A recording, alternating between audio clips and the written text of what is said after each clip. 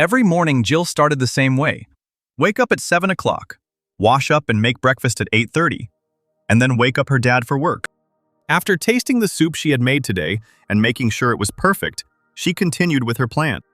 The heroine shouted at her dad to wake up because breakfast was ready, but there was no answer. Jill looked into his room and called him again. Apparently, he was sleeping too soundly to hear her.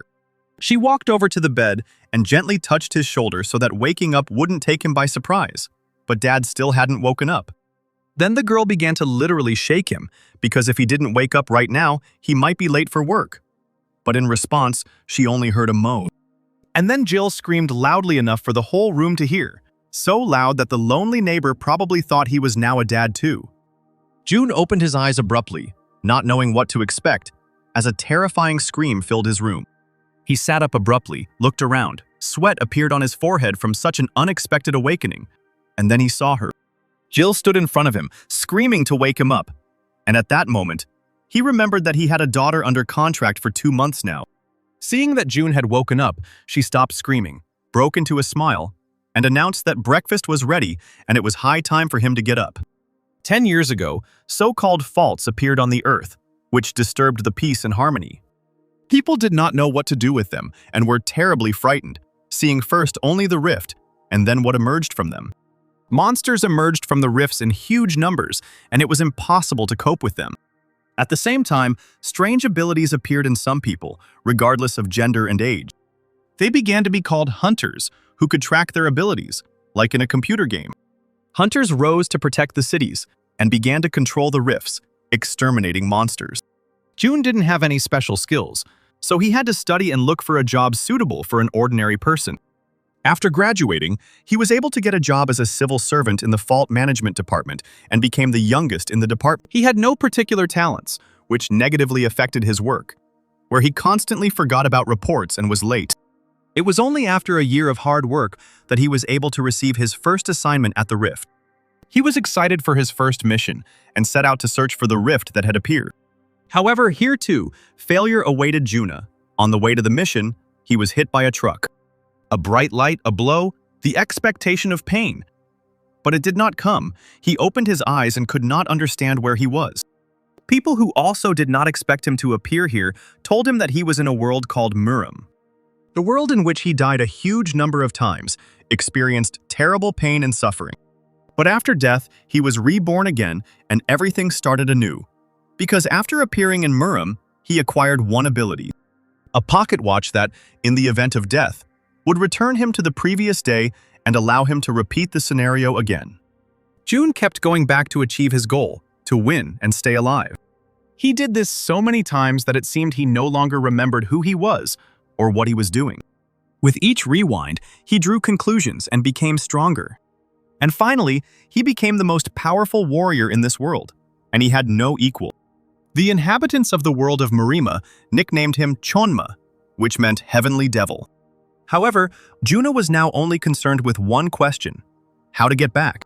He became the strongest, so as a reward he was given the same sudden return to his reality, just as he once fell out of it. The hero woke up in the hospital, but he felt fine. He got up, got dressed, and left the hospital as if he had woken up at home. The doctors were shocked because he was the one who was hit by a truck yesterday and had to undergo a 5-hour operation. June understood that he had spent a lot of time in another world, did not remember his own at all, and a long period of adaptation awaited him. He looked at his status window. All his stats were at their maximum. He was the best hunter for his world, and there was no need to return to his old job. Memories of Muram frightened him because there was a sea of blood on his hands. Memories flashed in his head. He stopped trusting anyone. He doesn't even remember how many times he died and was reborn again. And in that same second, he realized that now he wanted to be normal, go to work and live a normal life. Having decided everything, June went to work at the city hall, went up to the right floor, went into the right room and said hello. Everyone who worked in the department turned around and froze in shock, looking at the door. Greg was the first to speak up, but all he could ask was if June was okay. To which June replied that he was completely fine and nothing terrible had happened to him. Greg noticed that he, at the very least, spoke differently and became more confident. After which he noted that his body seemed to have become stronger, although before he looked like a fragile guy. It was as if he was assessing him from the bottom up, and when he reached his face, he realized that his height had changed a little. June thanked him for all the compliments Greg had given him, but gave no indication that anything had changed. He assured that even if he had changed in appearance, he was still the same June who worked with them in the department. After which he clarified where his workplace was, since he was in shock after the accident and had memory problems. Greg, however, took the position that everything he was saying now made him even more suspicious. Olivia, who had been smiling at him up until that moment, was sure it was June, only more beautiful. The boss wasn't satisfied with what June and Olivia said, so he brought out a fingerprint scanner. The moment of truth. June put his thumb to the scanner, put it on, and everyone froze. Less than a minute later, the scanner reported that it was indeed June, a worker from the Rift department. Greg screamed for another test, grabbed his hand and put his finger on the scanner, which once again confirmed his identity. The test continued over and over until the entire department grew tired of listening to the scanner say the same thing over and over again. Greg stood his ground and said that he did not understand how a person could change so much in just one day, but Olivia could not take her eyes off him. She had no idea how height, build, and voice could change, but she really liked the new June. June's head was already starting to split from the endless discussions about his changes, so he asked again where his place was, but there was no answer, and the boss decided to send him home so that he could get a good rest. He didn't hear June's objections and only repeated that he was still on sick leave and that he would only allow him to return to work tomorrow. Greg grabbed him by the shoulders and offered to walk him to the exit, but June refused, since he could do it himself. And so he went home, but it was not so easy because he had not been here for a long time. It took him a couple of hours to finally find his home. He had to climb up on foot because he didn't remember what floor he lived on, but he remembered what his front door looked like. The door was found, but the hardest part remained, remembering the code to open it. He entered code after code, relying on muscle memory, but all attempts were unsuccessful. He had to stop and think. The code should be familiar to him after all. He had entered it so often before that moment. Another unsuccessful attempt, when suddenly a female voice was heard from behind the door. He listened again. Maybe he really was so unwell that he was hearing voices, when suddenly the door lock clicked. The door opened, and behind it was a young girl whom he saw for the first time, but for some reason she called him her uncle. He was stunned, and the only thing he could do was ask who she was. He walked inside, expecting anything to come from a conversation with the stranger who, for some reason, ended up in his apartment. June and the girl sat on opposite sides of the table. Outwardly, he seemed calm, but inside something was torn apart because he did not know what to do. He took another sip from his mug and finally began to repeat after her the story he had just heard. Her name was Jill, and she was the daughter of his brother's girlfriend. He sighed heavily and slowly said the same thing again, trying to wrap his head around it. Jill nodded happily. It seemed to her that since he started talking to her, everything would be fine. June continued to reconstruct the events. His brother's girlfriend died in an accident. She had nowhere to go, and he agreed to look after her. And that's why she knew the code to his apartment and came here today, which made Jill smile. After which he decided to clarify whether they had seen each other at least once before today. After this moment, the girl became confused and replied that this was their first meeting. He looked for any way to resolve this situation and asked if Jill had any other relatives. In response, she hesitated and said that her mother was an orphan, so she had no one else to rely on. June suddenly became distracted by a plate with some dish and asked her what it was. She suddenly gained new hope and began to animatedly explain that it was omaraisu, an omelet and rice, and she had prepared it for June to have a snack after work. When suddenly he interrupted her and informed her that he would not be able to receive her at his place.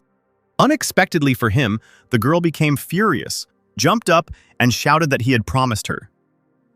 She handed him her phone, opened the correspondence with him, and showed him the messages confirming this. And now he had to tell his story, because until yesterday he was in the hospital, got into an accident, and was discharged only today. And most importantly, he lost his memory, did not remember either his brother or the girl he promised to help. He didn't know what to answer to her question about whether he was okay, since his body had fully recovered. But memory is seriously failing, which can cause difficulties in everyday life. He understood that it would be difficult for him to take care of anyone now, since it would take some time for him to adapt. Jill froze, as if she didn't know what to say. But in reality, she was quickly going through her thoughts in her head to somehow fix the situation. Suddenly, she screamed that she wanted to sign a contract and come to an agreement with June. He didn't understand what she was talking about, so he decided to clarify what kind of contract she wanted to sign. To which Jill asked him to become her father until she finished school. At that moment, he regretted asking that question, because her proposal was crazy. Without wasting any time, she flew up to him, grabbed his hand, and began to convince him that he had lost his memory. It would be difficult for him to adapt, and she could help. She clung to his hand and continued to say that she would take on the cleaning, the laundry, the cooking to help him. In exchange, he will allow her to live with him until she finishes school, at least for 6 months, until she moves into a dorm. June thought about it, because this really was a good condition. No, even a very good condition. He spent a long time in the Middle Ages, in a completely different world, and it will take time to adapt to the modern world. She could always be asked about things he didn't know, asked for help, and this was truly beneficial for both of them. He reached into his briefcase, started to take out paper and pen, and informed Jill that he was ready to draw up the contract. She was shocked because the plan seemed unsuccessful, and now she couldn't believe her ears. June silently sat down at the table and began to write something. It seemed as if they were concluding a multi-million-dollar deal right now. He handed her a piece of paper with the rules by which they both had to live and asked her to tell him if anything was unclear or if anything needed to be corrected. The contract specified deadlines, obligations to provide Jill with all receipts and checks, to account for expenses, and to perform all household chores. June asked again if there was anything that Jill didn't understand or that she didn't agree with, to which she replied that she was happy with everything. There was one last step left for the contract to come into force, and he handed her a pen. With tears in her eyes, she took the pen. It seemed like she was about to burst into tears, but everything was exactly as she wanted. She bent over the papers, signed them, and said she would do everything in her power. And at that very moment, a smile lit up her face. Everything was decided, and she decided to clarify whether she could call June her father. He agreed, after which he went to his room, and Jill shouted after him to call her by her first name and to be informal. June agreed to this too. Jill hugged the contract to herself and breathed a sigh of relief, because he was getting used to it so quickly, and suddenly remembered that she had forgotten something, so she followed him. She started talking before she even looked into the room, but her speech was interrupted as soon as she saw a strong, pumped-up, naked body. Jill gasped instantly, but couldn't take her eyes off him, even though he was her father. But such an attractive father, and only under contract. She only turned away when June pulled up his t-shirt and was able to look at her.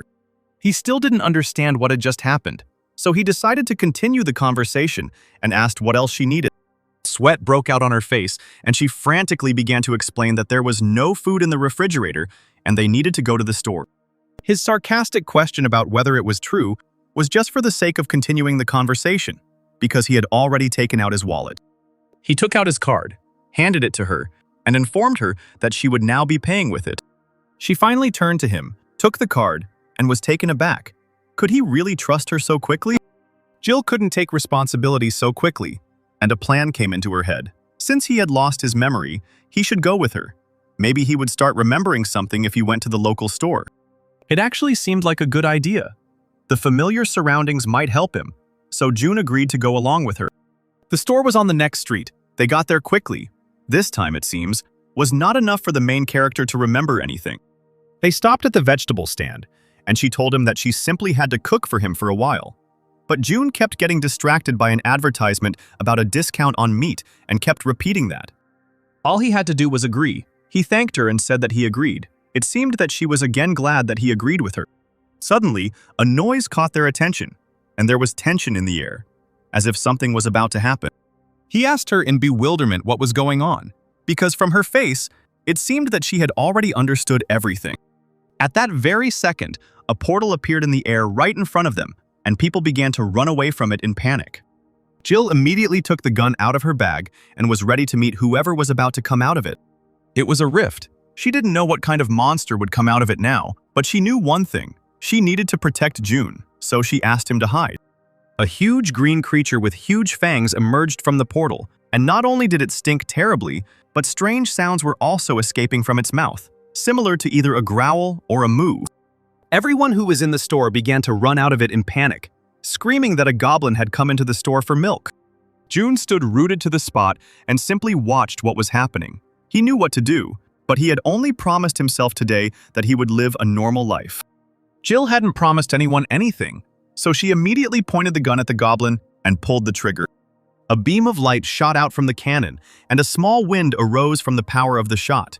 And then the bullet reached its target. Jill hit the goblin right in the chest. The goblin felt the blow, looked down, growled questioningly, and saw a huge hole in his body.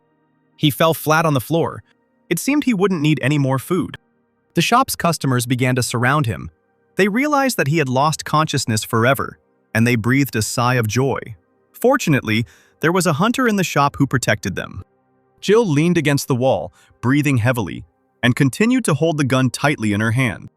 Noticing June, she quickly came to her senses, hid the weapon back in her bag, and began to scold him for simply standing still when he was in danger.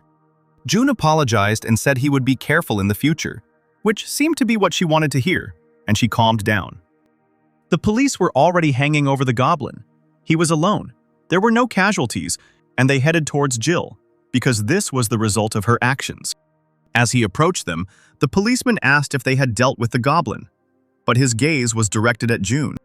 With a quick movement of his hand, he brought Jill in front of him and informed the policeman that his daughter had dealt with the goblin. He was shocked because the girl was only 14 years old. He couldn't believe that it was really her. But quickly getting his bearings, he asked for identification, telephone number, address, and bank account information. There was a reward for killing a goblin.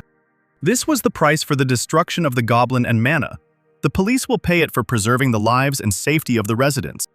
The policeman said that the father could also provide a bank account, and the money could be transferred to him.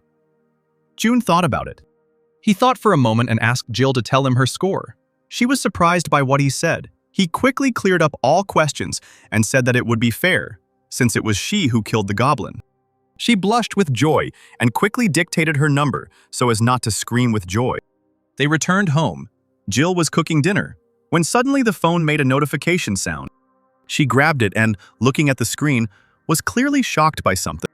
For destroying the rift and the goblin, she received 150,000 won from the Seoul police. June managed to read the message.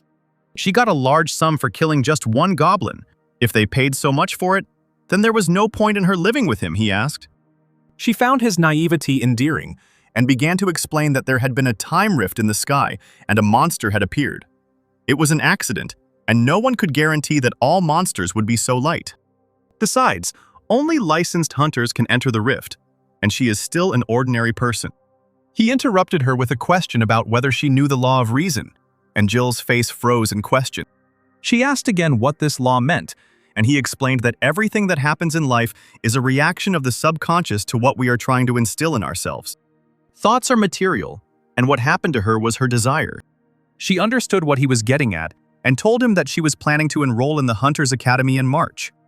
Jill had not yet completed Hunter Rebirth, but she already knew how to use mana and had a temporary permit for the mana gun, so she always carried it with her. He praised him because not everyone can become a hunter, which means that special abilities were embedded within her. She smiled and told him that he should treat her well, because one day she would become very famous. Moreover, she had already set the table full of food, gave instructions to eat everything and leave nothing, and wished them a pleasant appetite. After discussing her future, she realized that she didn't know what June did for a living, and immediately asked the question. While devouring his dinner, he replied that he worked in the mayor's office as an ordinary civil servant. Jill was satisfied with his answer, as she had been worried that his work might be dangerous. She handed him another plate of food, wished him bon appetit and good night. This eventful day had come to an end. Morning came too quickly, and now June was already approaching the City Hall building. There were still about 5 minutes left before the start of the working day. It seemed like time had stopped.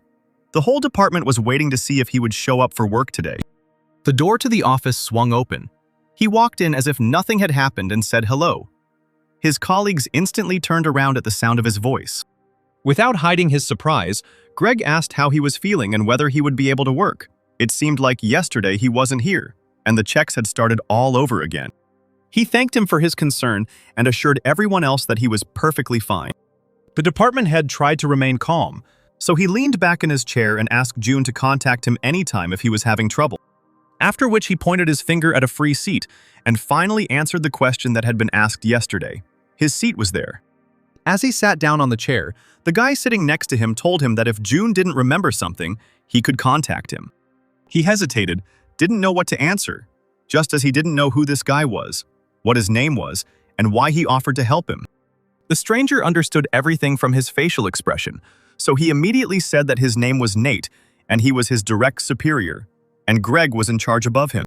He thanked Nate for introducing himself, for offering to help, and for providing clarity on what was going on in the department. Greg glanced at his watch and noted that the workday had already begun. It seemed like everyone was waiting for someone. Nate quickly reassured him and pointed out that the man they were waiting for was a very valuable hunter, so it was necessary to bring him up to speed. To which Greg sniped, asking if an F rank was valuable. It didn't matter, because they were still waiting for the hunter, and none of them showed up. Suddenly they heard the sound of a door swinging open and heavy breathing and turned around. A beautiful red-haired girl stood in the doorway, her head bowed.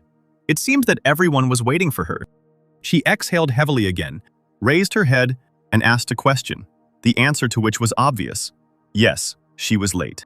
But when he saw her, Greg started waving his arms and claiming that it was his fault and that he should have met her. Nate pointed at them and suggested that June go say hello, since this was their new hunter. A silent question hung on June's face. It seemed he didn't understand why a hunter had come to their department. The boss took him by the hand and pulled him along, explaining to him what was happening. The department was engaged in searching for rifts, and they usually went on missions with a hunter. Miss Kate will have to take charge of June and help him with his work. He said hello and began to study her with his eyes, when suddenly Nate announced that Kate was supposed to become his ward, but she would not. They were both surprised by this fact and turned questioningly to Nate. Nate hesitated, sweat breaking out on his forehead, but he continued speaking. June is not in any condition to go on a mission right now, so Nate will take over this matter. The main character was starting to get angry because this was originally his job. Nate continued to stand his ground. It was better for him to complete this task because no one knew what consequences the accident might have. Suddenly, Greg entered the conversation, stating that he was worried about June being able to function properly. June didn't understand what was going on. Were they pretending that he was a dishonest employee? He stated that this was his job and he would be the one doing it. Nate began to panic even more and began to try to convince the protagonist that he should not overexert himself. Greg contributed to the general panic and started shouting that June couldn't even find a job. June tried to remain calm, but inside, there were explosions that were about to break out and collapse on the entire department. He took a deep breath and confidently stated once again that he would carry out his duties himself. Nate couldn't resist anymore. He knew that June needed this chance, a chance to prove that he was okay, and he gave in. The shouting continued from the office for a while, and then everyone went to lunch. Greg and Nate sat outside and continued to discuss what had happened. One thinking that letting him go on the mission was crazy, the other trying to convince him otherwise.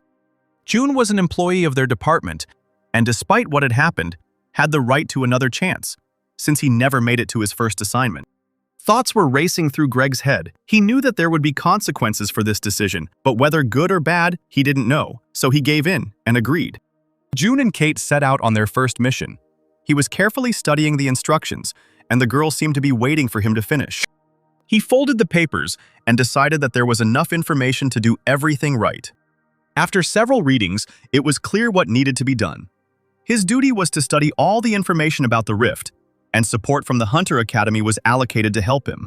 As soon as he looked up from the paperwork, a girl's voice was heard from the back seat. She said that her name was Kate, and she was 21 years old. He apologized for such a long silence and said that he needed to check the documents. He turned around and his attention was drawn to what was lying on her lap. June asked what it was. Kate reported that her uniform and weapons, which were necessary for fighting monsters, were there. Suddenly the car stopped, and the driver announced that they had arrived at the destination. They thanked him and left the car, June's face expressionless, and Kate pressed the button on the case and something clicked. The case opened, and now one could see some strange greenish sphere inside it. The girl took it out and put it to her chest. June was perplexed by her actions. Suddenly the sphere changed color and began to glow. At that very second, the sphere completely covered Miss Kate's form, and it turned out that this was her costume. He couldn't take his eyes off either the fact that the little ball had dressed his partner on its own or her curves. She became a little embarrassed and asked if this was the first time he had seen this, to which June nodded affirmatively. Along the way, Kate told him that this suit was the lowest level of protection, but even it cost 3 million won, and her sword was far from the best. She stopped and asked what she should call him, to which he replied that he didn't care. Then she suggested calling him manager, since he was responsible for the faults. The security finished checking, and they were finally able to move on. He agreed to her proposal. They walked along the stone path and finally saw the purpose of their visit. A huge glowing portal, a rift, inside of which there were probably a bunch of monsters. Kate's former confidence disappeared somewhere. She hesitated, and said that this was the first time she was going into the rift alone. They were distracted by a rough male voice that was familiar to Kate. It was Michael and a couple of other hunters who had worked together before. It seemed his main goal was to hook Kate. He stated that he thought she was no longer a hunter, but this was not the case. He looked at June carefully and asked if she had joined any guild. After which he leaned over her and made a sarcastic comment about how she didn't even know how to use mana. Kate lowered her head and her hair covered her face. She seemed to be on edge. Michael thought he had already won, but he couldn't stop and continued to put her down in the eyes of his new colleague. Just in case, June asked if Kate knew this big guy, and she said that they once took courses together to become hunters. Michael's attention was drawn to June's badge, and he began to study it. He burst out laughing when he learned that Kate was now working under contract at the mayor's office. He wiped away his tears, quite amused by the fact that someone like her wouldn't be accepted into the guild, and since she was working under a contract, that meant she was still an F rank. June interrupted this madness by saying that everything he was doing now looked pathetic. Michael began to look to his comrades for support and point a finger at the one who defended the object of his ridicule. He looked down at him with disdain and called him an idiot. He grabbed his shirt collar and lifted it up, and Kate started screaming. Michael quietly hissed that if the civil servant didn't like something, then he should dare to stop him. Michael let out a scream, his face so close that the hair on June's head stood on end. He could no longer control himself.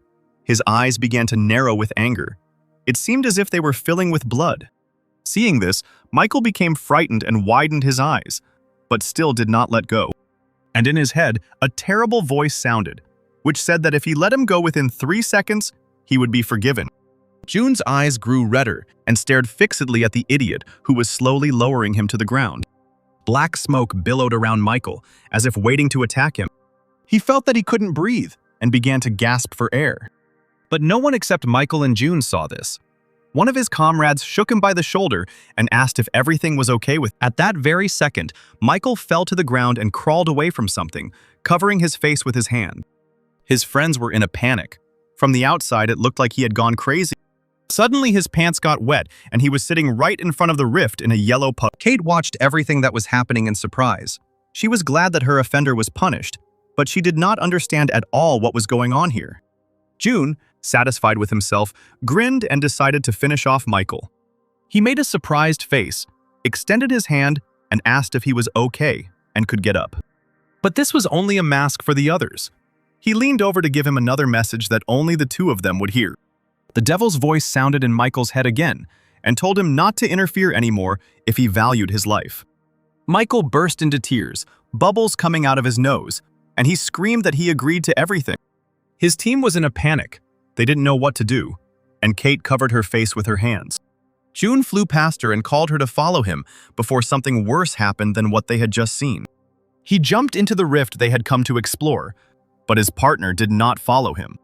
He had to stick his hand through that hole for her to finally pay attention to him. She followed him, and now they were on the other side. They looked around.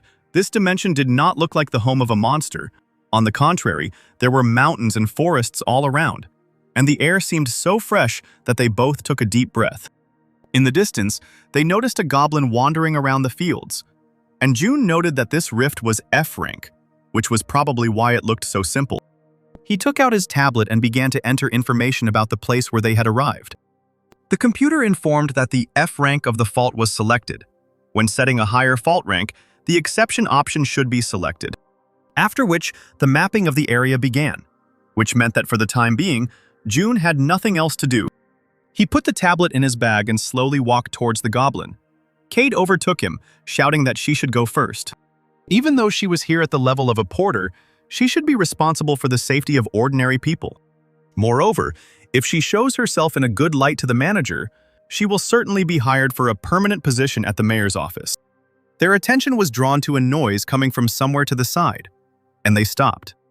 In the clearing not far from them lay at least 6 dead goblins, and next to them were 3 hunters who had cleared the area.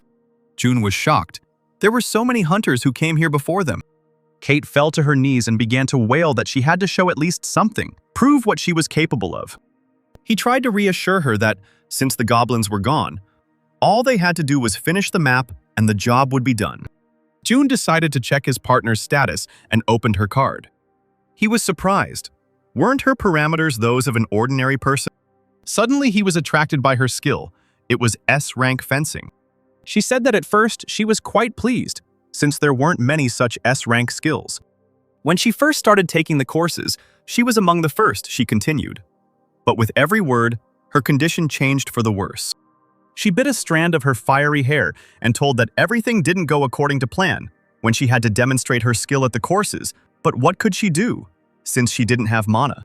Her partner screamed that all she could do was try. Mana should have appeared at the 3rd level, but she didn't even know how to move on to the 2nd level. Suddenly, June grabbed her by the elbows and yelled, pulling her back. Right in the place where she had just been crying, something fell loudly. It was a huge mace, which, from a powerful throw, stuck into the ground. She looked up to see 3 goblins moving towards them. June had to lift her up and encourage her so that she wouldn't even think about the possibility of failure. He whispered in her ear that the battle was about to begin, and it was time for her to come to her senses. He pushed her in the back so that she would finally take at least a step. Kate collected her thoughts, pulled herself together, and focused on the goblins.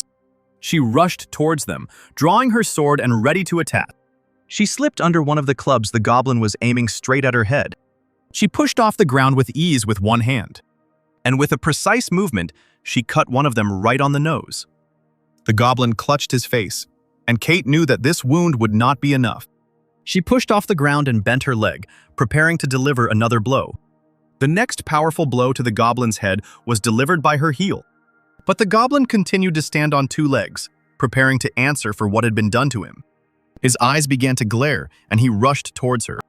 But Kate was ready for this, jumped towards him, and with one swing of her sword, cut off his head. The headless body crashed to the ground next to the other goblin. Breathing heavily, she stopped and then finally realized what she had just done. She turned to the manager and joyfully shouted that she could kill the goblin. However, looking back, she saw that June had his head down on the tablet, and another goblin was rushing straight towards him. With his claws and fangs bared, he growled and prepared to attack. June knew what was happening. It was not for nothing that he was the best warrior. He stood and simply waited for the moment. And as soon as the goblin approached him at full speed, he took a step to the side.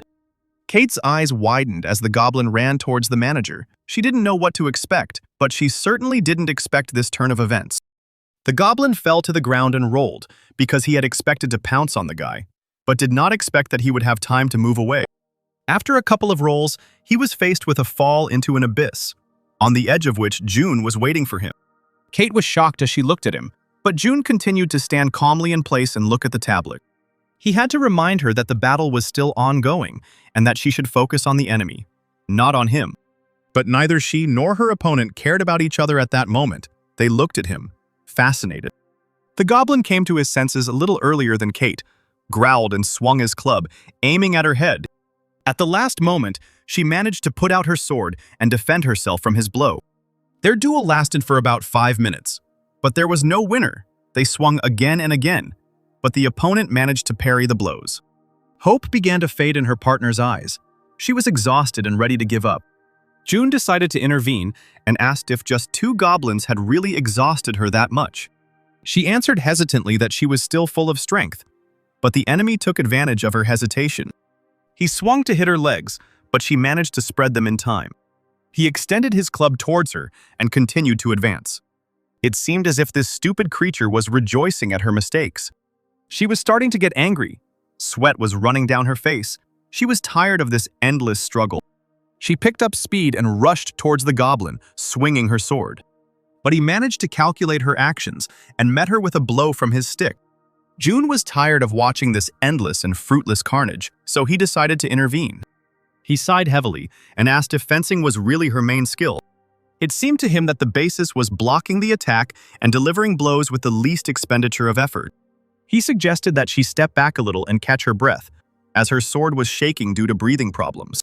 She followed his instructions and began to put her condition in order. He continued his instructions. She should focus on the enemy, because he was also already at his limit. She looked at the goblin. He was breathing heavily, letting steam out of his mouth. He was truly at the limit of his strength. All she had to do was watch her opponent closely and concentrate on attacking until she had a good chance. The best solution would be to gather all your strength and launch a quick and powerful attack. While the goblin was gaining momentum, June clarified that the most important thing was to be able to seize an extra move from the enemy. Kate humbly waited for his instructions, and now the moment had come. It was time to show the essence of fencing. It seemed like nothing existed around her except her and the goblin. She stared at him. The goblin swung his club, seeming to put all his strength into the blow, hoping it would be his last.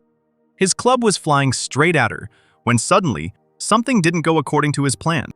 He froze, watching as his weapon plunged straight into the ground. The moment Kate put her sword to his throat, it became clear that she had found the goblin's mistake. With a quick, sharp movement, she cut off his head. The monster let out its death roar, and its scarlet blood spurted from its neck. She exhaled, even though she was exhausted from the fight, but she finally succeeded. She stood over the lifeless body of the goblin and managed to demonstrate all the beauty of fencing. June praised her. Thanks to her, the exploration of the rift went smoothly, and it was possible to return, but all Kate wanted now was to lie down and rest. He also informed her that she had captured as many as 17 goblins, and that if she worked alone, she could earn a lot of money. To which Kate suddenly jumped up and told him that she was not doing this for the money. She wanted to become a member of some team. She decided now was a good time to ask why June was hiding her power.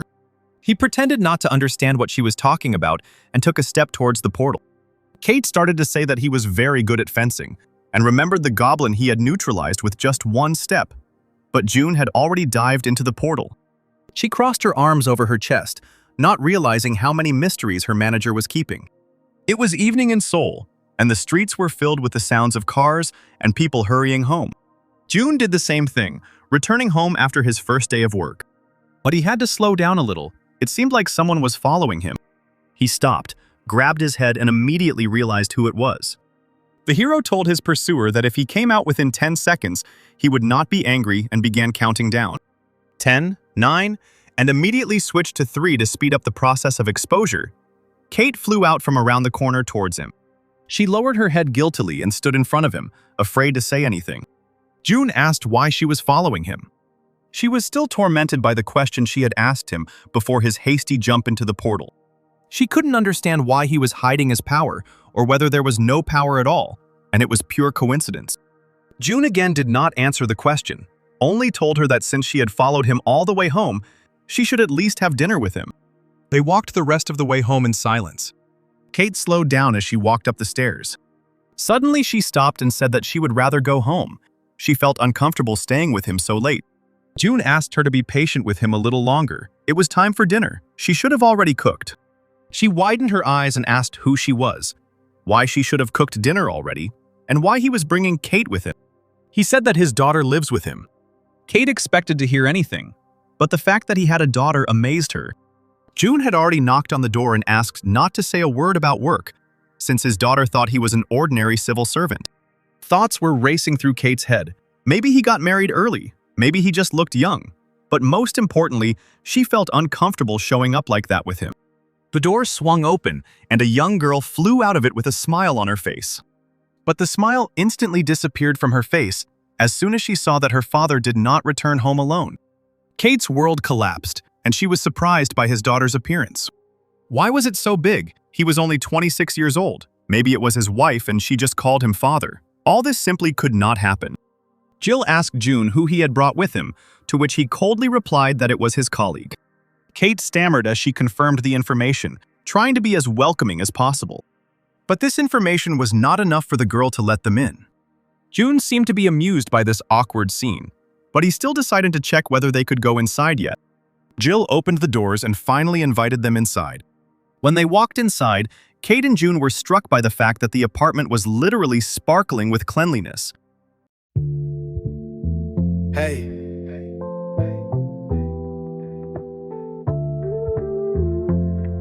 Yo.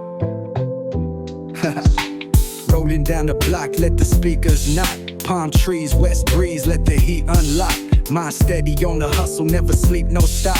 Got my eyes on the prize, gotta reach that top. Reminiscing on the days when we had no hope. Now we sipping on success, twisting game like rope.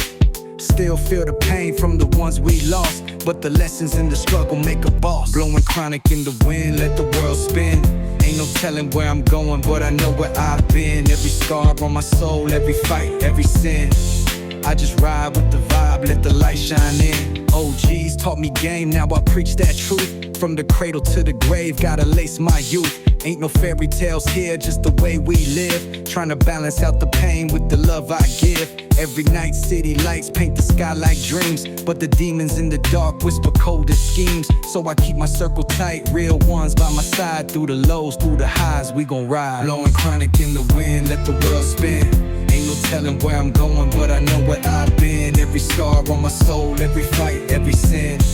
I just ride with the vibe, let the light shine in. One love to the struggle, one love to the game. One love to the lost ones still calling their names. Through the fire, through the rain, real G's don't fold. Chronic vibes in my soul, let the story be told.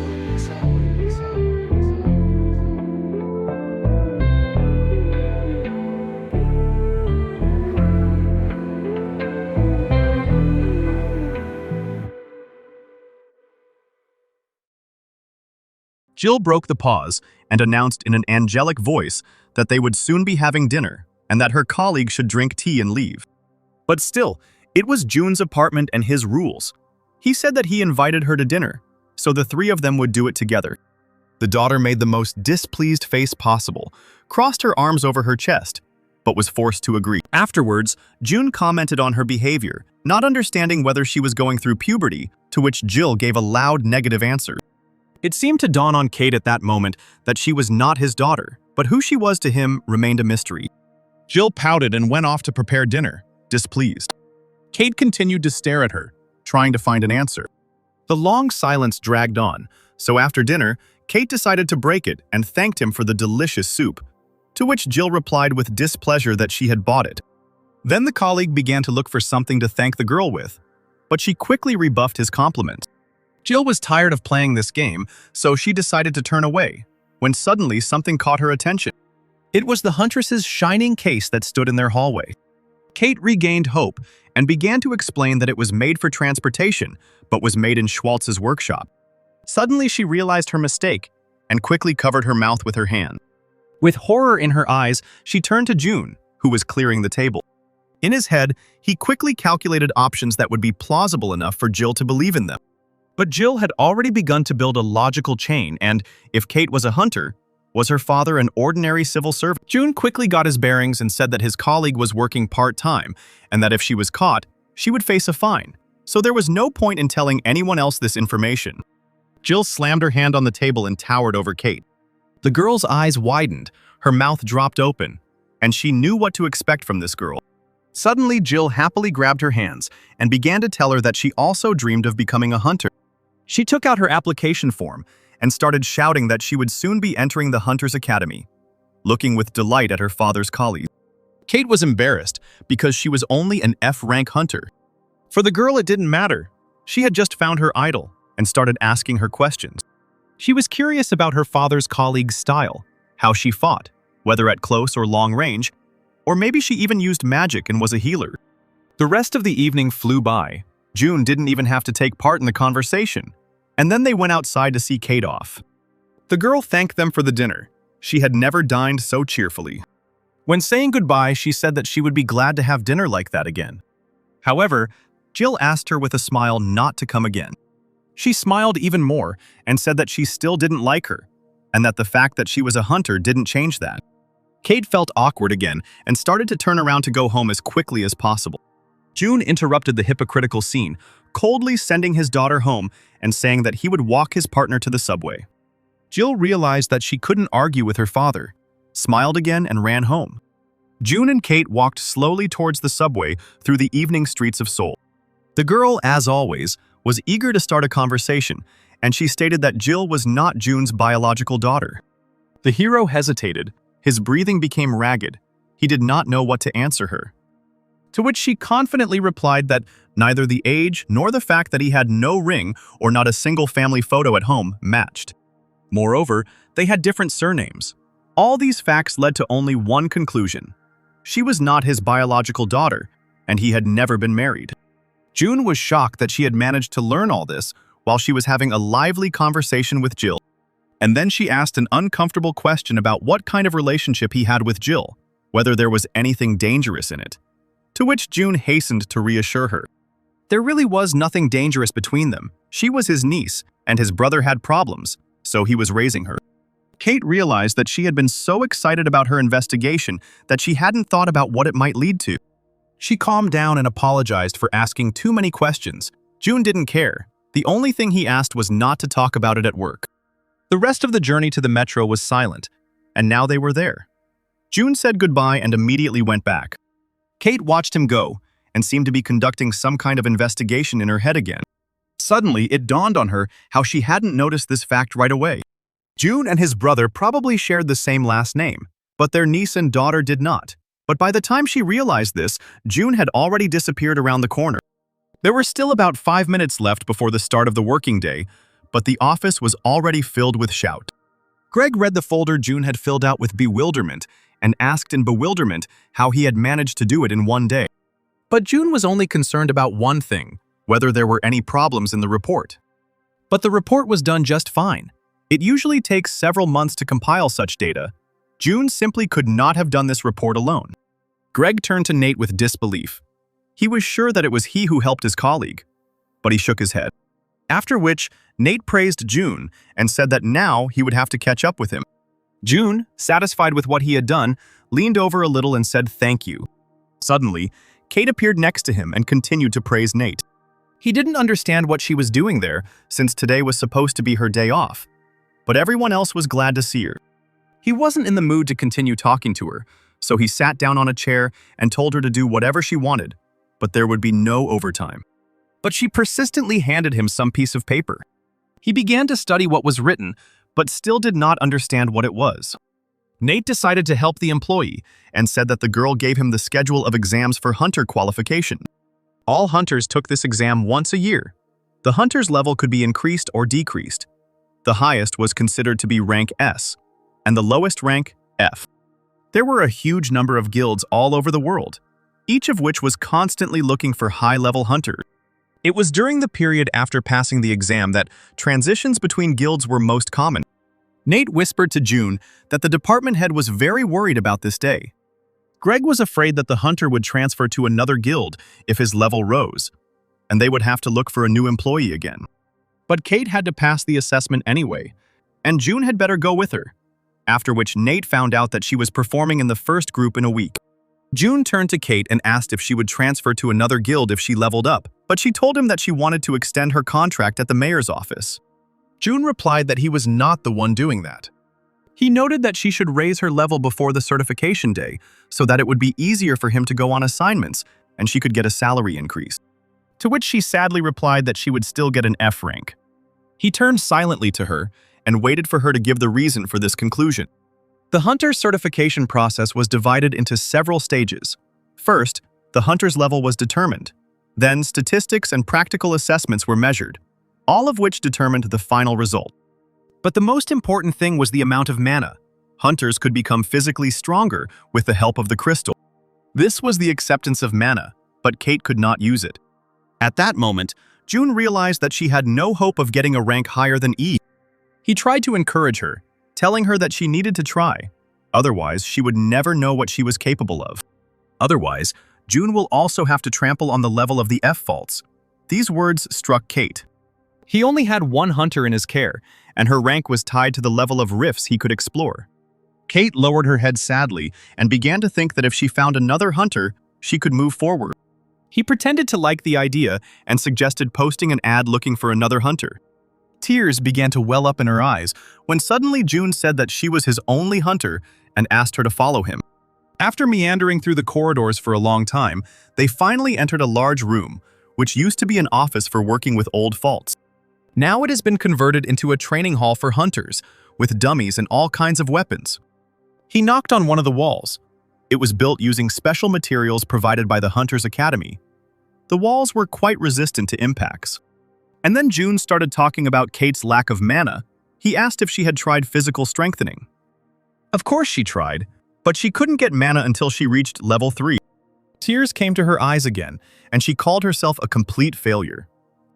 Then he asked to show him a fencing skill, and Kate took out some notes from her bag. She handed him a thick notebook in which she wrote down all her observations about the battle. There were indeed a lot of notes. She noted various combat techniques, the sources of the universe that provided energy, and how to use these sources. Kate told him that there were sketches of techniques at the end. He opened the last pages, thought for a moment, and tried to make out at least something among her drawings. She apologized for her drawing skills, but it didn't matter, he realized. What she was drawing resembled the three-pronged method. Kate was puzzled. All this time, she thought she was studying fencing. June interrupted her thoughts and said that fencing was developed based on the three-way method.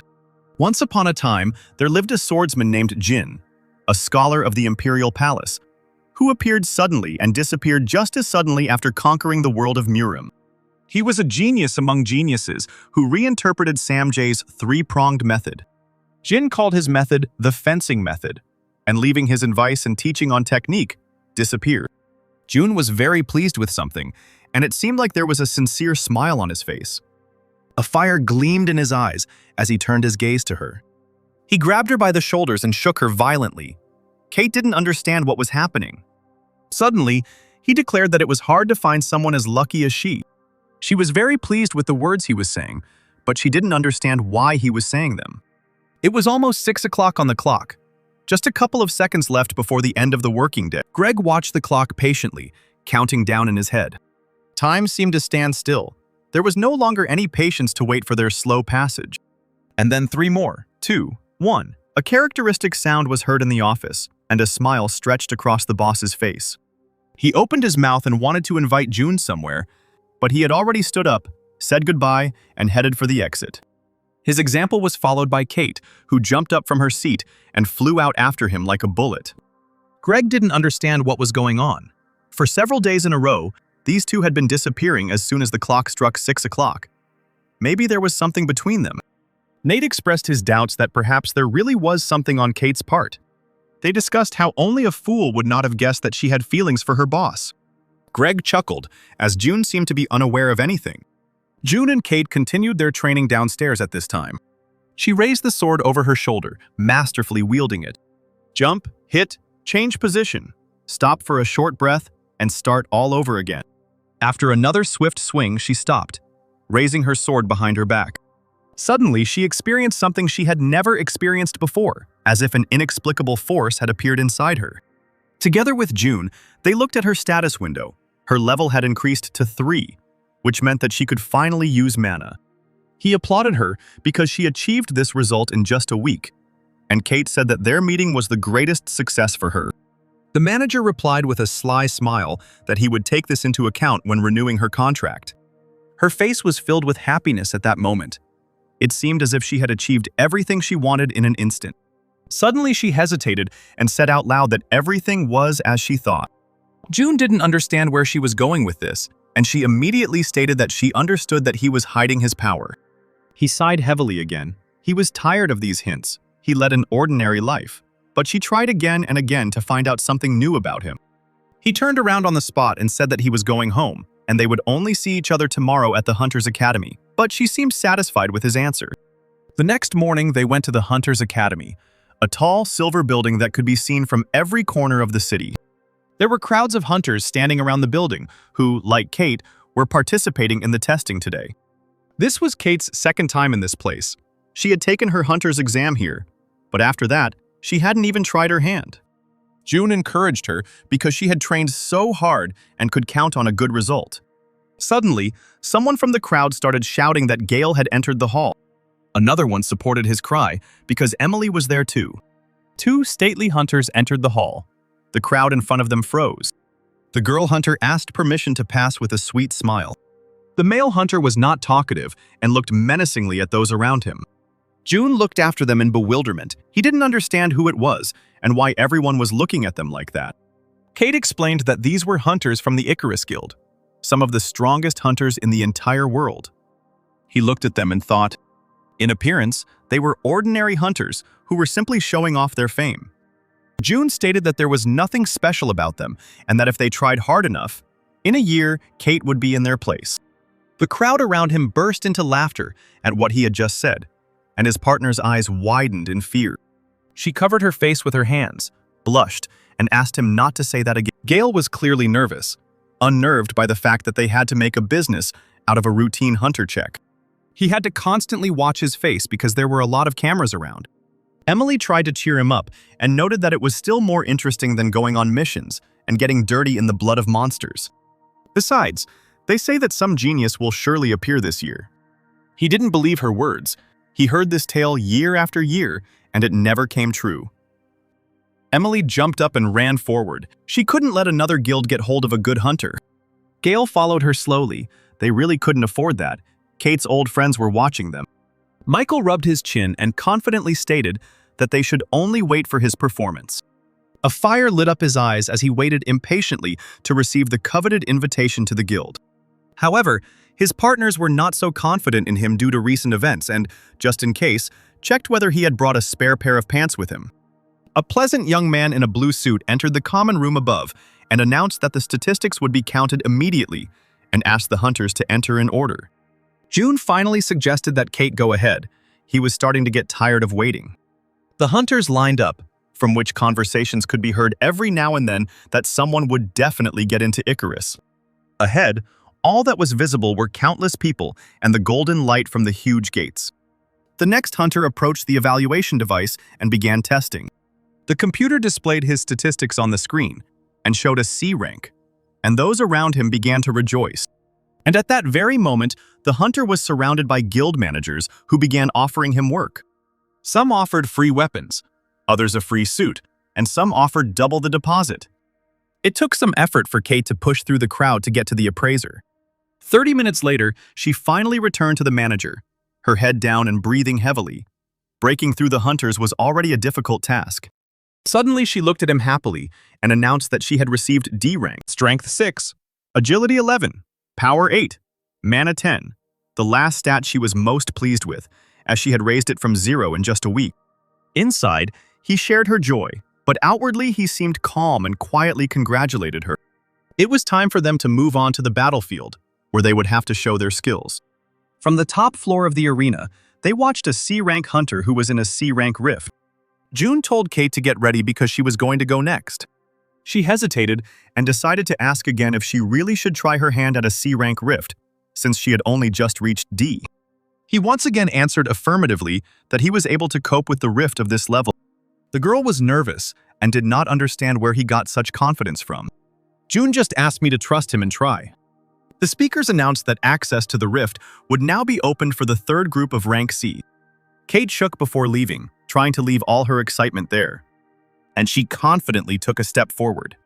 But as soon as she stepped into the arena, she saw how many people were looking at her right now, and she started to worry again. A familiar voice called her name from behind her, and horror froze on her face. It was Michael, and he asked her in bewilderment what she was doing there. She hesitated and only moaned in response. He sarcastically mimicked her. He came closer and closer and loomed over her, repeating his question over and over again. When suddenly he started yelling at her, he didn't understand that she really believed in her own strength. He screamed furiously that she was crazy. Tears welled up in her eyes. She cringed and began to apologize to him. Michael grabbed his head. This was the first time he had seen a hunter of the lowest rank try to pass the sea rift. The hunters who were undergoing the tests with them turned around and couldn't believe their ears. An F-rank hunter was in the arena with them. They noticed that she was wearing a low-level suit. She began to doubt herself. It seemed as if she had become an ant in this huge arena. Michael was at a loss for words. He did not understand what she was hoping for here, and he hypnotized her with contempt. Suddenly his eyes filled with horror. He started spinning around, looking around to see if that creepy guy who had made him wet his pants last time was with her. June watched this picture. He hated Michael, who was really nothing special. Suddenly, someone entered the room from which he was watching her. It was Gale, the very same hunter from the Icarus Guild that all the hunters wanted to join. He slowly began to talk about how June worked at the mayor's office and that he had a young hunter, Kate, under his care. June wasn't surprised that he was so well informed, but he didn't understand where he was going with his speech. Gale moved slowly towards him and decided to get straight to the point. He said that the Icarus Guild wanted to invite Kate to join them. She had never undergone physical strengthening before, and this was the first time that an F-rank hunter could increase her mana so much. With the help of the F crystal, she increased her stats to 10. Moreover, he noted that there was no record of her strengthening herself after this. She had a monstrous talent. June was silent. He was thinking over his next words in his head because now everything could be used against him. Gale continued to talk about how the Icarus Guild would give her wings, that she would be able to gain vast experience and knowledge and participate in raids on the most difficult rifts. He looked at June intently and finally asked what he could offer her to counterbalance him. June lowered his head. What could he offer her except a raise in salary? Gale continued to press, noting that she hadn't been training for that long. But for some reason, June sent her to a C-rank rift, even though she hadn't been in raids higher than D. He tried to read his mind. Did June really think she could handle this level? Behind the glass, the speakers sounded again, announcing that the rift had been activated and the test had begun. The doors began to rise slowly, and a voice announced that the orc warriors had to be destroyed within a certain time. Huge green creatures with red eyes and huge fangs moved towards them. Michael cried out joyfully that it had finally begun and reached for his weapon. Kate was already armed and stood there, assessing her opponents. There was also a battle going on outside the window. Gale assured June that only a hunter can raise a true hunter, so he should let her go.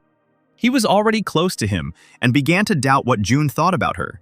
Perhaps he was important to him, and it was he who wanted her to be close. June began to scratch his neck, slowly trying to wrap his head around everything he had just been told. Finally, he declared that she was not a thing, and therefore he had no right to dispose of her. After which he smiled devilishly and offered Gale a bet. Gale listened to him attentively, but his face showed a question to which he was eagerly awaiting an answer. At that moment, a battle was raging in the arena, and the orcs were running as fast as they could towards the hunters. Michael stood near Kate and asked her to finally pull herself together. They didn't have time to think.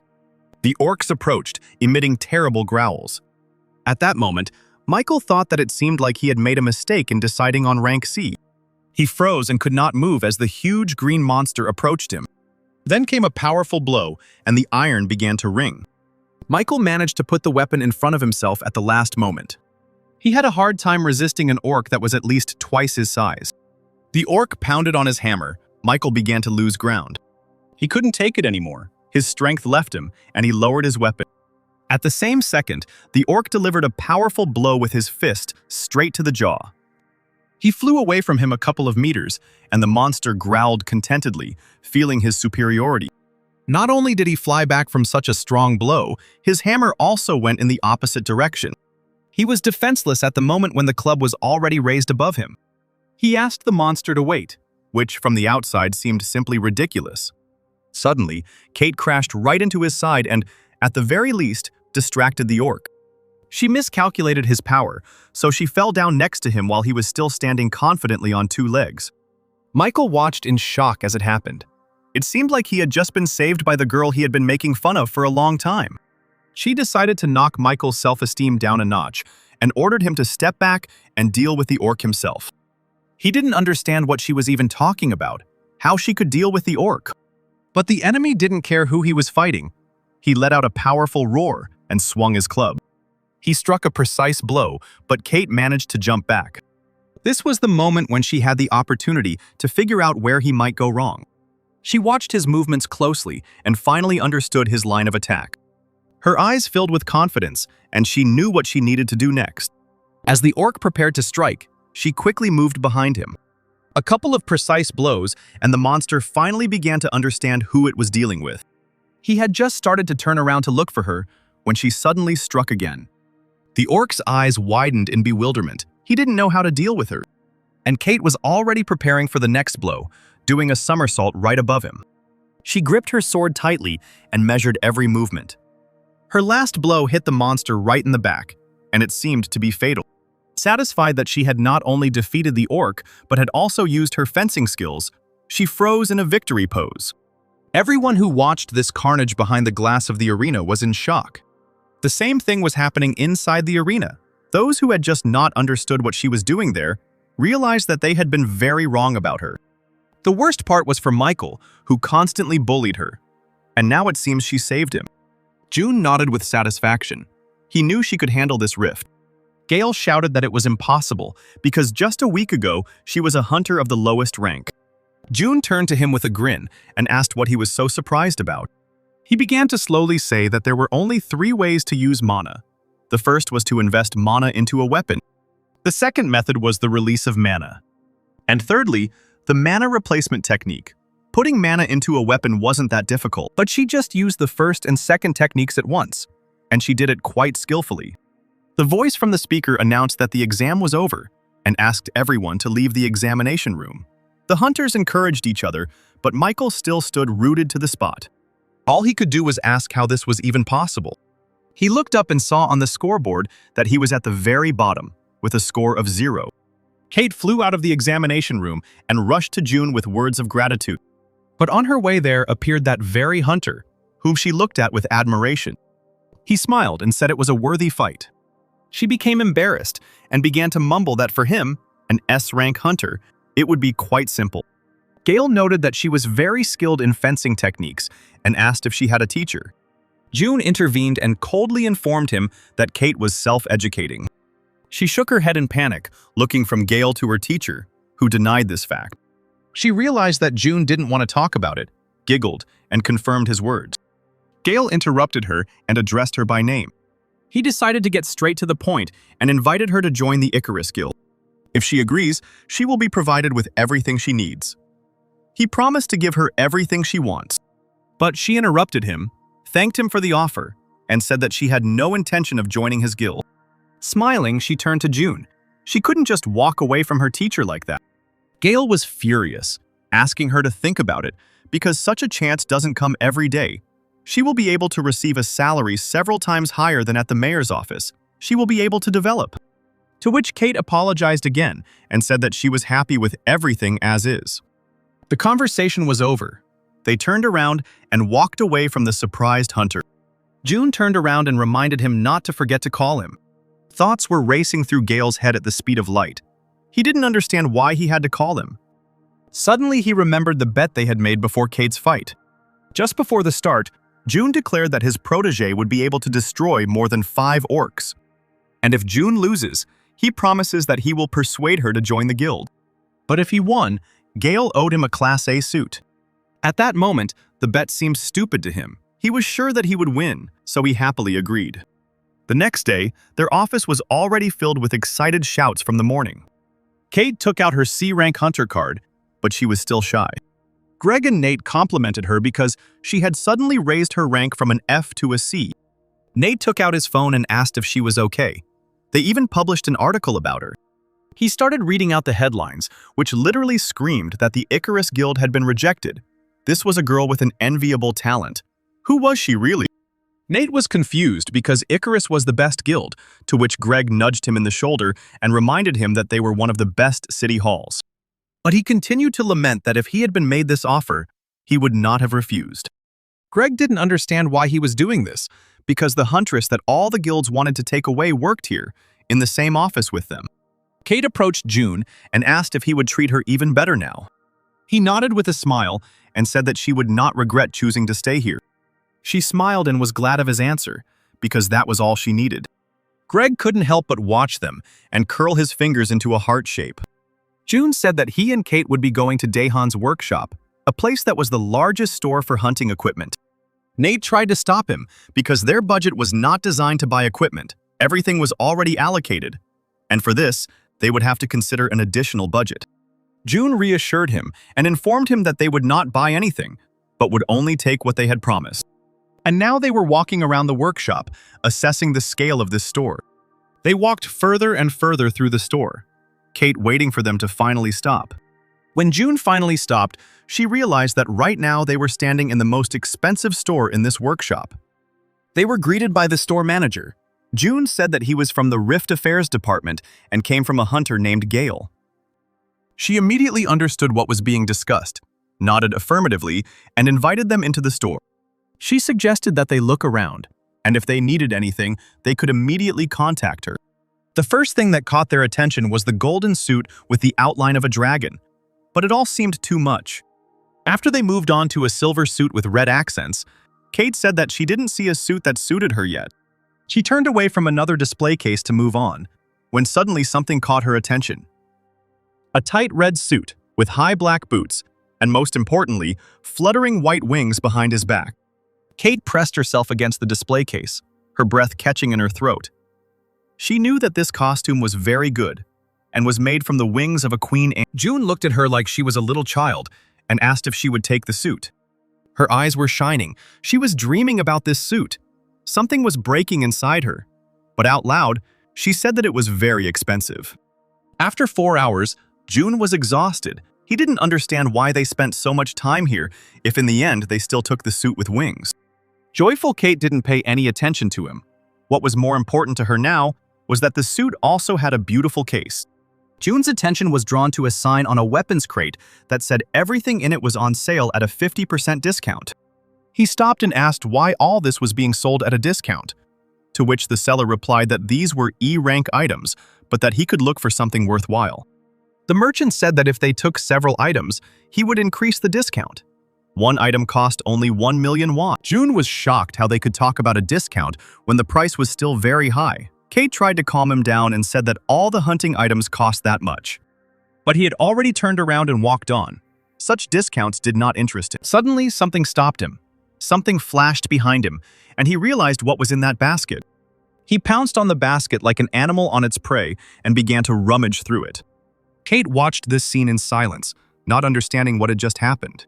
Suddenly, June discovered what he was looking for and froze. In the basket lay a carved sword hilt that shimmered and emitted a red light. How could this thing end up here, the sword of Chonma, his sword, the ruler of the world of Murim? He looked at the price tag, which said 50,000 won. The seller began to apologize. He didn't know how this stump got there and reached out to take it. June hugged it tightly, not intending to give up the find, and asked if it was really only worth 50,000 won. The older man continued to apologize and said that this did not usually happen. June rudely said that he would buy this sword. The seller was perplexed. It was an old piece of iron of which only the handle remained. But the hero didn't care. He had already handed over the money. After shopping, he went to Mount Umion, where he watched the evening soul away from prying eyes. He clutched the handle he had just acquired. He was upset by the fact that the sword of the strongest warrior only cost 50,000 won. He swung it. The sword changed its glow to purple, and instead of a blade, black matter burst out of it. A wind rose around him, and the sword seemed to begin to fill the space around it. He made another swing, hid the blade, and remembered that his daughter was waiting for him at home, who had definitely already prepared dinner. The hero took out his phone and looked at the time. If he took the metro, it would be too late. He pushed off the ground. Running was clearly faster. And now he was home. He opened the door and apologized for being so late, but no one was in a hurry to greet him. The TV was on, and the news was reporting that just recently, not far from Mount Uman, a large rift had appeared and then immediately disappeared. But June wasn't listening to it. He looked into Jill's room, trying to understand why she hadn't met him. Jill leaned over the pile of documents, studying them carefully. Due to the move, she completely forgot about paying for equipment rental, lectures, maintenance costs, and several other items. She didn't understand why it was so expensive. It was a public university after all, and all the bills together came to more than 50 million won. Jill thought about telling her father about this, but it wasn't part of their contract. She should already be grateful for the fact that he allowed her to live with him, but she was ashamed to ask for money for tuition. At that moment, her thoughts were interrupted by June, who entered the room. She was scared because she had missed him when he returned home. Frightened, she began to hide the papers from the table. But they didn't interest him. He came in to suggest having dinner together. She was flattered by the offer, but was forced to inform him that she was not hungry and suggested that he eat alone. He stood in the doorway and watched the strange picture. Jill began to build houses out of pencils right on the papers she had just been studying. The hero thought. It seemed that something was clearly wrong, and a plan arose in his head. He went into the kitchen and started shouting that he couldn't find sesame oil. Jill didn't understand why he needed sesame oil at all, since she had already cooked dinner. She hurried to his kitchen to help him set the table without incident. The girl was distracted, and he quietly crept into her room. He took the papers, quickly realized that they were bills, and began adding up the amount. 50 million won. He didn't have that kind of money. He was in a panic and didn't know what to do. After dinner, he could not sleep for a long time and lay in bed thinking. Suddenly, another thought flew into my head. If the entrance fee was such a huge sum, then how much would it cost for 3 years of study? He picked up his phone, opened the banking app, and found that there was just over 800,000 won in his account. June dialed Kate's number and decided to consult with her. But suddenly he realized that it was too late to call. Kate's voice came from the receiver, and she started asking him what had happened. He decided to go on the offensive and stated that what had happened was that she was still not sleeping. In fact, Kate was already asleep, but when she saw that June was calling her, she simply couldn't ignore the call. He got down to business and asked how much an A-rank mana crystal, which could be obtained by killing a monster, cost. His eyes began to widen when the person on the other end of the line told him that one such crystal could fetch between 100 and 200 million. Kate thanked him for his concern, but reminded him that she had only recently achieved C rank and was still far from A rank. He didn't understand what she was talking about, so he simply thanked her for her answer and said goodbye. But at that moment, a plan appeared in his head. The night flew by quickly. June quickly fell asleep, because in the morning he had to do what he had planned. He put on a hooded sweatshirt, packed his glasses, mask, and gloves into a backpack so that no one could recognize him, and took a fake hunter's pass. He read the note Jill left saying she was going to exercise, so he had about 3 hours. The hero went to Mount Guryong, where a rift had recently opened. He put on the protective equipment he had brought with him. With a long leap, he jumped over the fences and signs that warned that the area was dangerous. And he quickly rushed to the place where the rift he needed was located. June looked at the rift and placed the fake card on the rift entry machine. It was an A-rank rift. A voice from the machine warned that the rift was much higher than the hunter's rank. He didn't care that the rift was higher than the hunter's rank on the card, since he was a top-ranked hunter. The identity was confirmed, and there he was, standing in a rift that strongly resembled the forest on Mount Umyong. His plan was to quickly destroy a couple of monsters, take their magic stones, and go home, since today was a day off after all. Suddenly he heard the cracking of branches behind him. Someone else had entered this gap. These were 3 hunters who went on a mission to clear this rift. They were surprised that there was someone else in the rift. June rolled his eyes and realized that the situation had become a little more complicated now that it was known for sure that he was here. The hunter girl immediately called him crazy because June was in an A-rank rift even without a suit. The hunters assumed that he was broadcasting a video from the rift. Such people often ended up in rifts. One of them headed towards June, and the other shouted after him to talk to the guy nicely and send him home. He walked up to June and introduced himself. His name was Alan, and he was a hunter of the Mezai Guild. June remained silent. Alan became nervous after the long silence and asked if it was really the hunter, since coming into the rift in such a video was a death sentence. June thanked him for his concern, said that he would kill a couple of monsters and leave. After which he announced that he was leaving, which caused a violent reaction from the hunters. Suddenly they were distracted by a strong vibration from the ground. It seemed as if an earthquake had begun. June didn't understand what was happening, so he just froze in anticipation. A glitch occurred in the rift, and the Ogre King appeared. Exit from the rift was limited until the enemy was destroyed, or until all participants in the rift died. Alan yelled for his partner to press the emergency video recording button. At that moment, the president of the Hunter Academy, Adrian Chol, became tense due to a sudden glitch in one of the rifts. An assistant entered the office and reported that there were 3 hunters from the Mezai Guild and 1 F-rank hunter there. Adrian tensed up. How could an F-rank hunter end up in the rift with them? The assistant said there was no sound on the emergency cameras, but the cameras showed that the hunters were on the trail and were about to destroy the monster. The Mezai Guild members are considered some of the best A-rank hunters, and they are also well-armed, so they have a chance of dealing with it, to which Adrian clarified which boss was in the rift. The boss was the Ogre King. The president was tense, because most likely they would die, so he suggested going straight to the negotiation room. At this time, the hunters were rushing along the rift. Alan ordered Mira to use the Hawk's Eye to find the monsters. Mira was a great long-range fighter. William was the most powerful healer he knew, and Alan himself had never lost. Having assessed the forces, he realized that there wasn't chance of winning, especially if luck smiled on them, a little more than usual. His thoughts were interrupted by June, who said that they were not going the same way and that he would probably go. Alan told him to shut his mouth and stay close, and if he continued talking nonsense, he would kill him himself. William caught up with Yuna and apologized because Alan is generally a kind person, but right now he is very worried. Mira was worried about whether they would be able to survive, because the Ogre King was not an easy target even for S-rank hunters. Suddenly, Alan made a gesture for everyone to stop and stop their idiotic conversations. There was one dark ogre standing in front of them. They had to destroy it and move on. The captain turned to Mira and asked her to check if there were any other monsters nearby.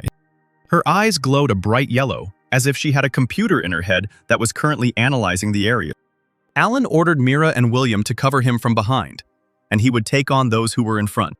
After which he turned to June and told him not to act strangely and to stand there. They had already taken a step towards the ogres when Mira suddenly stopped them. The boys turned with questioning looks in their eyes, to which she replied that something was wrong. For some reason, all the ogres were moving in the same direction, and she couldn't understand why. Suddenly it dawned on her why several monsters, like robots, were moving along a given trajectory. They were heading towards the Ogre King, who was apparently nearby. At that moment, June realized that despite having 3 S-rank hunters by his side, the fight would not be easy. More than 20 monsters had already gathered around the king, and they continued to accumulate. June assessed the team that was suddenly acting alongside him today and realized that with their abilities, they wouldn't get very far. So he decided to take action, headed towards the ogres, and sighed heavily. Alan grabbed him by the jacket and hurried to stop the suicide bomber. He asked him to stand there and not stick his head out, to which June mumbled something. Alan kept shouting that if everything failed because of him, he would personally strangle him before the ogre did it. But June begged him to listen to him. The hunter was seething. He no longer shouted, but sternly whispered for him to shut up or die right now. To which June lay down in the bushes, agreed with him, and told them to do what they wanted. Alan thought that since the ogres kept congregating in one place, they didn't have time to wait. The ogres needed to be taken out one by one while they could, and then they would use Mira's sniper capabilities. And they began the fight, surrounding one of the monsters, which was at least twice their size. Alan swung his sword, preparing to deliver a powerful blow. Suddenly his face was filled with horror. He certainly didn't expect the fight to start like this. The dark ogre intercepted the sword in flight and calmly held it in his huge hand. At that moment, Mira decided to distract the ogre and fired a barrage of arrows straight into his back. She stood confidently with her bow a little further away, while William shook next to her. The monster showered him with explosive arrows, and he turned towards them. William finally entered the fight and began firing his laser pistol, continuing to attract the ogre's attention. The huge machine was already moving towards them, so he asked Alan to speed up. Alan asked him not to show off and raised his huge sword, preparing to strike. With all his might, he struck the ogre just below the knees, cutting off his legs. The monster howled in pain, its eyes becoming bloodshot with anger. This was the perfect moment for Alan to deliver the finishing blow, and he wasn't going to let this opportunity pass. He plunged his sword into his back. Black blood gushed from the wound. The ogre was dead. They dealt with this huge monster quickly. He took a couple of deep breaths to catch his breath and asked Mira where the next target was. She said that it was not far away, to which Alan suggested going right now so as not to waste time. Suddenly their conversation was interrupted by William. He was looking towards the bushes where June should be waiting for them. But June wasn't there. He'd gone somewhere, which meant the hunters would have to look for this idiot. Not far from them, some kind of light show was taking place. Rays of light were darting in different directions. The culprit of the disco was June. After everything died down, he stood in the field with several dead ogres. He took the first twig he came across and began poking around in the ogres to get their crystals. June took another blue stone from the ogre and was pleased with his work. He put it in his briefcase and decided that this amount would be enough for him. But there was no way to go back. The exit from the rift was limited. It was necessary to catch the Ogre King as quickly as possible. He immediately remembered that Alan had promised to kill him if June did not obey. Therefore, I decided to lie down, rest, and give the hunters a chance to sweat. This is exactly what happened on the battlefield, Alan.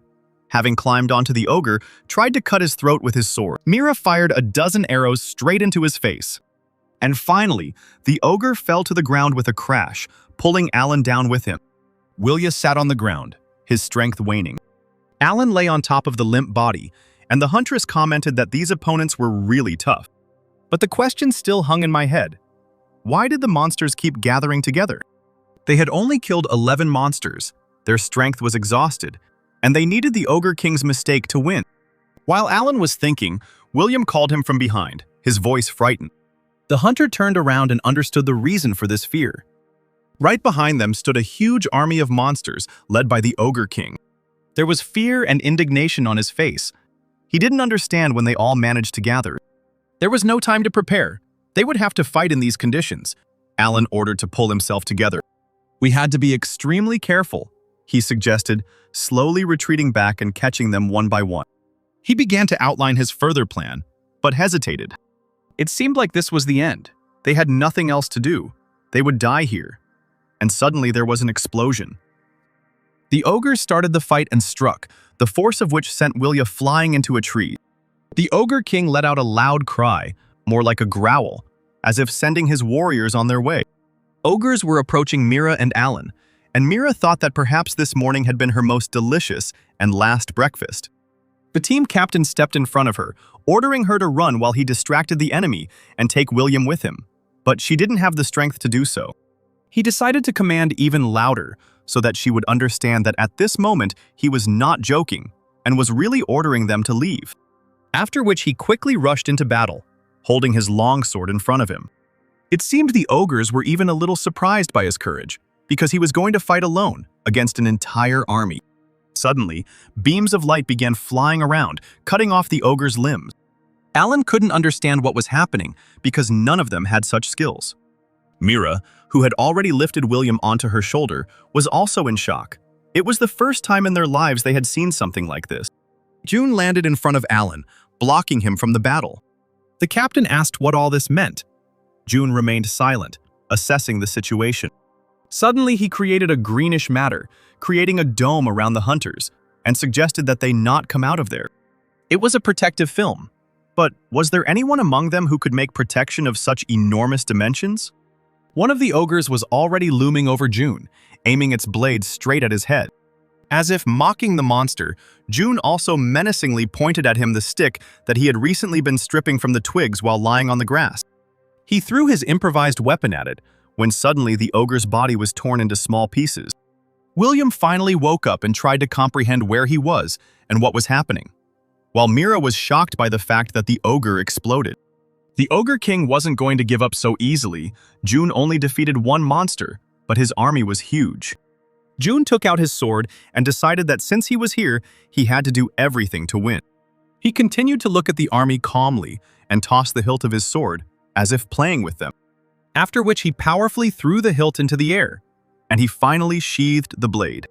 At that very moment, in the place where the sword had just been, thunder began to rumble and lightning began to flash. The earth began to shake. Alan could not understand what kind of thunder it was and where it came from. William began to vomit, either from exhaustion or from injuries. Mira reported that this was not an ordinary thunder. His head began to split from pain. Alan closed his eyes. The thunder grew louder. His eyes began to hurt. Vibrations went through the ground, making it difficult to stand on his feet. But this didn't bother June. He stood firmly in place and continued to control his abilities with a wave of his hand. The beams flew across the field again, cutting off limbs and making holes through the monsters. With each new action, this F-rank hunter was more and more amazing. But it was unclear where he got his sword technique from. And so the rays caught up with the king of the ogres. All the power fell on him alone, as his army was completely destroyed. A pitiful cry escaped his mouth. Blood flowed from everywhere. This was his defeat. June pulled the sword hilt back and caught it deftly. He covered the entire field with ogres and their king without taking a single step. When suddenly a message came that the rift was returning to its normal state, it was finally possible to go home. Alan was finally able to get up, but he still couldn't figure out if the fight was really over, or if he was seriously injured and dreaming it. He ran up to June and asked how he did all this, to which June suggested thinking that they killed the Ogre King. While putting the crystals into his backpack, he continued to talk about how it would be beneficial for their reputation, and would also increase their value as hunters. It just didn't fit in his head. He had just destroyed a bunch of monsters, a boss, and voluntarily gave them the laurels. June suggested doing it the way they wanted, but they still owed him for saving them, and these crystals would be enough for him. He quickly said goodbye, and a second later, he was no longer visible. The hunters stared into space and couldn't understand why he just up and left. Alan said that he should have at least asked for a business card, to which Mira replied that he wouldn't come again anyway, since he was always swearing. At the Hunter Academy, they watched the monitors silently, as if the world had stopped. The two employees stared at the screen in amazement, not understanding how or what had happened there. President Adrian asked to play the recording again from the moment the ogres appeared. They watched the recording again. The army's appearance, Alan ordering his partners to run, and June's phrase, with the instruction not to leave the dome. Adrian asked to stop at this point to understand something. He looked at June, who was throwing something that looked like a sword up and down again and again. After zooming in on the screen, it became clear that it was not a sword, but just a hilt. This was followed by screams about some kind of thunder and pain in the head. One of the employees reported that the recordings from all cameras stop at this point. When Adrian asked his name, the employee replied that his name was Kim. The president grew nervous as he continued to extract information about this hunter. His colleagues told him that they had been unable to obtain any further information about the mysterious guy.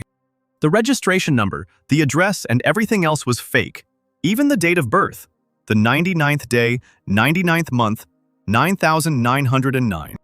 He asked if there were any witnesses to how this guy came out of the rift, since several more hunters had been sent there. He placed 2 fingers to his temple, as if that would help him think better, but no answers came. His skills are no less than S rank.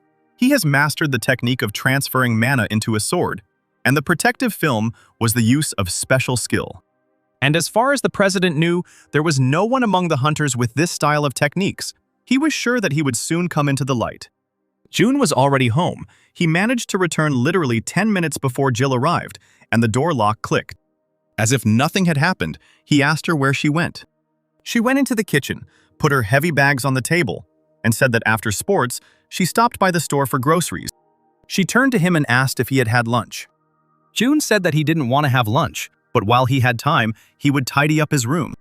Entering the bedroom, he fell onto the bed, exhaled heavily, and decided that the room was already pretty clean. He had been on his feet since early morning, so he didn't want to do anything else. Suddenly, he sat up on the bed and reached for the bedside table. He opened the box where the magic stones he had obtained today lay. June thought that the workshop where he sold one of the magic stones might become suspicious. Memories came to mind of how the girl who appraised the crystal said that after removing the commission, it would be 250 million. But he only sold one small stone. Maybe everything will work out. He thought he would get much less for selling one, so now he simply had no idea what to do with the remaining 9. But his head hurt terribly. He didn't have the strength to think of anything now. He threw the crystals up. Pebbles scattered across the bed. He lay down with his arms and legs spread out in different directions. He clearly needed rest. The day flew by quickly. He slept through it all, restoring his strength. It was time for dinner. Unsuspectingly, Jill said that she had prepared a lot of different snacks, but if there were not enough, she would prepare more. June handed her the documents and invoices that had recently been worrying her. She looked down in disappointment and decided to ask the obvious question. Did he really look at them? But he was only interested in one thing, why she didn't tell him anything. Jill thought he would hate her. She was grateful to him for letting June live here. And the bills needed 50 million, and she didn't want to cause him any trouble. June responded by crossing his arms over his chest. Yes, it was really stressful, and besides, nothing was said about it in the contract. So it was necessary to urgently add this point. Jill's eyes widened. What was he even saying? At this point, June had already pulled out their contract and included a clause requiring him to cover the costs associated with her education. He handed her the piece of paper and said that he would wait until Jill signed it. He was hungry, so he asked her to do it quickly. She looked at the document, not believing her eyes, which immediately filled with tears. Pleased with himself, he said that Dad was hungry and that she should sign quickly. She began to shed tears and thanked him through her sobs. June handed her a pack of napkins, joking that his daughter was costing him a lot. They spent half the night trying to get Jill to stop saying thank you all the time, and then a new morning arrived, and it was time to go to work. Everything seemed to have returned to normal as he pulled on his coat to leave the house. He announced loudly that he was leaving, but Jill asked him to wait.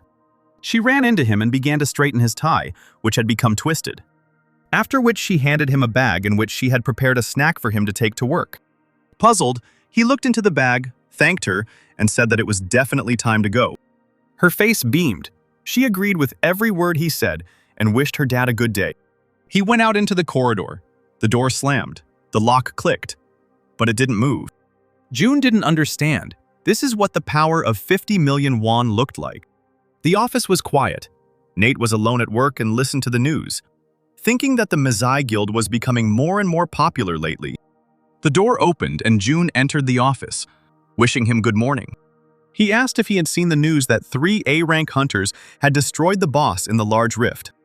It was a dangerous question. He got nervous, started mumbling, and said that he didn't know anything. Nate wondered if the rift was A-rank and the boss was most likely S-rank. How could 3 hunters handle it? This simply couldn't be. There was also an F-rank hunter in the rift. Maybe he had something with him. He asked June if he thought the news was hiding something. June didn't think so and said that the Mezai Guild had always seemed like an honest organization to him. Nate agreed with him on this point. This guild had never been involved in any scandals. But then he wondered whether he had told June that it was the Mezai Guild or not. But pushing these thoughts aside, he suggested that June read about the Great Rifts, since his hunter was developing very quickly and they would soon be able to go there on missions.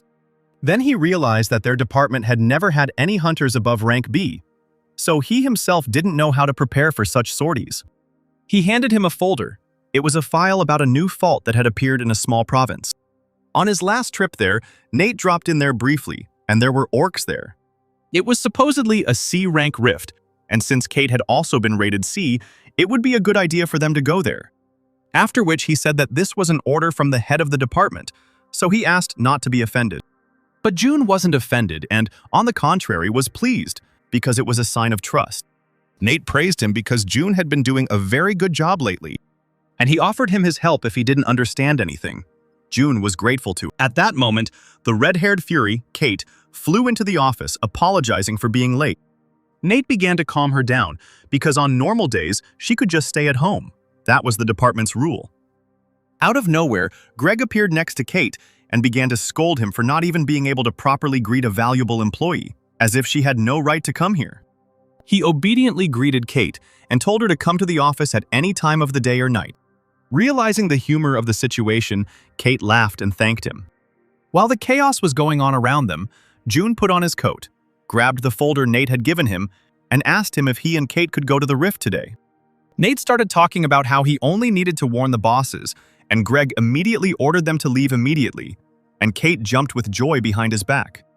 They had almost left the office when the boss's menacing voice came from behind them, demanding that they stop. He handed him 150,000 won and told June to make sure to treat the huntress so that she would be satisfied. The weather was just perfect. June and Kate had lunch together right in the area of the fault. Leaving the cafe, Kate thanked him for lunch, and he said that it was all thanks to her. June noted that after she received a C rank, the attitude towards her at the mayor's office changed. Kate didn't even notice it. She assumed that Greg could have celebrated June's successes this way, but that was out of the question. 150,000 was a lot of money for the boss, and he clearly wanted to please her. The thought crossed his mind that this money was a drop in the ocean for him, with 200 million in his account. He pushed away unnecessary thoughts and suggested that Kate move on. The rift was not far away. They made a couple of turns, and right in the center of one of the streets, there was a rift, around which there were quite a few hunters. Kate was surprised. Most likely a huge number of hunters already knew about this rift. Near the entrance, there was an employee of the Hunter Academy, as well as a number of B-rank hunters. June asked again why there were B-rank hunters here, since the rift was lower level for them. She said it was common practice to hunt in the rift at a lower level for safety. Kate fell silent and began to carefully look at what was happening near the rift. June asked if she was worried. The girl giggled nervously and said that she was indeed worried, since this was the first rift on level C. After which she remembered the events in the first rift. She had to protect the manager and could no longer afford stupid mistakes. June seemed to read her mind and declared that she shouldn't worry about him because he wasn't fragile either. She puffed out her cheeks and said through her teeth that if he got into danger, he should just run. But the hero assured her that this would not happen. Her abilities had been confirmed long before the certification. He also reminded that Kate had easily dealt with the orc, and that if she was careful, there would be no danger. June was sure of this and asked her to finally believe in herself. Kate was embarrassed, but agreed with him. He turned to the rift and noticed that the hunters were looking for partners. After which he remembered the hunters who were with him in the rift yesterday. They were a truly excellent team. But they all had a terrible character, as if they considered themselves superior to others. He was pulled out of his memories by Kate, who had already changed into her new scarlet, form-fitting suit with wings. June looked at her carefully. She began to get nervous and asked if this suit suited her. He said her name slowly. Sweat appeared on her face. She did not understand his reaction. After which he asked her if she could choose her partners, what type would she prefer? He began listing the types of warriors, for example, a tank that distracts monsters or those who provide cover at long distances. Her lips began to twist into a displeased grimace. Was he ignoring her so openly? When he finally stopped musing and looked at her, he was surprised and asked what was going on. She started screaming that he himself said that he had no one but her. Or maybe it was a lie. She narrowed her eyes suspiciously and asked the most important question. Did the manager want to sign a contract with any other hunter? June stopped her because even if he signed a contract with another hunter, it didn't mean that the contract with her would be terminated. After this comment, her eyebrows hung heavily over her eyes, and she said that she didn't need anyone else. She turned around on the spot and walked importantly towards the rift, recommending that he follow her since they needed to work. Near the rift, there was a trainee from the Rift Control Department from the Hunter Academy who stuck one of his fingers deep into his nose. He threw aside what he had found during the excavations and noticed that something strange was happening here. 2 days have passed since the discovery of the rift, but the hunters who entered it still have not returned. The team that went there on the first day returned 8 hours later. After them, 32 hunters entered there, but for some reason, they did not return. Usually the hunt took exactly 8 hours, especially since there was no food or place to rest in this rift. He thought that this was definitely something to report to the Hunters Academy and began typing a message. But he immediately dismissed this idea because there would soon be a change of post. Let the other person in charge deal with it. He was just an intern after all. A male voice addressed him, remarked on his good work, and introduced itself. The man said his name was June and his partner was Kate, and they worked in the fault department at the mayor's office. The intern scratched the back of his head and assumed that they had come to explore the rift and handed him a tablet. While June was confirming his identity, the guy kept his eyes on Kate and finally realized something. This was the same huntress who refused the Icarus Guild. She looked down in embarrassment and confirmed his guess. She didn't like such popularity. June interrupted the awkward conversation and asked if they could come in. While already taking a step towards the rift, the intern extended his hands towards the rift, as if inviting them to come in. After which he told Kate that she was really popular, to which she asked him to stop. She was already ashamed. They stepped into the rift, and only then did the intern remember that he should have warned them about the peculiarities of this place. He watched their figures disappear into the portal and hoped that nothing bad would happen to them. June turned around and asked Kate if she had heard what he said, but she didn't seem to even hear the manager's question. The hero decided not to repeat the question and launched the program to scan the rift. The program reported that the fault had been registered and work could begin. June turned his gaze to the endless desert fields and suggested that they begin mapping the area. But Kate's attention was drawn to some people sitting near them. It looked like a hunter's camp, but they all looked tired. Several of them were writhing in pain, some were sitting by the rocks, and some were already lying helplessly. Kate asked the manager what could have happened here, He suggested not to speculate and go ask them themselves. As they moved towards the hunters, one of them said that there were more sacrificial lambs in this place. Looking at June, the man noticed that he wasn't even a hunter and asked what business they had come here for. He introduced himself and said that they had come from the mayor's office, after which he asked the hunter to tell him about the situation inside the rift. There were a lot of wounded people around, but it was unclear why none of them came out. The man replied that the hunters were not just sitting there, they had no way to get out and suggested that they turn around. The partners followed his suggestion, looking around them. When they suddenly noticed the rift, it seemed to have stopped. At first, June assumed it was a glitch, but then he realized that if it were him, it would be impossible to enter here. Then suddenly Kate gave the answer to the riddle he couldn't solve. The rift was in a state of inhibition. She explained that glitches only occur in rifts above B rank, while slowdowns can occur in absolutely any rift. Fault stalling was a strange phenomenon that sometimes occurred as a feature of the fault. Kate approached the hunter and asked him to share all the information he knew about this place. He opened the information tablet, which described the features of the rift, which was activated when more than 25 people were in it, and in order for the exit to open, it was necessary to destroy all the ordinary monsters. Kate carefully studied the information. To get out of here, you need to destroy 280 monsters, while June noted that if you kill one of the champion monsters, you can get a B-rank weapon. The man coughed and suggested that they just wait there. They had been here for several days already, and soon they would surely send skilled hunters from the academy here. June objected, because if we combine our efforts, we can still destroy 280 monsters. The hunter chuckled with displeasure and asked if they even knew what kind of monsters lived here. Just like June, the wounded hunters thought that orcs lived here. His face filled with horror, some memories surfaced in his head. June and Kate waited silently for him to continue. The hunter said that if they went a little further along the rift, they would meet B-rank trolls. Kate started to panic. She could still handle the orcs, but the trolls were already a new level. The man nodded. The trolls were indeed several times stronger than the orcs, which was why they were sitting here waiting for help. Kate thought it was impossible to kill the trolls with a few minor wounds. They could regenerate, so one powerful killing blow was needed. But there was another problem.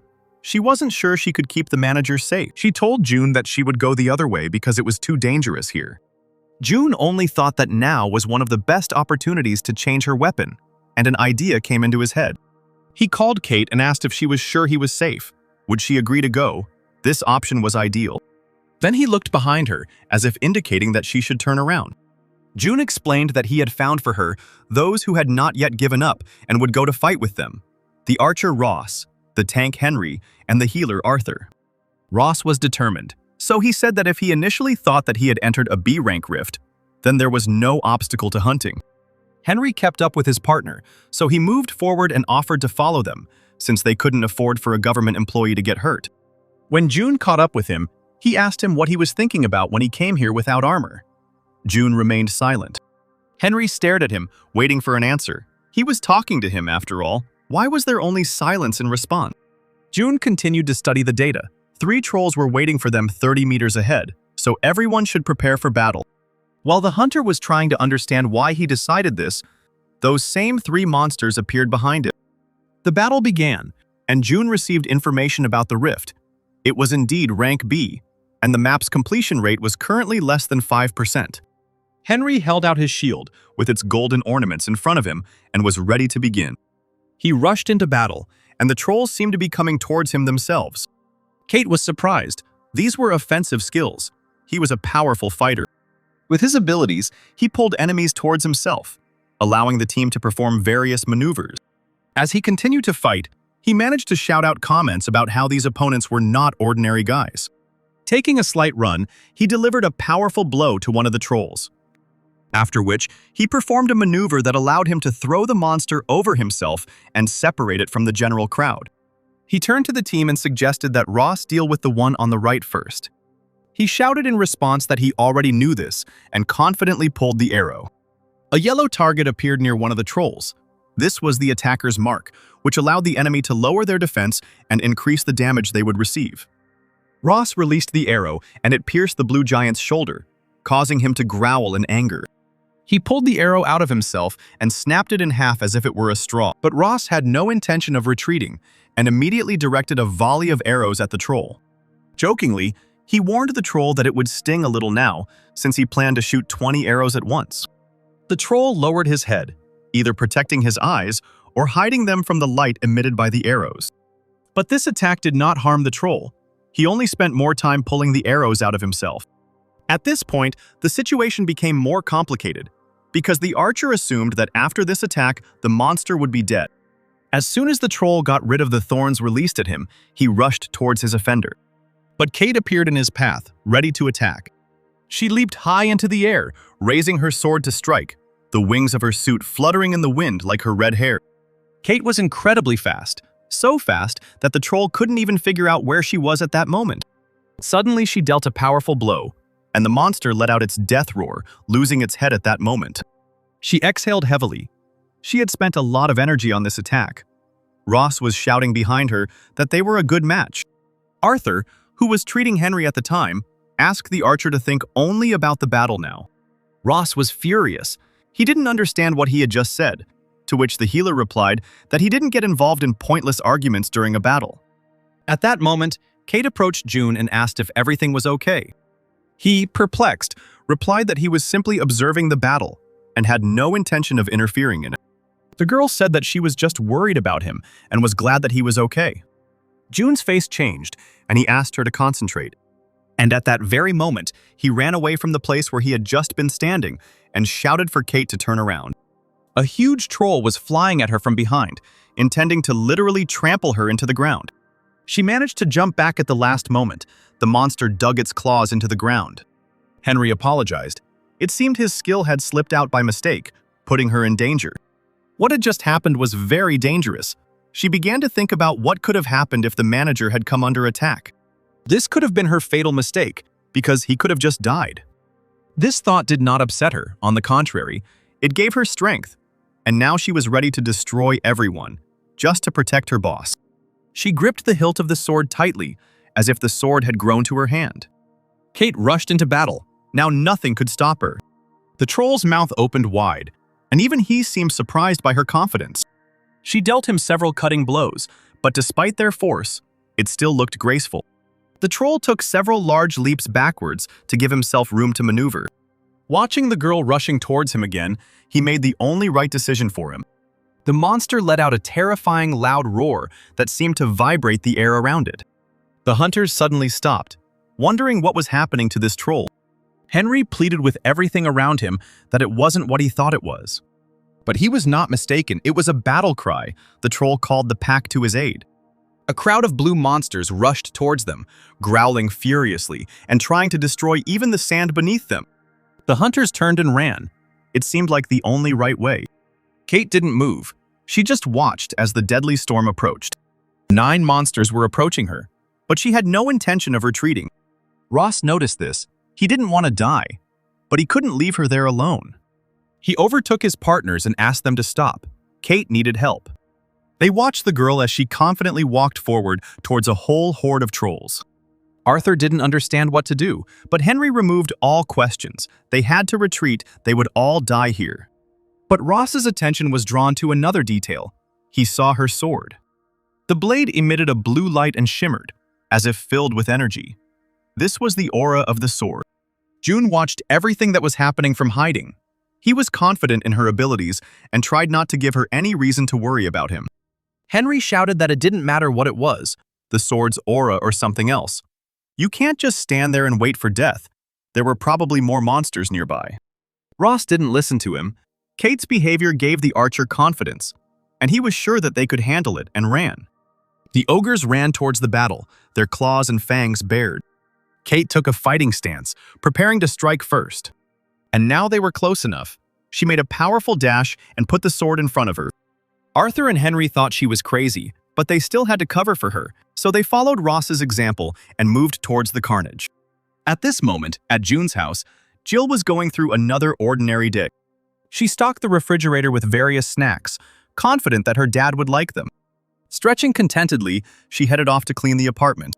She cleaned the living room, her room, washed and ironed all the clothes. Jill decided to clean her father's room at the same time, and she began to do the same as she did in the other rooms, dust and vacuum. Suddenly, her attention was captured by a book with an unusual title, 50 Ways to Become a Good Father. Although there was nothing surprising about it, he had only recently learned to use hot water. Memory loss is a terrible thing. There was so much underlining in the book. She wanted to start reading, but something stopped her. Jill decided not to interfere in his business, grabbed the vacuum cleaner, and decided it was time to continue cleaning. It was necessary to finish not only the cleaning, but also the school as quickly as possible, become a huntress, and return everything to him 20 times more. After vacuuming, she noticed a trash bag lying under the table. But when she pulled it towards herself, the contents seemed strange to her. It was too heavy to be garbage. She took out a magic stone from the package. Did her father really throw it away? No, he definitely couldn't have done that. Maybe he accidentally fell out of the box. The crystal looked very expensive, but she decided not to think about it and put it back. She quickly opened the top drawer of his bedside table. The girl certainly didn't expect to see what was inside him, so she screamed in surprise. She lay on June's bed, surrounded by magic stones. There were 9 of them, and she wondered how much it all cost. No less interesting was the strange purple thing lying with them in the box. Maybe they should throw it away. There was also a document in the drawer, a hunter's pass for a man whose name was unfamiliar to her. At this point, Kate continued to fight in the rift, swinging her sword again and again. The next powerful blow landed right on target, and she severed the troll's arm. 2 more monsters were flying towards her, trying to attack her from above. But she was too fast for them, so when they struck, it hit the ground. She literally rolled on the ground and was ready to attack again. In one leap, she caught up with her opponent and struck him powerfully with her sword. There were already several troll corpses around her, but she continued to hit again and again. Things weren't going so smoothly for Ross. A huge blue hand was pinning him to the ground.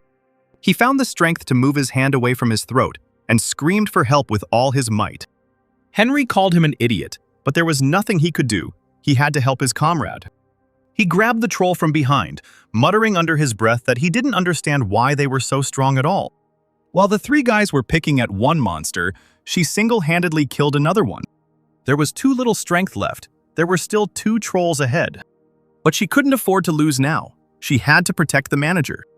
Her eyes were bloodshot, and she screamed that she would never give up.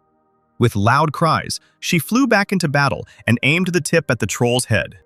But he managed to cover his head with his hands, defending himself from her blade.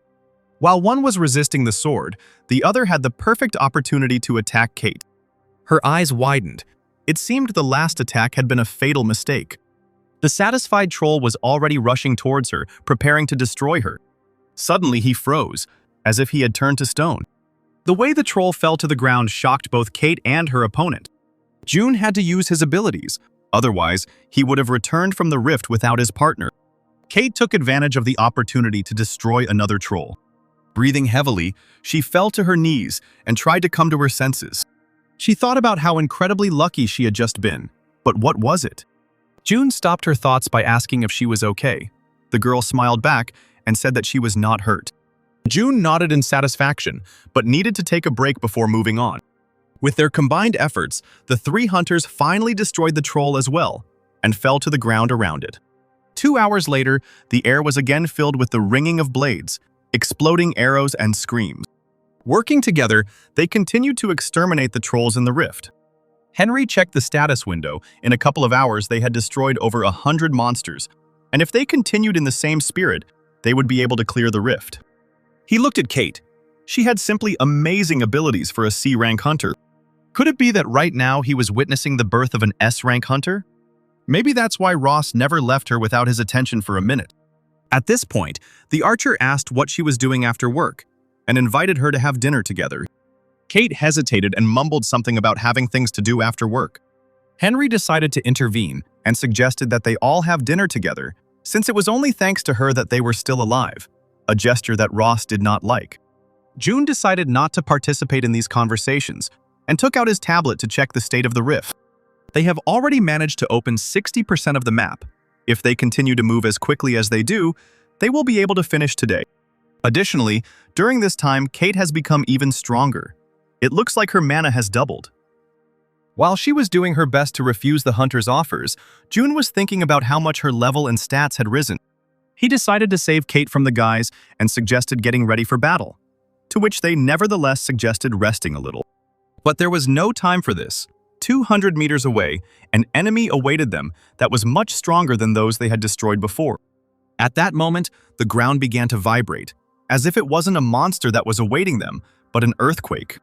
The jolts grew stronger, and now not only their legs were shaking, but they themselves seemed to be thrown up from the ground.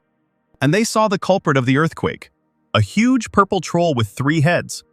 Arthur decided to check if this creature was a troll, but the answer was not necessary. They needed to fight it anyway. Kate was exhausted, and at that moment, she was looking for inner strength that would help her fight. But the monster was not going to give them any extra time. He roared terribly.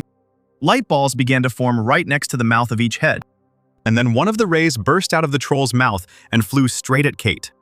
She didn't expect such a quick attack and was so shocked that she simply froze in place. June understood only one thing. This troll was too strong. His partner would not survive his attack. He rushed from his place towards her, and it didn't matter what would happen next, because it was worth protecting her. Covering her with his body, he was ready to take this blow upon himself. There was an explosion. Sand rose into the air, and the shockwave threw Kate back. She fell to the ground and tried to disperse the dust that rose from the impact. It was only after a few seconds that she realized what had happened. She stood up and started screaming June's name in panic, trying to see him. Ross lay on the ground and didn't understand what the hell had happened, whether it was just an explosion or someone had been hit. Arthur, unlike him, had already understood what had happened. Henry pinned Arthur to the ground with force, ordering him to duck. One blow would be enough to kill him. Kate continued to run between blows, screaming June's name and begging him to answer. And finally she found him, but she didn't want to believe her eyes. June's body lay on the rocks, showing no signs of life. She approached him carefully and extended her hand, afraid to touch. Gently placing her hand on his shoulder, she asked him to wake up. Ross shouted that they needed to find somewhere to hide, hoping that the red-haired girl would hear him. Kate could only hear her own thoughts. She had already realized that June was not breathing. Tears streamed from her eyes as she was unable to protect her boss. She threw herself into his arms and begged him to forgive her, but he could no longer answer her. Everything around her was exploding, but she continued to hug June's body, not caring that she herself could die right now. Ross knew that if he didn't help her right now, it would all be over. He ran out of cover and headed towards her as fast as he could.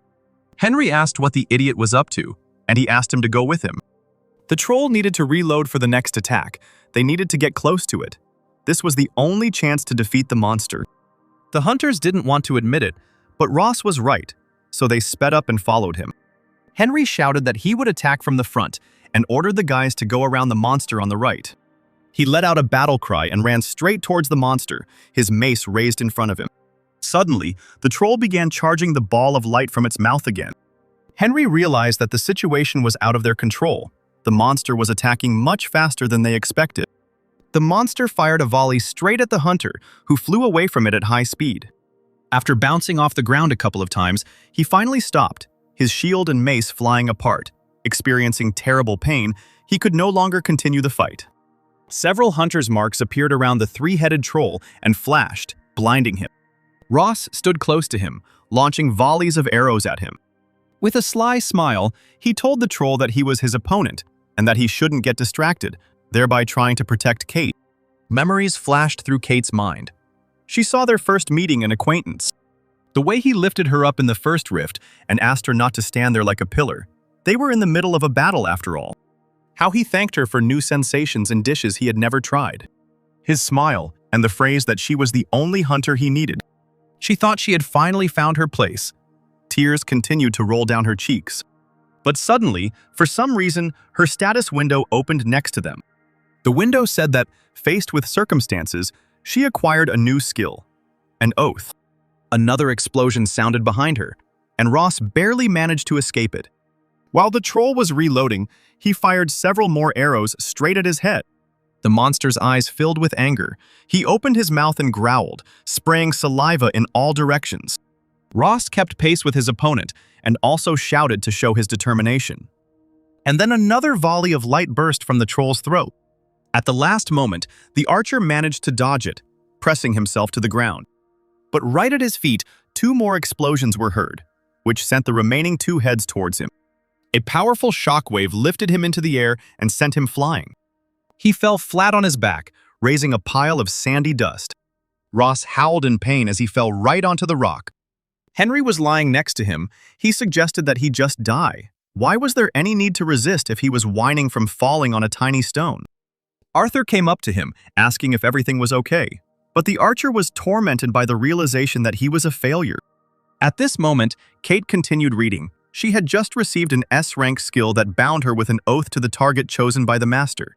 Thanks to the oath, all of her stats doubled, and the damage received was reduced while the chosen master was within a radius of 500 meters.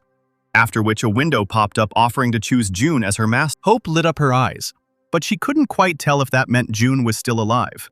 She grabbed his hands and prayed that everything would work out. Suddenly, holographic bracelets appeared around their hands. The computer said that the gentleman had been selected and was within a radius of 500 meters. The oath's blessing was activated and her stats rose, ready to continue the fight. Henry also found the strength to get up, but it was difficult for him to attack alone, so he simply ran away from the explosions. The last one caught him. He fell and screamed at Ross to stop suffering and finally get up. The archer continued to lie there and asked to cover him a little longer. Arthur concluded that his partner had no conscience at all. Suddenly, Kate ran past them. She asked Arthur to look after him, because he was still alive. Seeing her, Ross jumped up and shouted that he would cover her in battle. Henry looked at him with wide eyes. Just a second ago, this idiot was lying there without strength. Because he reveled in his pain, he almost died several times. The next explosion landed right next to Henry, and he was sent flying again. He fell right next to Arthur, who stated that if they were to take damage immediately after he healed them, then there was simply no point in it. After which he asked me to wait here for a bit while he went and checked on June. Henry grabbed his hand and asked him to heal him first. Arthur had no choice but to agree. June finally came to his senses and was able to open his eyes. He saw that Kate had chosen him as her master. She has definitely become stronger, it seems, at least twice as strong. After which he thought that if he went out right now, it would be strange because he almost died. So he decided to sit in place for a little while longer. At that moment, Kate was moving decisively towards the huge troll. She teased him by zigzagging across the battlefield, daring him to attack. The troll got tired of playing by her rules and decided to act differently. The monster combined the efforts of all 3 heads, and a pillar of fire burst from its mouth. Kate didn't expect this. Dodging the fire, she jumped to the side, falling to the ground. She was in incredible pain. She clenched her fist and slammed it hard into the ground. Suddenly, she felt that she was in mortal danger. Turning around, Kate saw that right above her head was now the troll's huge right foot. Several explosions were heard behind the troll, and he winced in pain. It was Ross. He shouted to Kate that he would aim for his back, and that she should not worry and just continue the fight. And then several explosions flew at him. He was no longer going to just fly and fall. So he began to use this to his advantage. The troll was distracted by Ross, which was the perfect moment for Kate to strike. She pushed off the ground and struck him straight in the shoulder, cutting his skin. The monster turned towards her with displeasure, grabbed the cut. It seemed that this was the first time he was really in pain. Without waiting for the attack to replenish, he decided to hit her right then and there with his undamaged arm, sending Kate flying. Landing expertly on her feet, she held her sword out in front of her to maintain her balance. At that moment, she realized that her damage had become much stronger, and she would no longer yield to the troll in battle. Kate managed to fill her sword with aura again, and she rushed into battle. She delivered another blow to his shoulder and pushed off to land on the ground. While the monster was growling from the wound, she was already behind him. Without waiting for his answer, she dealt him several slashing blows straight into his back. With one hand, he tried to reach his back, where the last blows had landed, and with his eyes, he continued to search for the culprit of the pain. Finding her, he extended his hand to grab her and deprive her of the chance to move, but Kate masterfully dodged. Another blow hit the troll right in one of its 3 heads. He growled in pain again, and several fangs broke off and flew out of his mouth. The troll leaned on one knee, his strength seemingly waning. The monster missed another blow to the head, which Kate delivered to him with her foot. He fell on his back, screaming furiously, the air around him shaking. And Kate confidently walked around him. She looked him over again, as if choosing where to strike next. She jumped on his chest, and at that moment, she realized that this was the end for him. Her sword glowed with blue light. She masterfully learned to use the sword's aura. She plunged the sword into his head and froze. The fight was over. Ross looked in fascination at the fragile girl who had just defeated a difficult boss. He exhaled and said that they barely made it. Henry noted that it was because of him that they almost died a couple of times. June watched her triumph from afar. She had grown incredibly, mastered the sword, but still had much to learn. He looked at himself. He knew one thing for sure. After work, he would have to buy new clothes, as they were all in huge holes. The image of Jill screaming because he was being bullied at work immediately came to mind. He finally stood up, took off his boot, and shook a mound of sand out of it. Arthur noticed this. He noted that June was absolutely fine. Kate heard this comment and turned around to see the manager, who was alive. She rushed towards him faster than she had acted in battle, her eyes filling with tears. Kate ran into his arms and went limp, finally able to breathe.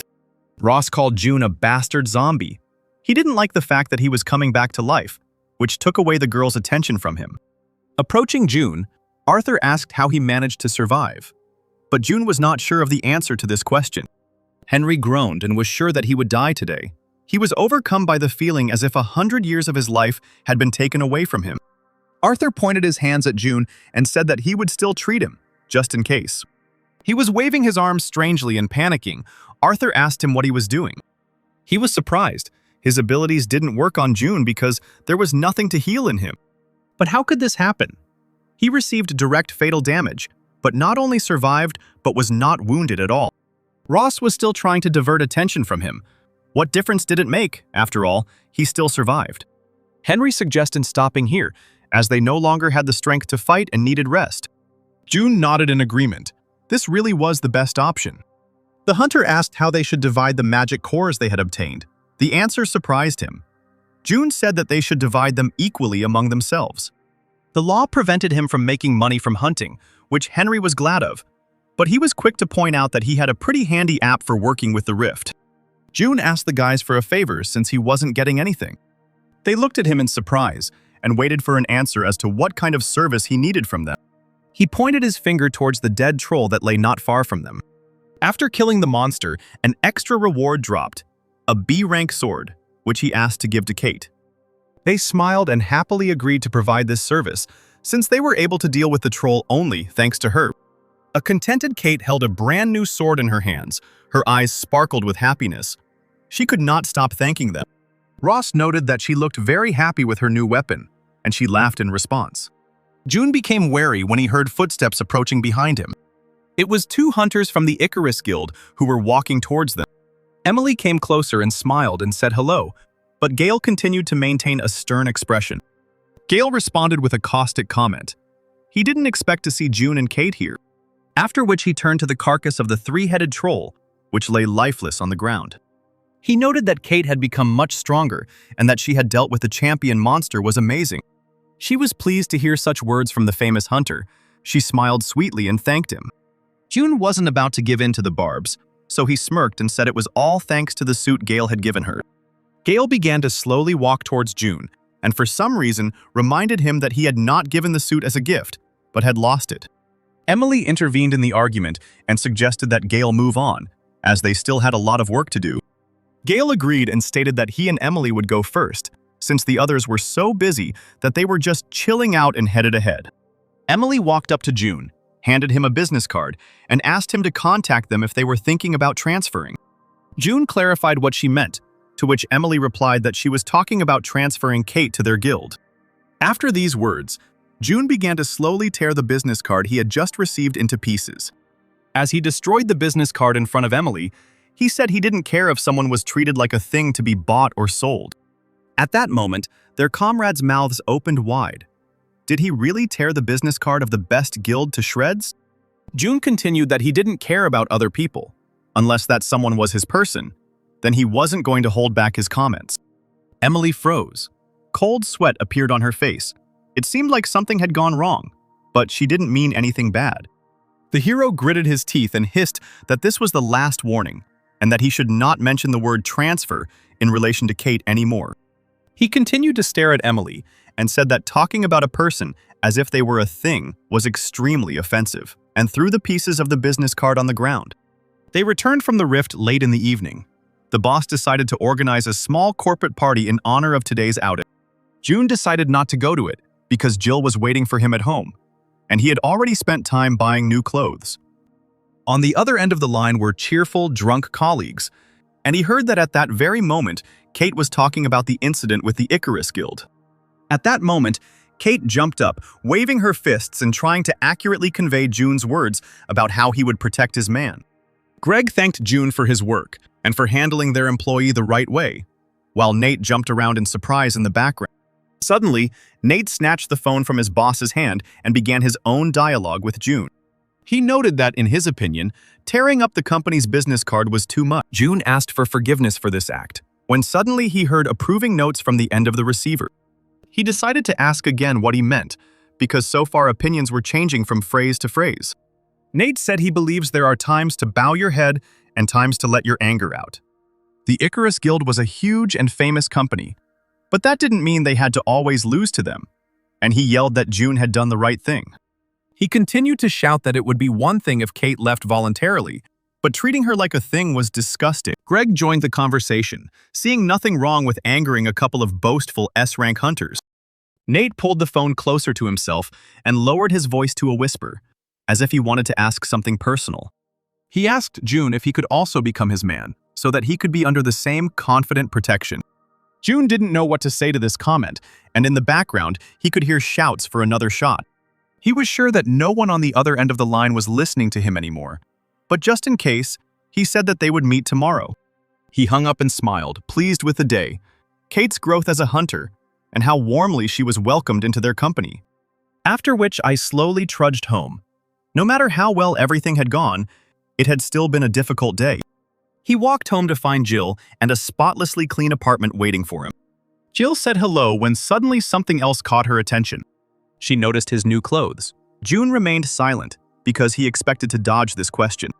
He began his story by saying that he came across a sale on his way home, and it was already getting colder outside. And he also felt sorry for the old lady who was selling suits. Jill asked where he found the old lady who sells costumes, and that's where June was wrong. He urgently needed a plan to distract her. He quickly figured out what could be done and said that he wouldn't refuse some tea. At that very second, Jill ran to the kitchen. While she was pouring water into the kettle, she thought about today's finds: the handle, the magic stones, and the hunter's pass. Suddenly, she thought about how her father worked as an office worker during the day and as a hunter at night. An image of my father in a superhero costume and him receiving signals for help immediately came to mind. She was sure she was right, because his colleague at work, who came to visit them, was also a hunter. And now she saw two partners in stylish suits who were about to set off on a mission. The next image was of Kate deftly rolling over on his back, and both of them deftly dodging bullets. She continued to imagine various scenes and began to boil with anger. The same thing happened to the kettle she put on the stove. June walked into the kitchen and pointed out the fact that the kettle seemed to be boiling. She got scared, and while she was turning towards June in panic, she touched the teapot with her hand, which immediately went flying. Without a second thought, June darted towards the kettle and caught it with both hands. While the daughter watched this scene in amazement, the hero asked her to be careful, as she could burn herself with boiling water. She couldn't contain her emotions any longer. She screamed and asked what he was holding in his hands right now. June didn't know what to answer, because it was obvious that he was holding a teapot in his hands. But he didn't take into account the fact that he was holding a hot teapot. He didn't immediately notice his mistake and stared at his hands and the hot iron in them. June quickly moved the kettle onto the table and began to justify himself by saying that it wasn't hot enough. Apparently the water hadn't boiled after all, but the whistling of the kettle insisted otherwise. She grabbed his hands, turned on the water and lowered them into it. Her hands needed to cool. Jill apologized for her carelessness, as she could have gotten hurt. Wiping his hands on a towel, he asked what she was thinking about so intensely. She screamed as if she remembered something. June continued to look at her questioningly. She ran into the room, an action that left him even more confused. But a second later, she was already returning to him, with some kind of bundle in her hands, which she handed to him. He started reading. It was an informational flyer for initiation into the hunters. Jill hesitated and started to say that there would be nothing important there, and she just wanted him to know. After which she noted that it was a weekday, and she knew perfectly well that he was busy, so there was no need to come. June rubbed his chin thoughtfully. It would be next Monday. How could he get time off from work? But the most important thing was that he understood that this was incredibly important for her, so he said that he could come. Jill blossomed. A smile spread across her face, and she thanked her father. Another event happened in the rift that June missed. Ross decided to talk to Gail about how terribly June treated Emily and her business card. But Gail didn't understand why he had come such a long way just to report this. He stopped jumping and waving his arms and froze, looking at him. After which she asked to punish June, because the way he was behaving irritated him terribly, and Gail had a reason to do it. It was already lunchtime on the next workday. Everyone had left the office, and June had an excellent opportunity to ask his boss for time off. He glared at him from his desk, not knowing what excuse he could come up with to leave next Monday. The hero finally made up his mind and approached the boss's desk, apologizing in advance. He asked if he would mind if he only worked half a day after lunch next Monday. Greg asked why he was going to do that, to which June replied that it was personal. The boss nodded at his answer and asked if it was something that couldn't be discussed. June had no intention of revealing the real reason for his request, so he simply confirmed his suspicions. Greg thought about it. He didn't know what to do, because Nate was leaving on a business trip next Monday. June didn't understand what kind of business trip this was, but the boss reminded him that the following Monday there would be an initiation ceremony for new hunters. They had received an official memo at their office requesting the participation of all nearby organizations, so they couldn't ignore it. June's eyes widened. That was where he needed to go. But the boss said Nate would be going there. He added that they wanted June to concentrate on working with Kate, so they didn't ask him to attend the ceremony. However, Greg advised that if it was really urgent, he should hand over the approval notice, as their department could tolerate 2 employees being absent for 1 day. June assured him that there was no need to worry and said that he would rather go and have lunch. He immediately found the place where Nate had lunch, because he spent every day in the same cafe. June sat down next to him and immediately started a conversation by saying that he heard him planning to attend the entrance ceremony at the Hunter Academy. Nate nodded and said that he would spend time there from 8 in the morning until 2 in the afternoon and would return to the office after lunch. The hero asked if he could go to the ceremony in his place. Nate was taken aback by the question. Why would someone suddenly have to go instead of him? June hesitated for a second and realized that he couldn't hide the truth in a conversation with Nate. He started telling him that he had a daughter and that she was being initiated the following Monday, so June wanted to be there. The soda went back into the glass straight from Nate's mouth, which is where June got his daughter in the first place. He asked how old June was, and when he found out he was only 26, things became even more complicated. If his daughter was being initiated into the hunters, then she was 17 years old, he continued. And with the next question, he clarified whether June had a wife. June lowered his head and continued his story, having to reveal that Jill was not his biological daughter. This left Nate even more confused as to how all these facts could possibly fit into one story. As they crossed the road, Nate asked if he knew about Kate's daughter. The boss breathed a sigh of relief after June told him that Kate had been to their home and even knew his daughter. After which, he decided to clarify how Kate reacted to this. June said that her reaction was normal, but did not understand why he was asking these questions. After assessing the whole situation, Nate said that June really should go and talk to the chief. He also assured his colleague that he would keep everything he had just learned a secret. The week flew by quickly, and now it was Monday. June was standing near the academy and watching the crowd that continued to gather nearby. It was really crowded here. I wonder if it was because the school was expensive or there were other reasons.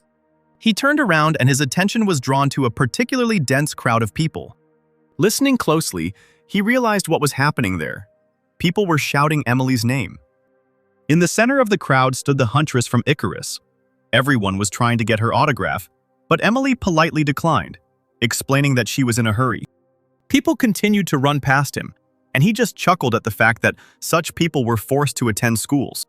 He hoped that he would remain unnoticed, because this meeting would not bring anything good. But Emily had already called his name and was heading towards him, pleased. June clicked his tongue in displeasure.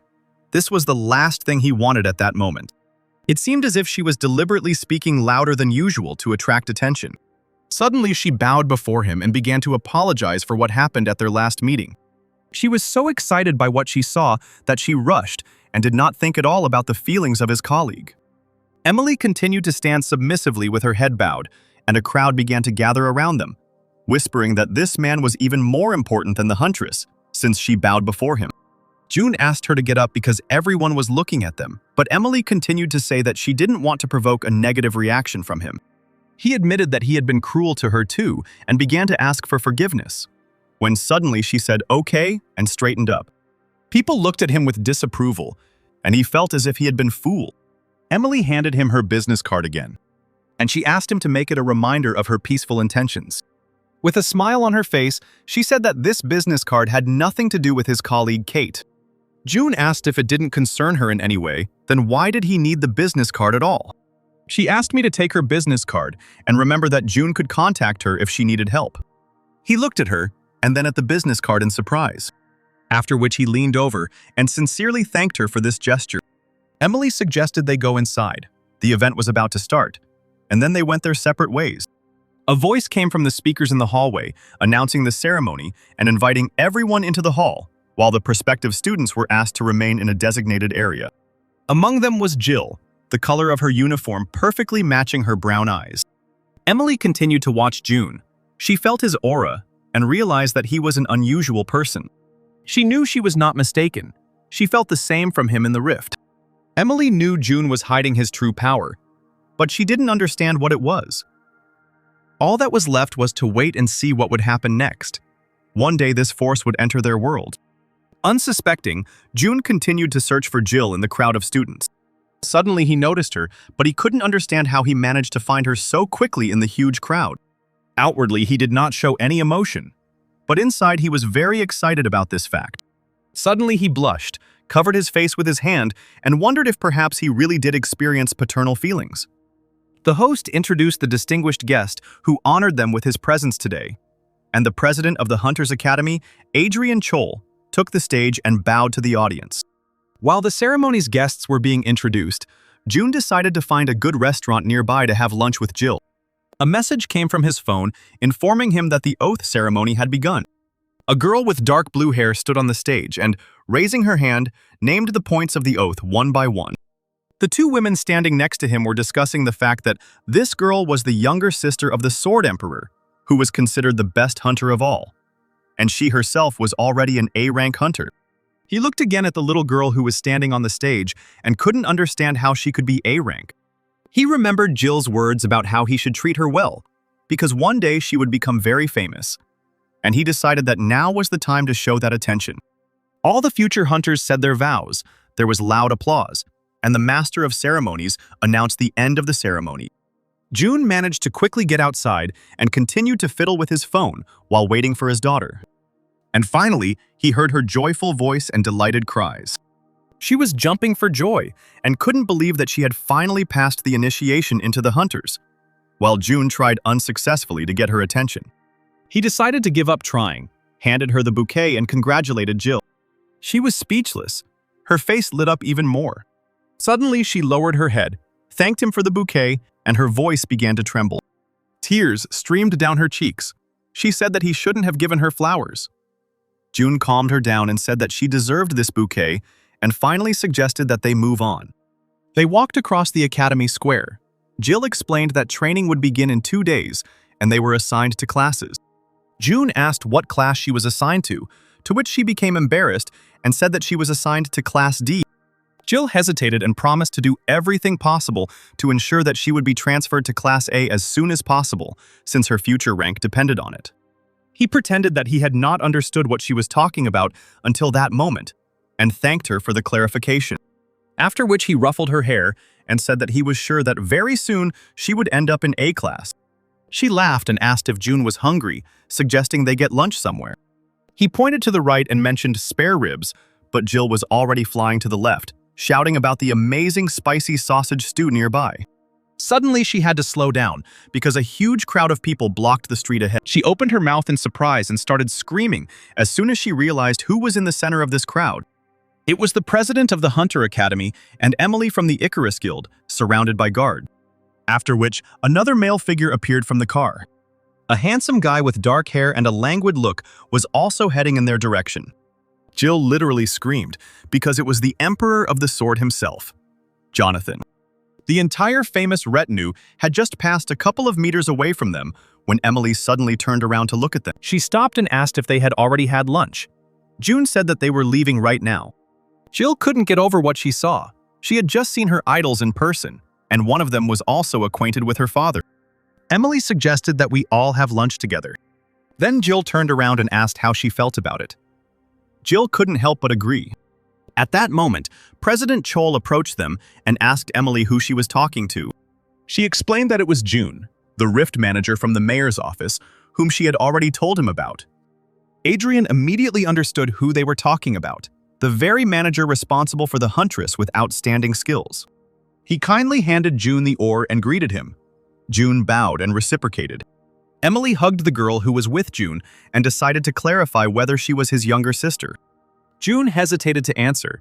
He didn't understand what to do, lie or tell the truth, after which he finally decided to say that this was his daughter. Emily stood there in surprise for a few seconds, then leaned over to the girl and asked her name. And while Jill, like a soldier in formation, announced her name, Emily turned on her brain activity to the maximum. June decided to remove all questions and said that this was all the result of a specific set of circumstances. Behind them, a conflict between brother and sister was in full swing. One claiming that everyone was waiting only for her, and the other that only he noticed this because he hated her. Adrian took notice and introduced Jonathan, who didn't really need an introduction. June looked at the first hunter and the founder of the 3 mana control methods. Jonathan also studied him carefully in response. This was the same man that the hunter with great potential did not want to leave. June bowed and greeted the guy, who bowed back and was very happy to meet him. Adrian also introduced Olivia, Jonathan's younger sister, who was at that moment screaming about her ruined hairdo. Looking at everything that was happening, Jill covered her mouth with her hands. She couldn't believe it. Right now, a hunter has personally met her, who developed the style, school, and techniques that hunters use to this day. With all the thoughts racing through her head, she could only open her mouth in surprise, which really touched Emily. Jonathan noted that June was quite well built and asked if he was a hunter, to which he replied in the negative. The hunter expressed his regrets. He was sure that he would have made an excellent hunter. June thanked him for the flattering words, but he was perfectly happy with who he was at the moment. Jonathan turned to his sister and invited her to say hello to everyone. Olivia clicked her tongue in displeasure and said that she was not interested in people weaker than her. Jonathan pronounced her name with particular severity and with his eyes advised her to come up and say hello. She took a couple of steps forward and began to mock welcome their new company, after which she raised her nose in displeasure and said that this did not mean that she recognized them. The greetings were over, and the president finally suggested going to lunch. They went to a VIP restaurant located in the Hunters Academy. The food there was simply delicious. Adrian noted that he had the pleasure of having breakfast here this morning. At that moment, Emily decided to start a conversation with June and reminded him that they first met in this very building.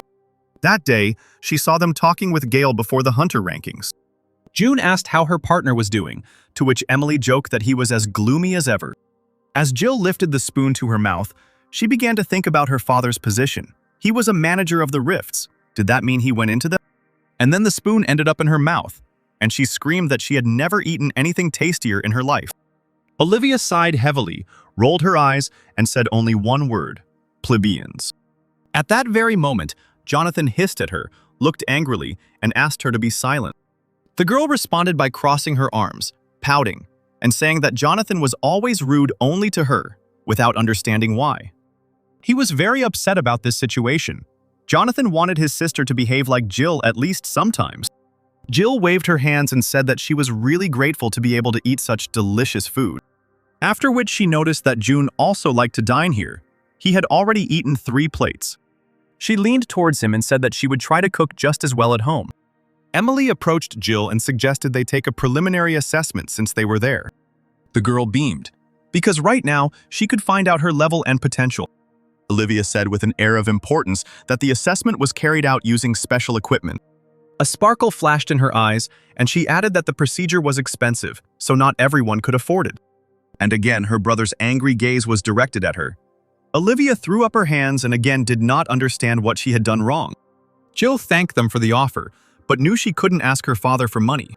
Adrian understood why she doubted and said that the academy would cover all the costs, and Jill immediately agreed. Jonathan suggested testing June's abilities at the same time. The hero lowered his eyes and said that he would still refuse this offer. Emily was surprised because if the results were good, he could become a hunter. The president literally begged him to try it. Taking this test was a rare opportunity, and Jonathan was also excited and wanted to know the results. He looked at the persuaders once again and was forced to agree. They clearly wouldn't leave him alone. Jill was the first to be tested and was placed in a machine that emitted a pinkish-white light. The measurement lasted about 5 minutes, and finally the computer announced that the results of the study would be printed. Emily took the sheet of paper with the results out of the printer and was surprised. Jill was expected to awaken an A rank skill, and the final expected rank was also A. Jonathan made her happy, as only 5% of hunters could boast of such results. Emily encouraged June, because if this girl develops her skills, then a bright future awaits him. Jill approached Olivia, who informed her that perhaps she was not as hopeless as she thought. Jill beamed and thanked her, ignoring her snideness. Emily walked up to June. Now it was his turn to take the test. Olivia muttered that it was a waste of time and suggested that they go and have a cup of coffee or something else instead. And again, angry glances were directed at her, which she still did not understand. Finally, June lay down on the machine, and the computer reported that he was ready for measurement. Perhaps it was worth continuing to refuse their offer. If the results turned out to be strange, then a lot of difficulties and questions would arise. He looked at those who wanted this test so much, it seemed they suspected him of something. Suddenly, the hero finally understood how this device works. It releases mana and calculates how much mana the body can handle. June realized that it was easier to completely prohibit mana from entering his body, since it was extremely difficult for him to release a little of it. The mana that the machine released simply began to float around and flow around the body, but could not penetrate inside. The computer announced that the test was complete, and everyone froze, because its test had finished much faster than any other. June got out of the car and asked if the results were really ready. Emily started reading the result, which said it was impossible to measure the potential player, but it all made no sense. Jonathan looked at the paper in bewilderment and asked if this had ever happened before, or if this was the first time such a result had appeared. Receiving no answer, he suggested taking another measurement, but this was not necessary. A pleased Olivia added another comment. Apparently, he just didn't have the talent to be a hunter. Emily continued to look at the results, because no matter how lacking a person's abilities were, they would still be ranked as Class E or F. She bit her nail out of nerves. Such results were incredibly rare. It was simply impossible. The girl started yelling at the hero, begging him to do the test again. There must have been some kind of error during the scanning. Adrian stopped her. The next test would be difficult, because scanning an ordinary person several times in a row could put a lot of strain on his body. Jonathan muttered that he should also look at the results again. Therefore, I suggested to June that he strengthen his body. Then the results could be completely different. Indeed, there have been cases where abilities have been revealed to people without any predisposition to them. So there was no need to be so quick to get upset. Emily was sure that she felt the hunter's energy emanating from him. There was no way she was mistaken. While the whole group continued to talk about how sad they were about the test, June asked if they could finally go. Several days had passed since the test, and several days that June had spent sleeping in the office.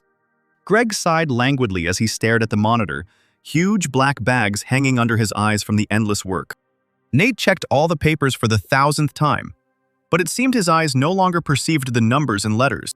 He looked up from his paperwork and suggested they go to the sauna that evening, as they hadn't washed for several days, which was why the office smelled terrible. The boss looked at his trembling fingers. The idea was great, but he didn't even have the strength to walk there, so he planned to just stay here for another night. It seems that this phrase led to both employees also staying overnight at work today. June's phone vibrated. It was already 12 o'clock. A call from Jill. It seemed that he could no longer ignore her. Picking up the phone, he heard Jill's sad and serious voice, wondering if he would come home today. The hero glanced at the stack of documents he had to sort through and said that he wasn't sure he would be spending the night at home.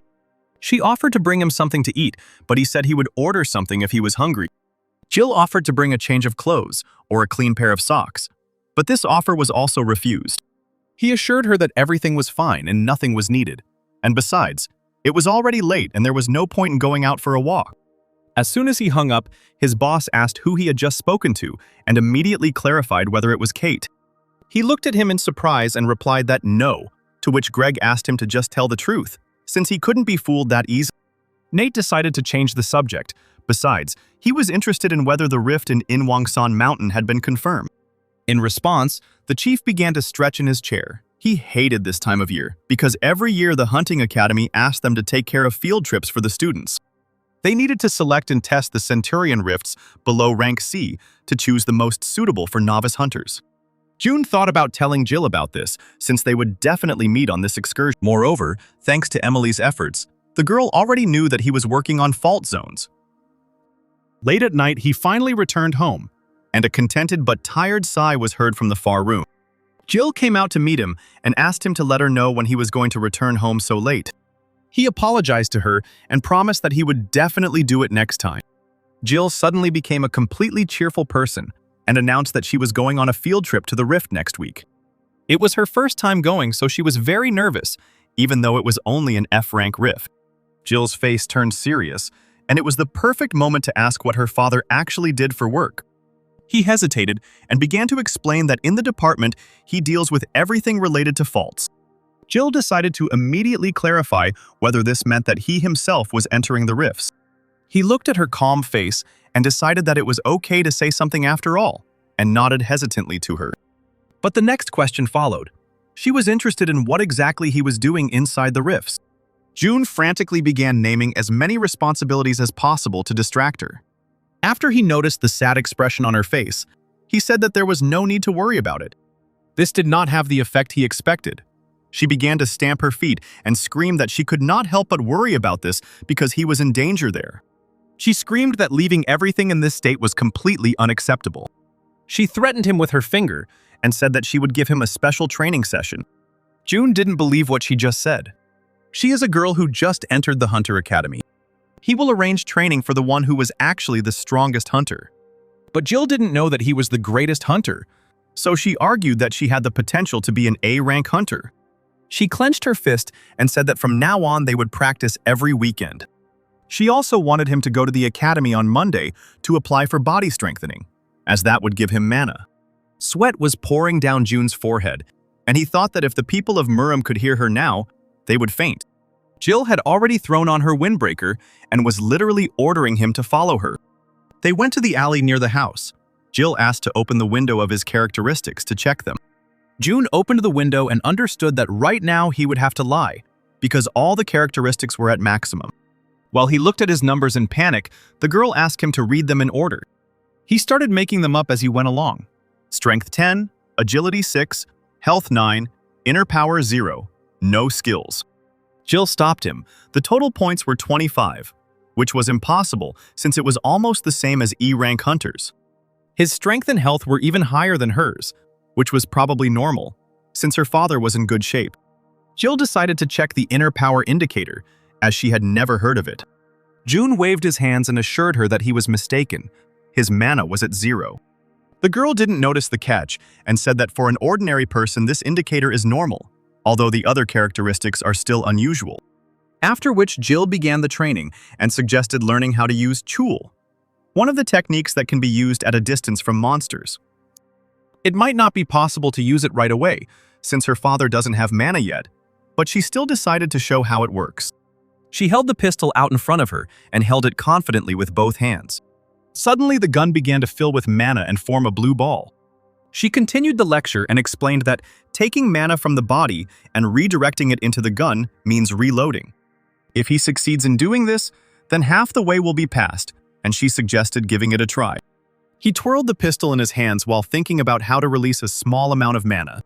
Jill suggested that he close his eyes and try to feel a light energy in his body. Then he had to imagine this energy, like a river, flowing from him straight into the gun. He was nervous and convinced himself that everything would be fine if he had complete control over himself.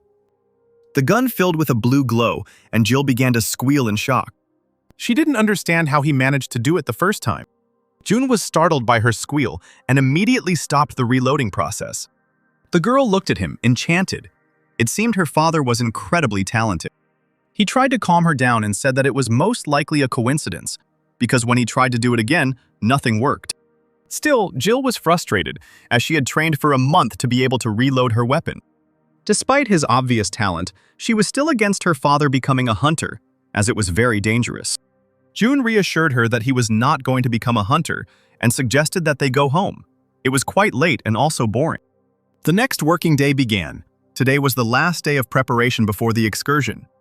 All the data was checked, the fault was selected, so there was peace in the office. As Nate passed by June, he noticed that his colleague was currently forging documents stating that he had completed the fortification at the Hunter Academy and had accumulated 1 unit of mana. Nate shouted that he would definitely be sent to prison for this, since he was an official who was forging documents right now. June assured him that he would definitely not be put in jail because he would only show this document to one person. The hero had to recount the long chain of events that led him to such actions. They went to lunch, where he explained that it was all to reassure his daughter, who was worried about his work. Nate noted that his life is both challenging and interesting. After which he remembered that his daughter would be on an excursion the next day, which the 3 of them would be conducting, and he asked if he would have to hide from her. June shook his head and said that there was no longer any reason to hide, since Jill knew where he worked and that he went into the rifts. The colleague exhaled, because this meant that he had worried in vain. On top of that, Nate reminded them that they had an important event coming up next week. The Hunter Academy will undergo a full inspection, and they will have a chance to receive a B rank split from them into their management. Let's hope that everything goes smoothly and the grade is good. A thought came to his mind of a boss who had put a lot of effort into this, and if they got a good rating, he would get a promotion. If the assessment is not enough to obtain a rift, then they will have to lie low for a while to avoid his wrath. And so the day of the excursion came, and together with the new students, they went to the prepared rift. The academy coach gathered everyone together and asked for a moment of attention. He introduced his colleagues from the fault department who would be accompanying them today. Greg waved his hands in greeting and put on his sweetest smile possible. He told the students that they were currently in an F-rank rift, where they would likely encounter goblins who would pose no threat to them. However, anything can happen in the rift, so all students should remember that safety comes first. After finishing his endless lecture on safety, he asked if anyone had any questions. Looking at the disgruntled first years and hearing the silence, Greg suggested going to explore the rift. The students rushed along the fault as if it were a morning jog. And finally they found the goblins, who seemed to be already regretting the excursion. Rage burned in the eyes of the young hunters as they kicked, pushed, and trampled the unfortunate monsters. Greg noted that he had seen all this countless times, but each time the young hunters frightened him. Continuing to watch them, he asked Nate if there was a chance that any of the graduates would work with them on a contract basis. He did not want to upset his boss, and encouraged him that the most important thing was to continue to hope for it. Olivia was standing next to June, and he asked if she wanted to join him. The girl noted that hunting the weakest goblins seemed pointless to her, after which she asked if he was responsible for the students' safety. He replied that he was just an assistant, to which Olivia tisked in displeasure, and asked if he could do anything in this life. June asked him to keep his comments to himself, and Greg's face was already poking over his shoulder. He told her that she shouldn't be afraid of her first training session, and if anything went wrong, they would cover for her. Olivia rolled her eyes, wondering who would protect whom. It was unlikely they would have the stamina to simply run away from the goblins. Greg called her a hooligan, asked her to immediately go to training with everyone else and not interfere with the adults' work. Nate rushed at him and quickly whispered that this was the sister of Jonathan, the Emperor of the Sword himself. At that very second, Greg rushed to catch up with the girl and offer her some fruit tea. Nate returned to June and laughed. It seemed the boss was in for a tough day today. After which he leaned towards June. He was eager to find out which of these girls was his daughter. He pointed his finger at one of the students standing nearby. Nate noted that she was very cute and would probably be very popular among her peers. Jill noticed her father and his colleague looking at her and waved to them. The school coach informed them that they would now have exactly 1 hour to hunt on their own, and that at the end of that hour, they should return here. Hearing this, Nate suggested that June finally approach his daughter. June literally jumped up and headed towards her. It seemed like his colleague had never seen him run so fast in his life. The two of them retreated to a remote clearing, where June watched her training and offered advice. After another shot, he noted that she had a talent for shooting. She thanked him, but was quick to point out that, unlike many, she trained alone, so that he would be even more proud of her. Suddenly, June heard some kind of whistle and became alert. The weather began to change abruptly. The sky darkened, a strong wind arose, and peals of thunder could be heard. A goblin appeared not far from them, who was different from those they had seen before. The goblin had a strange purple tattoo on his forehead. He looked like a boss monster, but there shouldn't be bosses in this rift, because June, Nate, and Greg checked this information several times. Looking at him, Jill noticed not only the strange tattoo, but also his dark skin color. The girl put out her hand, as if protecting June, and asked him to move away. After which, without thinking, she filled the pistol with mana and sent a bullet into the goblin. The bullet hit the goblin right in the forehead, and he fell to the ground. Killing him turned out to be easier than she thought. She turned to June to tell him everything was okay now, but something lit up behind her. June started screaming furiously because everything was definitely not good. His working device reported that the Rift Guardian had just been successfully defeated, and a red-black crack began to spread behind Jill. Another rift has just opened, the difficulty of which will be set randomly. June continues to scream at her to run towards it quickly. She finally saw what was behind her. A wind arose around the new rift and began to pull her inward. June ran to help, but the girl was already completely drawn into the unknown. Without thinking, he pushed off the ground and jumped after her. At that very moment, the rift that had swallowed June and Jill disappeared. The students who were doing their independent training at the time also didn't understand what was happening with the weather and were very scared. Greg, who was lying on the ground covered in fruit tea, also watched as the weather changed frighteningly. June and Jill found themselves in a frightening rocky area that seemed to be illuminated by a red light. Jill, exhausted, collapsed to the ground. June looked around. This place looked a lot like Miriam's world. The computer reported that they had entered the Izas cave. The main goal was to survive for 30 minutes. And then Izas himself appeared before him. A huge dragon with burning eyes and huge fangs. Jill began to shake, and only one word was flashing through her head now: death. June walked up to her and looked down at her. She seemed to be in a state of shock. He exhaled heavily. Why did the strangest things happen to him exactly when he had to hide his abilities? The hero picked up from the ground the mana pistol that belonged to his daughter. Jill asked him what he was going to do. He asked her to stay here and assured her that he would quickly finish off this dragon and headed towards it. The girl tried to get up to stop him, but her strength completely left her. The dragon watched what the guy was doing for a short time and was already ready to attack. Suddenly, the dragon roared for them to disappear and released a fiery flame from its mouth. Jill started screaming and asking her father to come back because one such volley would kill any hunter. However, June had no intention of stopping. He was confident that the dragon would not be able to harm them. He put his hand forward, and the flames began to spread out on both sides. Jill doubted what her eyes were seeing because it simply couldn't be. The thought flashed through her mind that it was the dragon who had spared them. But the dragon's equally shocked face said otherwise. So it was all my father, the same father who a couple of days ago didn't even know how to use a mana pistol. At that moment, June said that since she had shot today, then if he shot, nothing bad would happen either. The dragon continued to look questioningly at the guy who had just escaped death from his strongest attack. The gun filled with June's mana and began to glow blue. The charge continued to grow, and the air around them began to tremble. The dragon screamed and asked him to stop. He assured him that time was up and they had won. June asked him to hurry up with his speech because he didn't want to break the mana pistol while continuing to hold back his power. The dragon begged him to let him ask just one question, and June agreed. After which, the huge winged monster asked the most idiotic question. Is there any option not to kill him? June asked why he asked that, to which the dragon stated that his life was now in the boy's hands. June couldn't hold back his strength any longer and fired a huge blast from his pistol, turning it slightly to the left to avoid killing the dragon. The creature squealed in fear as if he were a 5-year-old child. And finally, the charge flew a couple of meters from his head and rushed on. There was a powerful explosion behind him, and it seemed that if this blow had hit him, he would not have survived.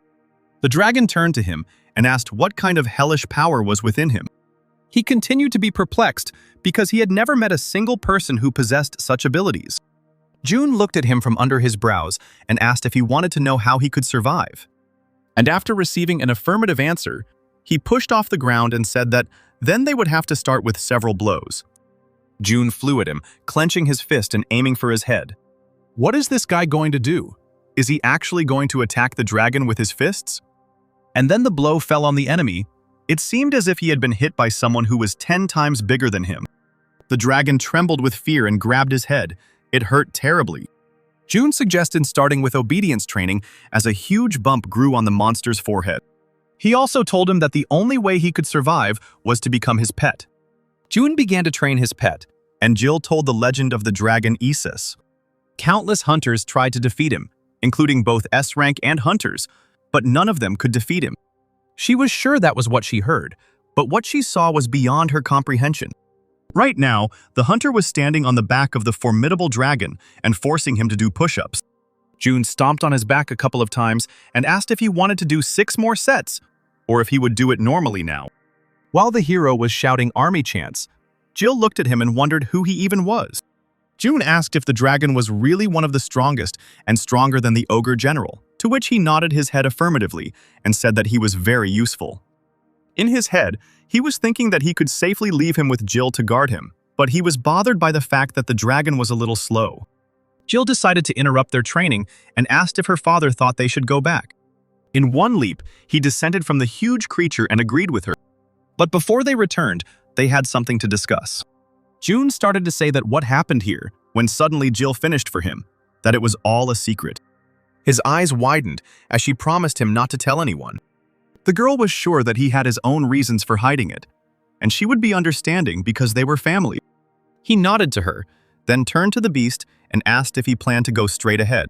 He looked at him and asked if he could change his physical form because he was attracting too much attention. After which he threatened him with his finger and said that if he behaved thoughtlessly outside, he would not like the consequence. He understood everything and said that he would transform right now. The dragon began to glow as if it had become a hologram and began to decrease in size. He continued to shrink until he was level with their knees.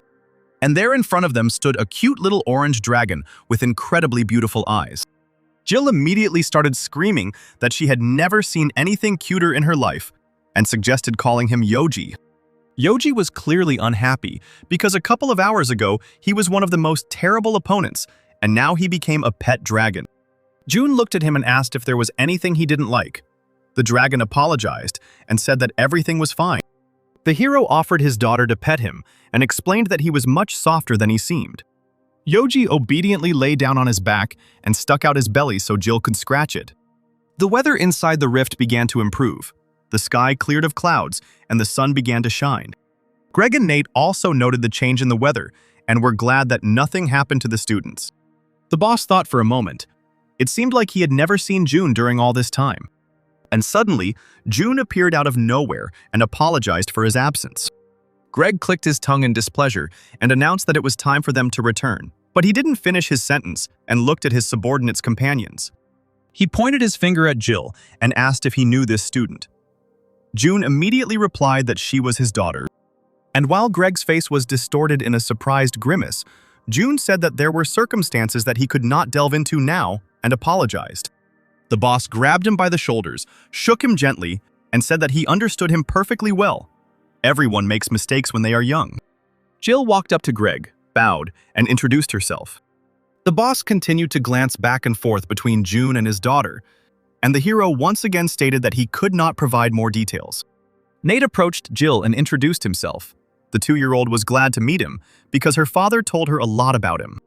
Greg was listening to the exchange of pleasantries when something suddenly caught his attention. It was a small orange creature. He asked where they found such an interesting puppy. While the boss was asking how they had dyed his fur like that and couldn't decide on the breed, June motioned to Yoji to keep quiet. Greg began to stretch his face and said that they should take the animal to the vet. The boss picked him up, and Yoji started barking, to which the man yelled that he was trying to bite it. June said that this animal would now help him, and he discovered in himself the talent of a trainer.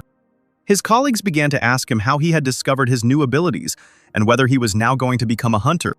The hero answered without hesitation that he did not plan on becoming a hunter, but that this skill would be useful to him when exploring the rifts.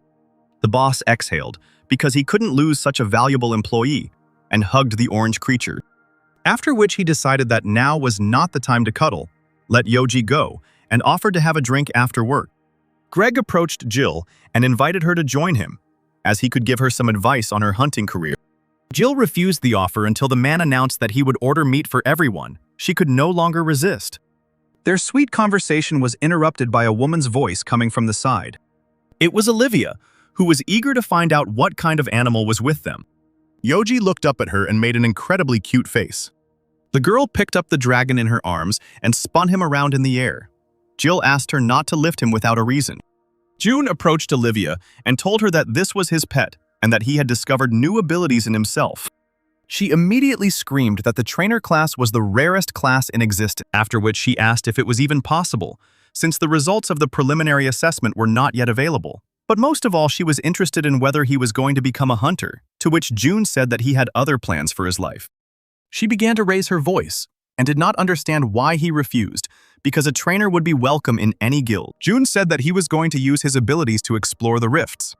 A representative of the academy overheard their conversation and was also perplexed, since the trainers in the guilds were paid even just for their presence. Greg intervened in the persuasion. He separated him from the hunter and finally suggested that they leave, noting that everyone has their own path in life and only he knows what he wants. June noticed that this gesture was clearly meant to keep June from thinking about transferring, so he reiterated that he was not going to go anywhere. Greg beamed, tears welled up in his eyes, and a genuine smile appeared on his face. He hugged June, buried his face in his back, and said that he loved him incredibly. Attempts to break free from the embrace were futile. The girls watched with laughter as they moved strangely across the clearing. Yoji closed his eyes. He didn't like watching what was happening to his owner at that very moment. Nate suggested that they wrap things up and finally go to dinner, since they had all had a hard day today. The next morning in the department was quite hot and full of discontent. Greg and Nate listened silently as Kate and June discussed the fact that the girl had not been invited to dinner with them yesterday. June sighed wearily from the conversation and repeated again that he was terribly sorry. She lay with her head on his desk and kept repeating that it was incredibly cruel of them. Kate didn't understand how they could not call her when they only had to make one call. She hadn't been to work for a very long time, hadn't seen any of them, and had been waiting for a meeting for so long. With each phrase, her voice grew louder. She shouted that she was also part of the team. Besides, she heard that they had barbecue pork dinner yesterday, which seemed like a very important moment to her. BBQ. Drinking. She really enjoyed all that too. But instead, she spent the whole day waiting for them in the office and cleaning up. June stopped her, because that was not the case. In fact, they were having beef barbecue for dinner. He had just made a fatal mistake. Pork was something important to Kate, and beef was more expensive, which increased the importance of this meeting in her eyes. She froze in her chair and could not utter a word. Greg and Nate surrounded June and tried to make amends by reminding him that it was acorn-fed pork, which was why it tasted like beef. He turned to Greg and said that it was definitely beef because the chef cried when he saw the bill. Greg tried to wink at him because right now it was much more important to agree than to be right. Kate lowered her head. She quietly called them liars because not only did they not invite her, but they also lied about the meat. The boss tried to calm her down and suggested having another dinner with the company today and ordering a barbecue. But Kate was already heading for the exit and announced that she would eat the barbecue herself. Nate grabbed the candy and ran after her, continuing to apologize as he caught up with her. Kate had an incredible love for sweets. She was already chewing on a candy and asking him not to forget that she was also an employee of the Rift department. Nate seemed quite pleased that he had pulled off such a stunt, but still agreed with everything she said. He asked her to take care of them during the inspection next week and noted that she was the most important cog in their machine. But it seemed the test was on the verge of failure. Greg was yelling at someone on the phone that they couldn't just cancel it. He asked to stop constantly repeating that now there is a requirement that only a B-rank hunter can work with a B-rank rift. The entire department has been preparing to take control of this rift for a whole year, but a week before testing, it is cancelled. While he continued shouting into the phone, the other end had already hung up. He slammed the phone down and called them bastards, after which he asked everyone to return to their work, and he would be back soon, and left the office. June asked if they hadn't specifically asked for help with this project, and Nate explained that this wasn't the first time this had happened. The colleagues sighed with displeasure and said that this was their way of trying to show who was boss. At June's house, it seemed, a conflict was also flaring up. Yoji was unhappy that Jill was the one making all the decisions. She tried to calm him down and said again that they couldn't go for a walk now because she was busy cleaning. Besides, who knows what might happen outside? Yoji asked why she was afraid if she had a dragon. But the girl was most worried about him because she could not stop him alone. The dragon was offended by the fact that she thought he would immediately get into trouble as soon as he left the house.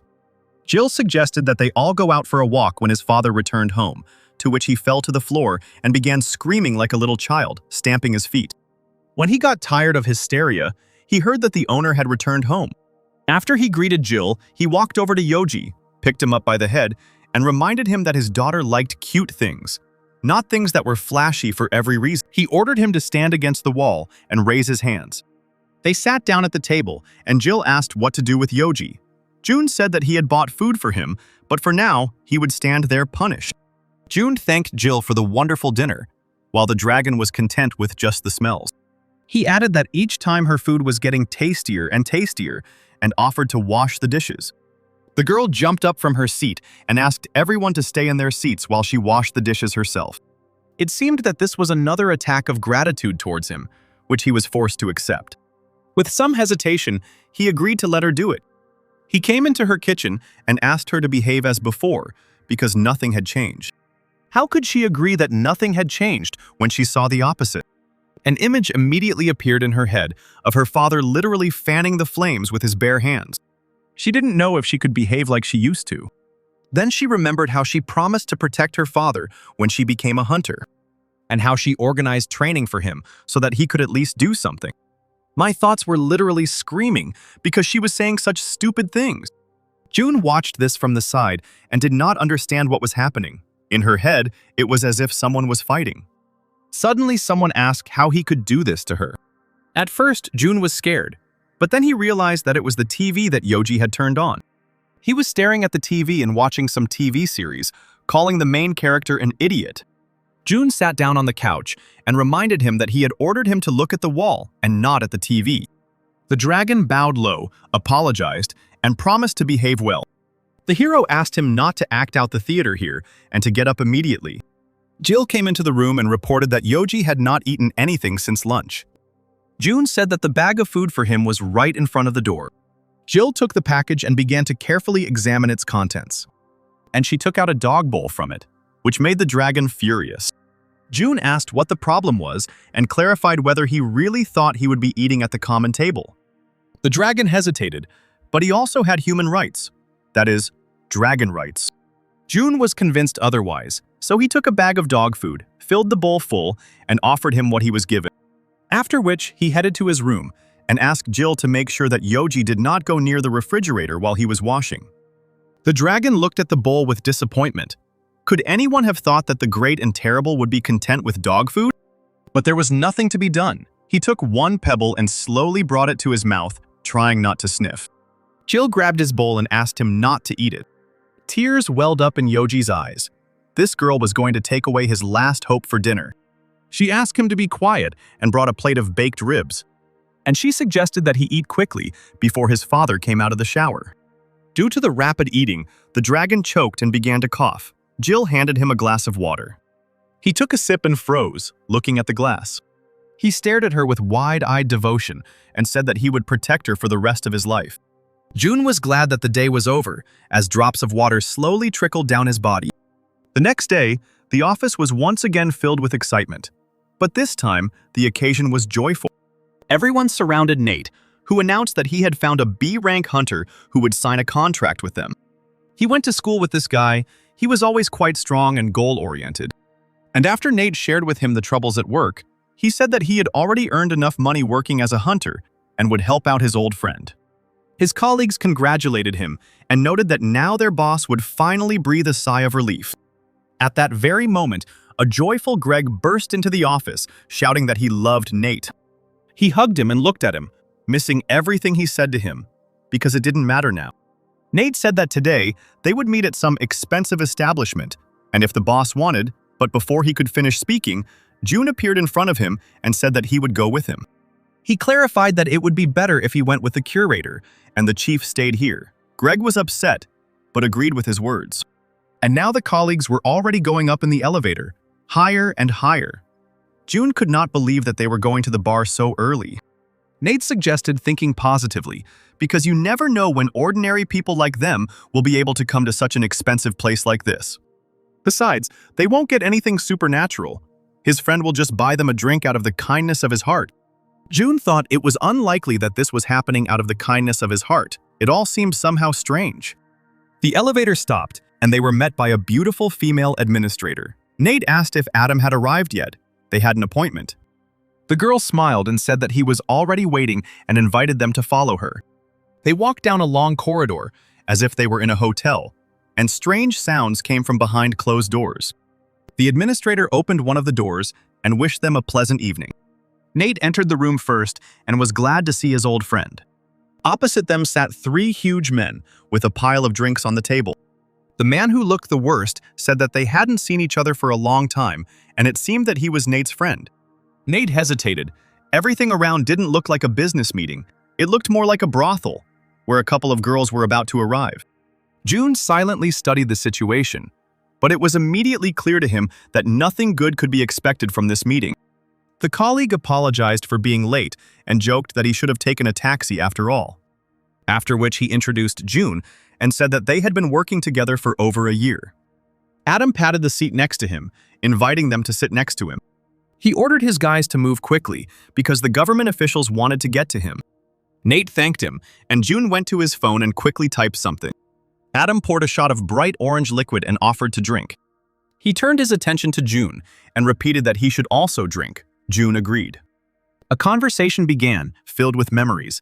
Adam tried to remember how much time had passed since school. While June was knocking back his shot, Nate was telling him he had a great job and great coworkers. Besides, he was glad that Adam was a B-rank hunter and could afford to go to such expensive establishments. Adam noted that it wasn't that expensive, but he understood him, since he lived from paycheck to paycheck. After which he added sarcastically that he had nothing to talk about with someone who came by metro instead of a taxi just to save money. He finally decided to introduce his comrades, noting that they were all B-rank hunters. The men asked to forget about the performances because this was probably their last meeting. Holding back his laughter, Adam asked to be less rude to people who deal with government affairs. June studied them carefully. The situation was getting tense, and he was going to match that tension. One of the men looked back at him with displeasure, continuing to sip his beer. Nate decided to get down to business and asked Adam about the contract with the mayor's office. Besides, their boss was looking forward to the meeting. Maybe it would be possible to introduce them after all. The hunters could no longer contain their laughter. They covered their faces with their hands to somehow hide it. June realized that this was not a working meeting. They had invited them as jesters to have fun. But suddenly, to everyone's surprise, Adam offered to sign a contract and return to work the next day.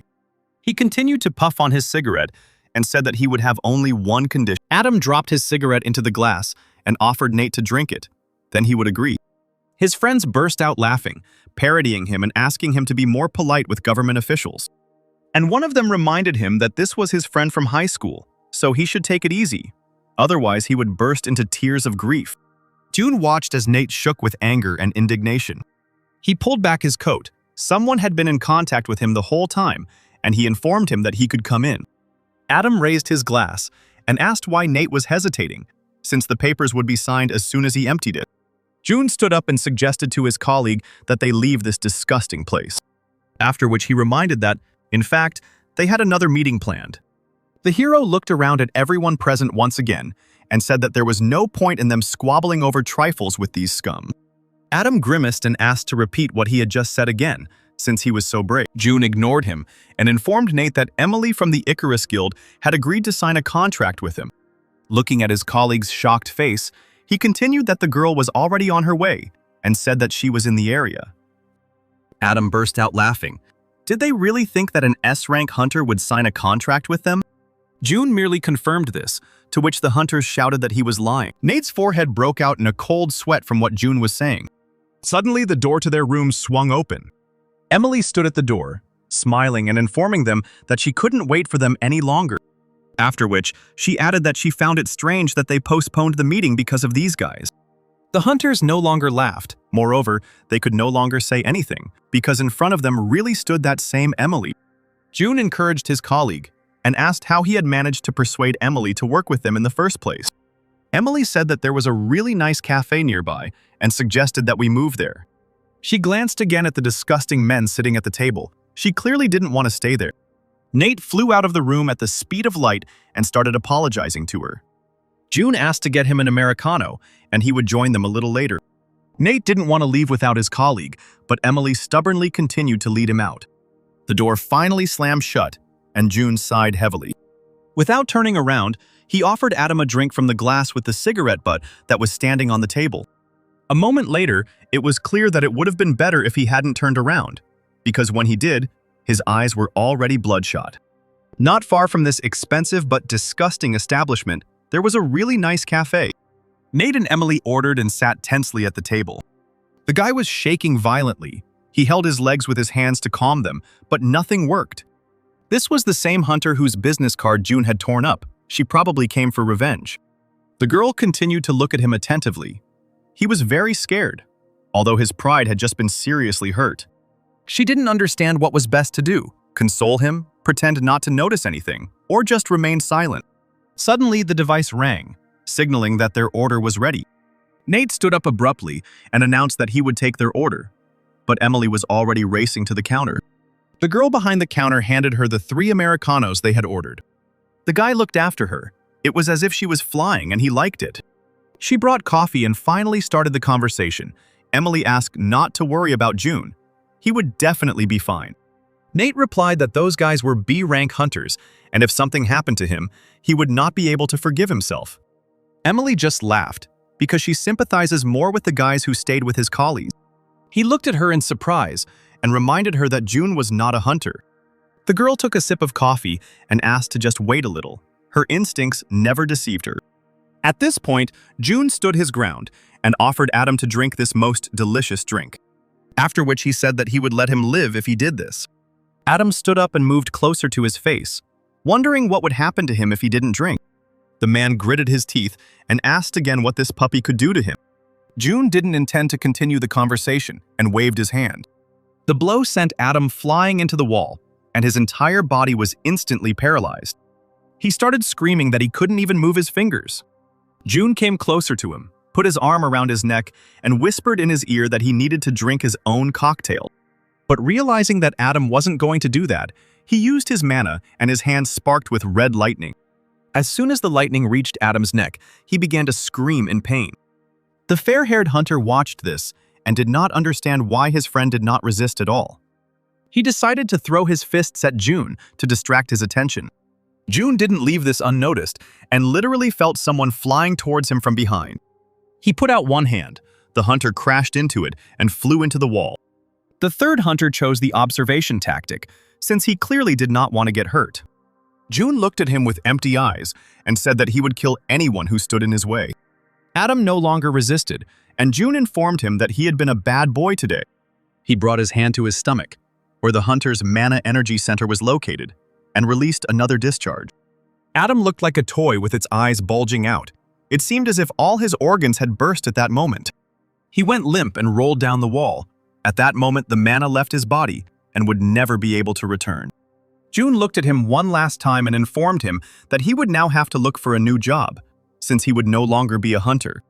From today on, he promised to keep an eye on what the 3 of them did and said.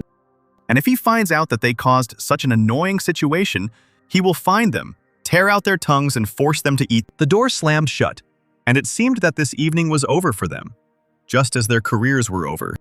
June walked confidently down the corridor without turning around. All he needed now was a glass of Americano. The awkward conversation continued in the cafe. Nate clarified that it was not true that Emily was planning to sign a contract with them. She became embarrassed and said that she couldn't do it. But June just asked her for help and said that he had contacted some strange people. The guy stood up from his chair, bowed to her, and began to apologize because it was all his fault. Emily asked him to sit down because she had her own goals and she was helping for her own reasons. He looked at him in bewilderment, wondering what her goals were with regard to June. When suddenly the hero approached their table and apologized for being late, Emily invited him to sit next to her. Nate looked at him and asked if he was okay and if anything had happened while they were gone. He reassured him and informed him that he had only been offered a few drinks and they had had a nice chat. Emily interrupted their conversation and asked if she was now in June's good graces. He confirmed her suspicions and thanked her, to which Emily jumped up and down and was happy. All Nate could think was that everything had worked out for the best, because if he had come alone, he would have found himself in a terrible situation. June asked if the two of them had time to have dinner, as he had a little problem at home. The thing is, Jill has prepared a lot of food, practicing cooking, and everything they don't eat will simply spoil. Emily and Nate happily agreed to a home-cooked dinner. June went away to call Jill because she had no idea anything and they didn't have any abundance of food. Nate was still reeling from the recent situation and apologized to Emily again for the inconvenience. She understood why he kept apologizing, but everything really was fine. The hero went outside, dialed the number, and a second later heard his daughter's voice. He asked her if she was upset or depressed. Could food lift her mood? She put the book down and said that it would help if the food was really tasty. From the other end of the phone, I could hear that she was a very good cook, and the girl began to smile. Jill asked him what had happened to him since he was asking such questions, and he said that it had not happened to him, but to his colleague Nate. She jumped up in bed and started screaming about what Nate liked to eat and what she should cook. June didn't know his favorite dishes, so he suggested that she simply cook her signature dish. After which, he remembered that Emily would also be coming to dinner with them. Jill's eyes began to quickly widen. She rushed to the kitchen and asked to give her exactly 2 hours, and she would do everything possible. 2 hours passed rather quickly, and in about that time, they were able to reach June's house. The doorbell rang and Jill shouted that she was on her way and would open the door for them. She opened the door and was glad to see everyone who stood on the threshold, just as they were glad to see her. At the sound of the door opening, Yoji ran out into the corridor, hurrying to greet the owner. Emily froze, looking at the creature, and asked June what it was. June said that this was his new pet, that is, his partner, but Yoji didn't seem happy with the guests. Nate began to tell them that they had recently been on a student excursion to the Rift, and that his colleague had discovered his abilities as a trainer. Emily gasped. It was impossible, because the awakening of an ability is associated with the presence of talent and a certain lifestyle. Training skills can be developed when a person raises pets or works as an animal caretaker. Emily knew there was something wrong with him, but she had no idea he was so unique. Suddenly, another small detail related to their pet caught her attention. There seemed to be a mark in the shape of a 1 on his forehead, and she remembered that 3 years ago, a dragon appeared that had a mark of 10 on its forehead. It took 3 S-rank hunters a lot of effort to kill him. It was probably just a coincidence. She was sure that this cute creature was not a dragon. At that moment, Nate was talking on the phone by the window, telling the boss that he couldn't forgive himself for today. Greg told them not to worry about such bastards, to have a good rest on the weekend, and wished him good night. He hung up the phone and turned around to see June, who invited him to the table. When a colleague entered the canteen, he was simply horrified by what he saw. There were about 10 different dishes on the table. He asked him if he always ate like this. Yes, there was always a lot of different and tasty food in their house, because Jill was a smart girl. Nate sat down and thanked everyone for the day. It was a really tough day, but thanks to everyone at the table, everything ended well. June accepted his gratitude and thanked him in return, because if it weren't for Nate, his career as a civil servant would have ended long ago, and they wouldn't be sitting here now. Emily also noted that Nate has a great junior employee, praising 2 guys in the same sentence. And finally, Nate beamed. The evening ended in the best possible way, and he thanked everyone once again. June suggested that they finally start eating before it got cold, since Jill had been trying so hard. Dinner flew by with endless conversations and laughter. But the time came to say goodbye. The guests once again thanked Jill for the delicious food and went home. June sat down at the computer and began reading the feed, when suddenly he came across an ad looking for an attacker-class hunter to help investigate a B-rank rift. The ad also stated that this would be a great opportunity to work in a team with strong hunters. Currently, the team has 2 healers and a tank. And at the end of the announcement, it was stated that they would welcome newcomers. But did that mean that they were accepting C-rank hunters? He read it again carefully. The ad talked about merfolk, monsters that hunters usually avoided. He decided not to think too much and just called to clear up all his questions. June apologized for calling late, but he had just seen the ad and wanted to check if they were hiring C-rank hunters. A male voice informed him that all newcomers were accepted, as their tank was rank A, so it would be easy to handle. After which, he clarified that there were also 2 healers in the group. Everything would be completely safe, and he had nothing to worry about. June thought about it. It was strange that A and B rank hunters would accept a C rank attacker. But there was nothing else to do. He needed to help raise Kate's rank to B, so he said he agreed and asked about the meeting place. The man told him about the meeting place, said that it was not far from the fault, and they would wait for him there at 10 in the morning. June tapped his finger nervously on the table. It was all too easy. No interview or meeting like usually happens when a band is looking for a new member. Hunting in the rifts was very dangerous, so it is very important to know well how strong your partners are. It is necessary to give a correct assessment during the interview, so why didn't they ask him anything? The hero continued to think about this again and again, while all the inhabitants of the house snored peacefully in their places. He flipped through the ad again. It was 3 hunters from Solomon's Guild. It seemed that the ad's reread count had already exceeded 100, but he still couldn't figure out what the catch was. He picked up the phone and dialed Kate. The girl answered literally within a couple of seconds. June apologized for calling so late on a Friday and asked if she had a few minutes to talk. Kate assured him that everything was fine. She was just going through her things, so she could talk. He asked if she was free tomorrow at 9:30 to meet him. She beamed with happiness and shouted into the phone that she could do it, and that even in the event of a disaster, she would be in the right place at that time. June thanked her, apologized again for the late call, and said that he would wait for her tomorrow. After hanging up the phone, he thought he wouldn't be able to get rid of his thoughts all night. I threw on my jacket, glasses, mask, and bag, and decided to check this fault in advance, just in case.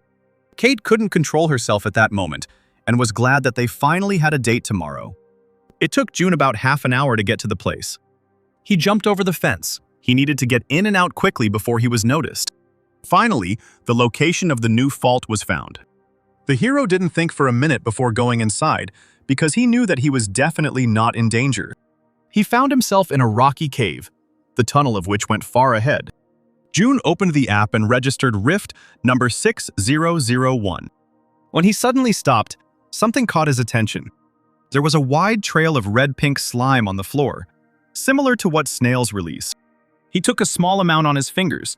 It was poisonous, but not dangerous until it got into an open wound. The hero thought, it seemed that there were no merfolk with poisonous slime in the world. There was a sound from behind. Someone was confidently moving towards him. It was that same merfolk, a purple alien creature with one eye and a mermaid tail. He looked down at the screen and realized that he wasn't on the list of rift monsters. I looked at his tail. It was the one that secreted this strange mucus. The monster became tense with this strange anticipation, and he let out a terrible roar. June's eyes showed that if he moved now, he would be dead.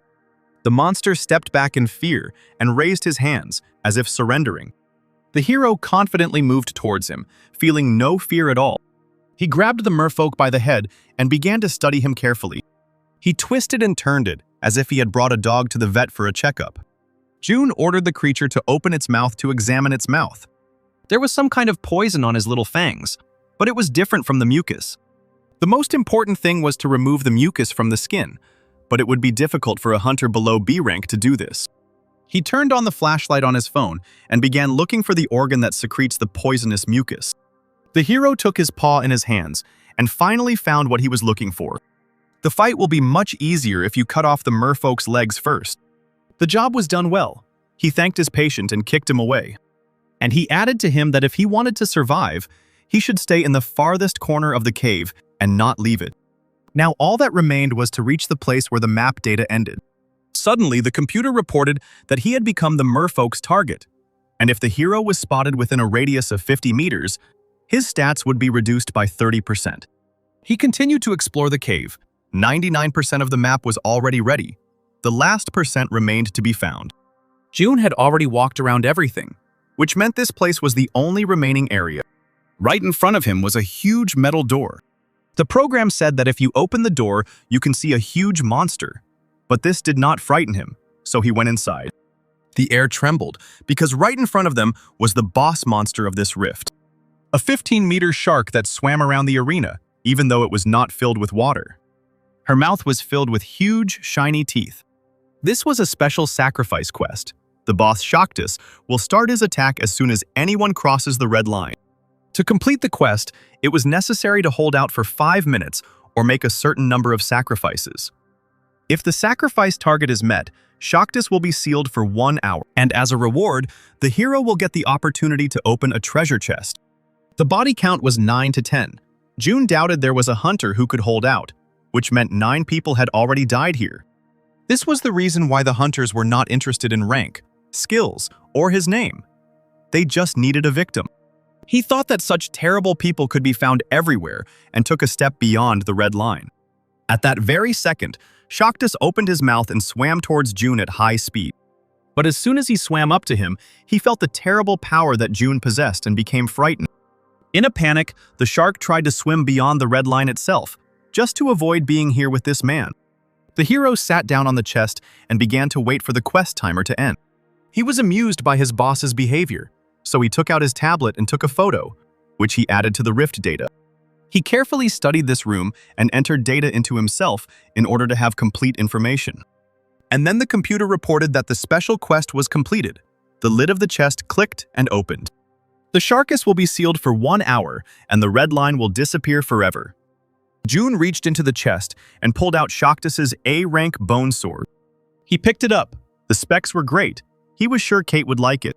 He continued to swing his sword like a little child and went home. Arriving home, June quietly opened the front door so as not to wake anyone. He glanced at Yoji, snoring near the bowl, who was actually taken as a protective. He gave him a gentle kick and told him to go sleep in the corner and not lie on the road. Yoji muttered sleepily that Jill had covered the meat with dog food and that if he got caught, he would have a terrible headache. June knew his daughter was feeding him, but he was happy that the two had become friends. Entering the room, he glanced at it again. Perhaps he should get rid of it after all, since for now it remained useless. June walked into his room, and Yoji jumped up. For some reason, the room suddenly became terribly cold. He climbed onto Jill's bed and began asking her why she had turned off the underfloor heating when it was still winter outside. After which he muttered that this was animal cruelty and collapsed into sleep next to her. The next morning, Kate arrived at the place an hour early because she was afraid of being late. She put on a white blouse and a beautiful soft pink suit, did her hair and makeup. She walked up to the window of some cafe and looked at herself again. She was ready for today's date. She waved to the child who was sitting outside the window. She was happy and enjoyed everything that was happening around her. Suddenly, June appeared on the horizon and noted that the girl had arrived early. She smiled at him and hoped that he had not witnessed her admiring herself. He came closer and said that he was about to finish sorting out the data about the rift. Kate was taken aback. Right now, she wanted to believe that this was not a work meet. He handed her the sword and informed her that she would clearly be more comfortable with this than with what she had now. The girl's eyes widened. It was an A-rank sword, but where did he get it from? June replied that it was a secret, but in any case, it would help her become stronger. After which he offered to find a place where they could sit down, and he would let her in on the details of the rift into which they would soon find themselves. She looked at her with disappointment. It seemed as if right now the colors were leaving the world and everything was turning gray. Kate hung her head and said that she thought so, that they weren't here for fun. Only now did June notice that she was wearing some very expensive earrings, which he had never seen her wearing before. An incredibly beautiful necklace that highlighted her thin neck. Clothes that were not suitable for combat, and a lunch basket that no one would take into the rift. He felt like a complete idiot, because yesterday, he hadn't told her that they were going into the rift. The girl addressed him by name. He tensed up and expected only a bad outcome. She said that it was all his fault. It seemed as if she was hanging over him and became several times larger. Kate continued that as a hired hunter, she should have been informed about the overtime in advance. But they didn't tell her anything, which meant it was an obvious blunder on his part. She started screaming that he had to take responsibility for his actions. June began to apologize and assured her that he would make sure she got paid for the overtime. Kate gripped the basket handle tightly and announced that she didn't need any money. She added that everything could be fixed by having dinner together, for which he would pay. After which she added menacingly that dinner should be only for two and he should not invite anyone else. He agreed. The girl clarified that he had made a promise and was obliged to fulfill it and offered to follow her. They settled down nearby in the park to have a snack. June enjoyed eating the sandwiches she made and commented that they were incredibly delicious. The girl was happy to hear this, but reminded them that they probably shouldn't be late. The hero reported that he had already contacted those hunters and said that he would wait for them at the rift. She began to talk about how in the rift they would encounter a merfolk that secreted toxic mucus. Merfolk can neutralize hunters with paralytic venom from their fangs, he continued, when he suddenly asked if she was even listening. Of course, she listened to him, but it was still nice to watch him eat her food. He continued and said that hunters paralyzed by the mermaid's venom would be unable to move for a long time. Kate nodded, took another sandwich from their baskets and handed it to him, but he was already full. The girl recalled that she put a lot of effort into preparing them, not knowing that she would have to work on the weekend. She took a sandwich out of the basket, handed it to him, and told him that she would leave only when he ate everything. After breakfast, they had to call a taxi and go to Kate's house, because she didn't have a suit with her. They were 20 minutes late, but June knew the hunters would wait for them anyway. The hero handed the hunter his business card and said that it was he who called yesterday. Without looking at the business card, he looked at them and asked why they came together.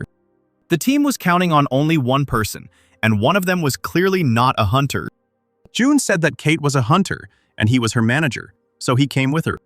The department they work in was formed 5 years ago, and they currently deal with C-rank faults and below. The guy reminded them that right now they were about to enter a rift of a higher rank. June reassured him and told him that there was nothing to worry about, as Kate was a B-rank hunter.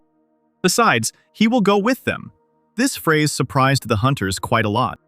The guy knew that civilians couldn't enter the rift, but June explained that managers and employees had that option. The guy with the short haircut asked to give them time to think, while his partner was ready to go together.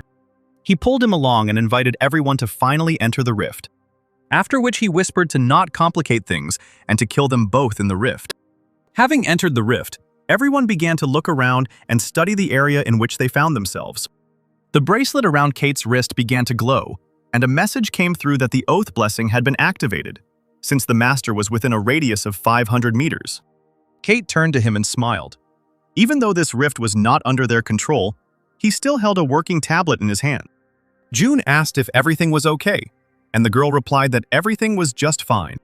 He came closer to her and acted strangely, as if he was uncomfortable. The thing was, it seemed to him that the girl was not listening to him attentively when he was talking about the merfolk.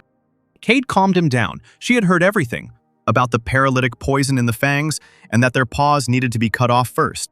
The girl asked him not to worry, because she was sure that she could handle it. The hunters stopped. They had been wandering along the rift for a long time, but had not encountered a single enemy.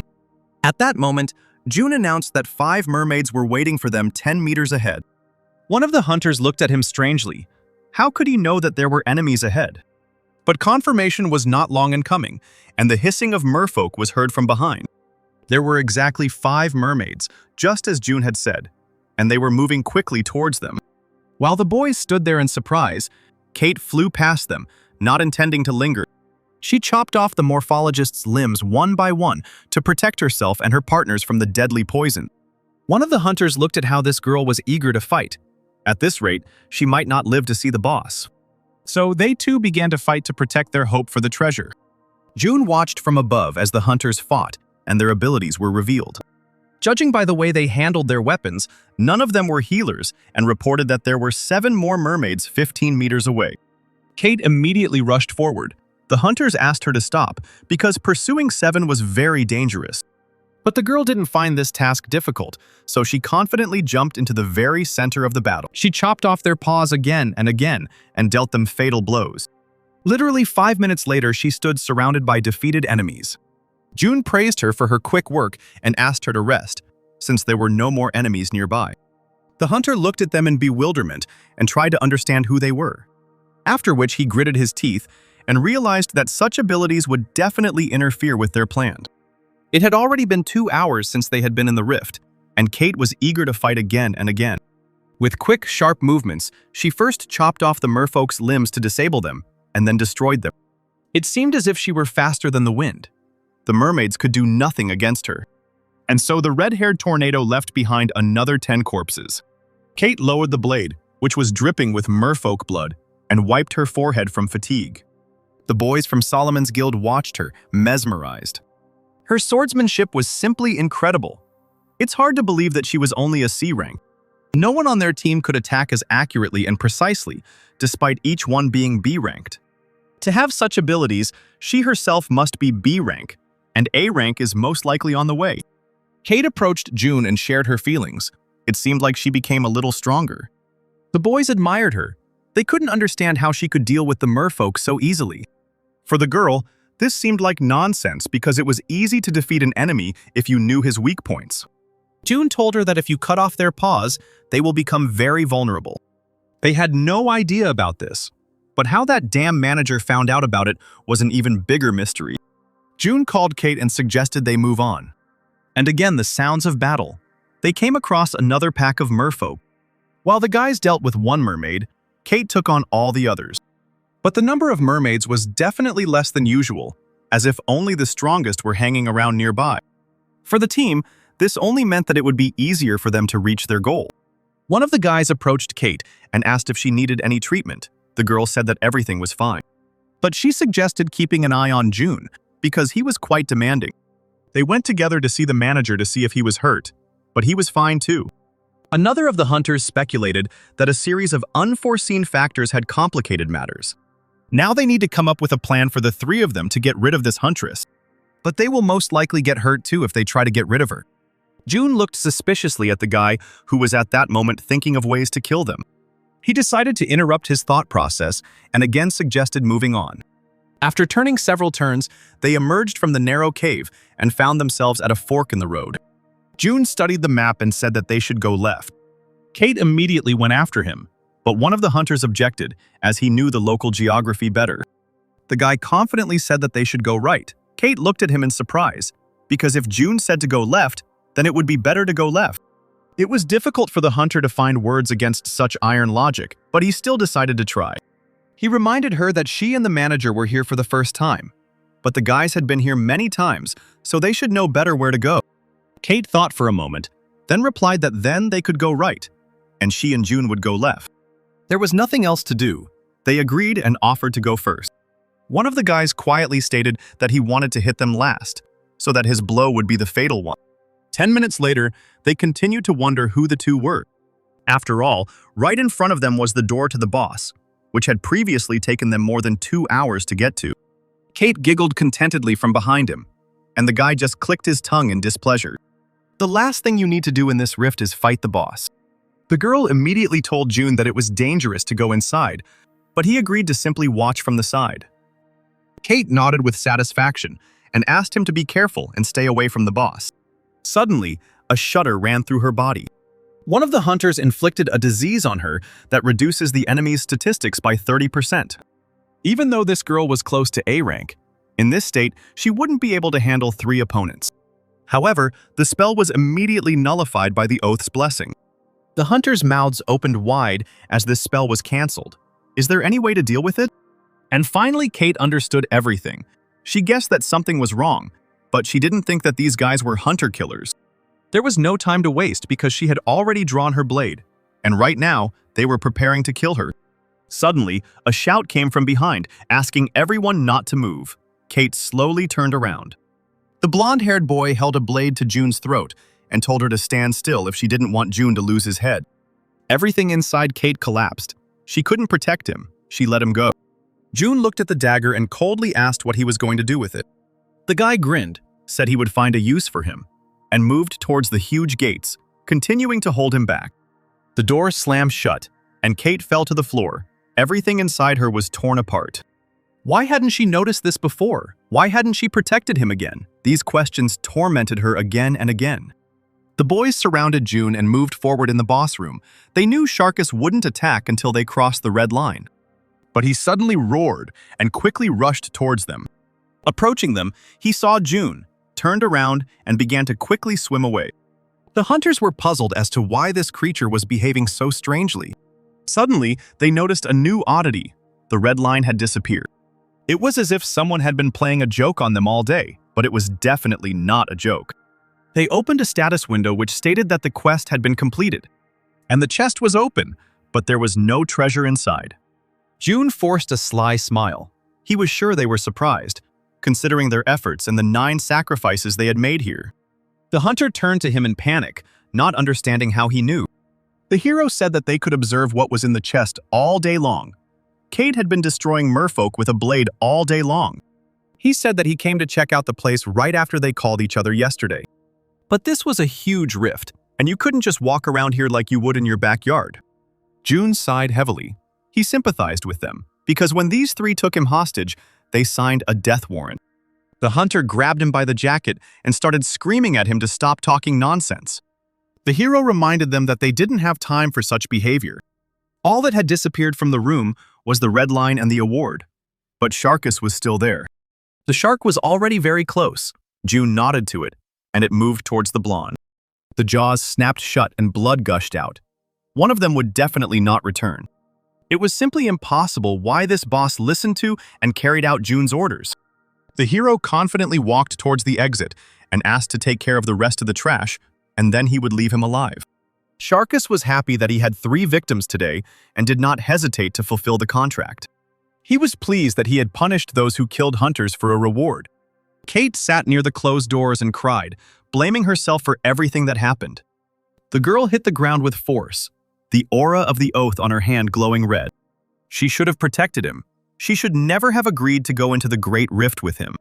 Her eyes filled with rage. Everything inside the cave vibrated. She was ready to kill them all. At this moment, June had already left the room with the boss and called her by name. The girl did not respond. He came closer and shook her shoulder. She looked unwell. Kate couldn't believe her eyes. She threw herself into his arms and burst into tears.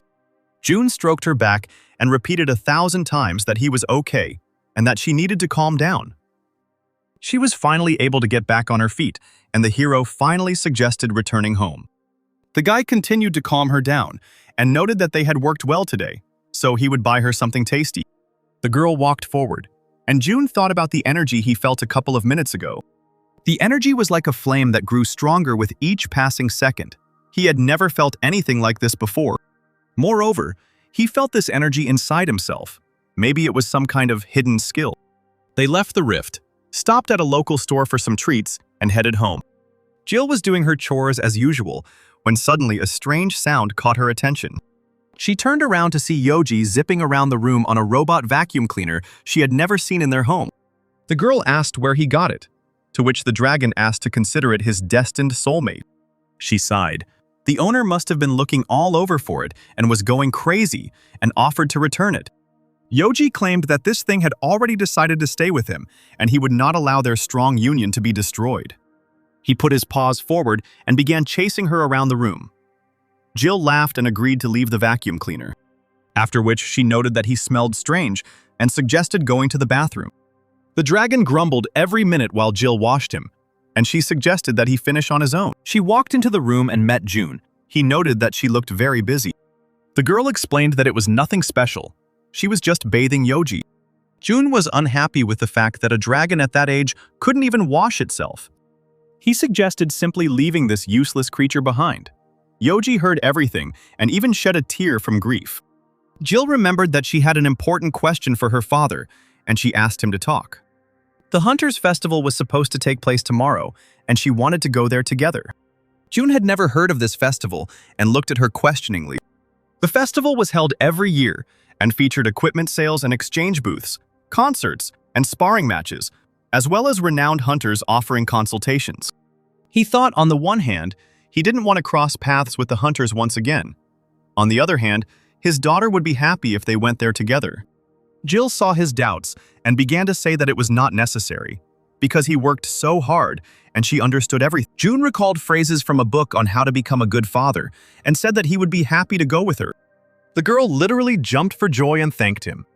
At that moment, a completely wet Yoji ran into the room. He also wanted to go, because he had been collecting coins for a long time to participate in the festival. June was furious because with one action, the creature had destroyed the cleaning that Jill had done. The next day, they went to the convention center where the hunting festival was taking place. The event was truly huge, and an incredible number of people came to the center. Yoji, who was sitting on Jill's neck, was whining that he could walk on his own. But the girl refused to let him go, because in such a crowd he could easily be trampled. Besides, she knew that he wanted to run away quickly and buy some food. All this time he's just waiting for the right moment, because that's how he got the robot vacuum cleaner.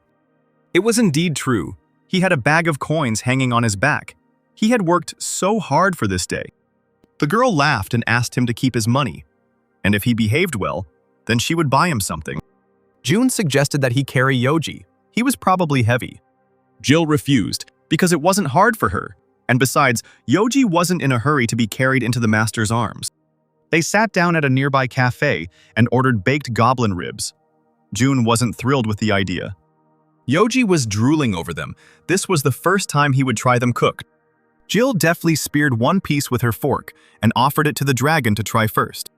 It was incredibly delicious. He couldn't even imagine that if you first roast a goblin and only then eat it, you could discover such a combination of flavors. The girl suggested that June try it too, and he was already pulling out a rib for her. Suddenly, a vicious little dog barked next to them. It looked angrier than all the bosses June had ever met. They watched the animal silently as it tried to scare them. Yoji clenched his fist and yelled at the dog to get away from them.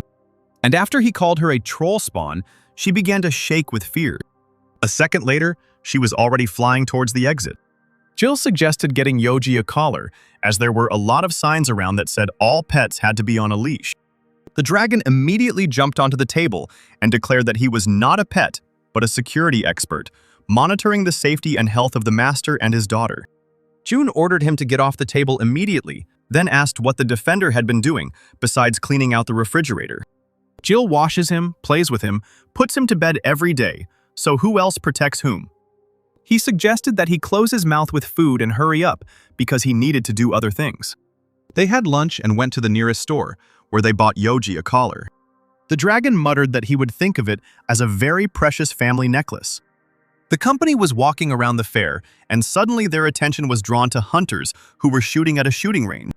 The hunter took aim with the mana pistol and fired at the target, but the mana suddenly flew upward. The owner noticed the new customers, approached Jill, and asked if they would like to try it. The girl tensed up. She really wanted to try, but she didn't have the money for it. Yoji was already pulling out his bag. The entertainment cost 100,000 won, and to take the main prize, you had to knock out 10 targets. It was too expensive to take the risk, but the owner tried to stop them, because the main prize was an elf ring worth 8 million won. The man was distracted by the shooter. The guy knocked out 3 targets, and for this, he will receive a buffalo potion. The guy was breathing heavily.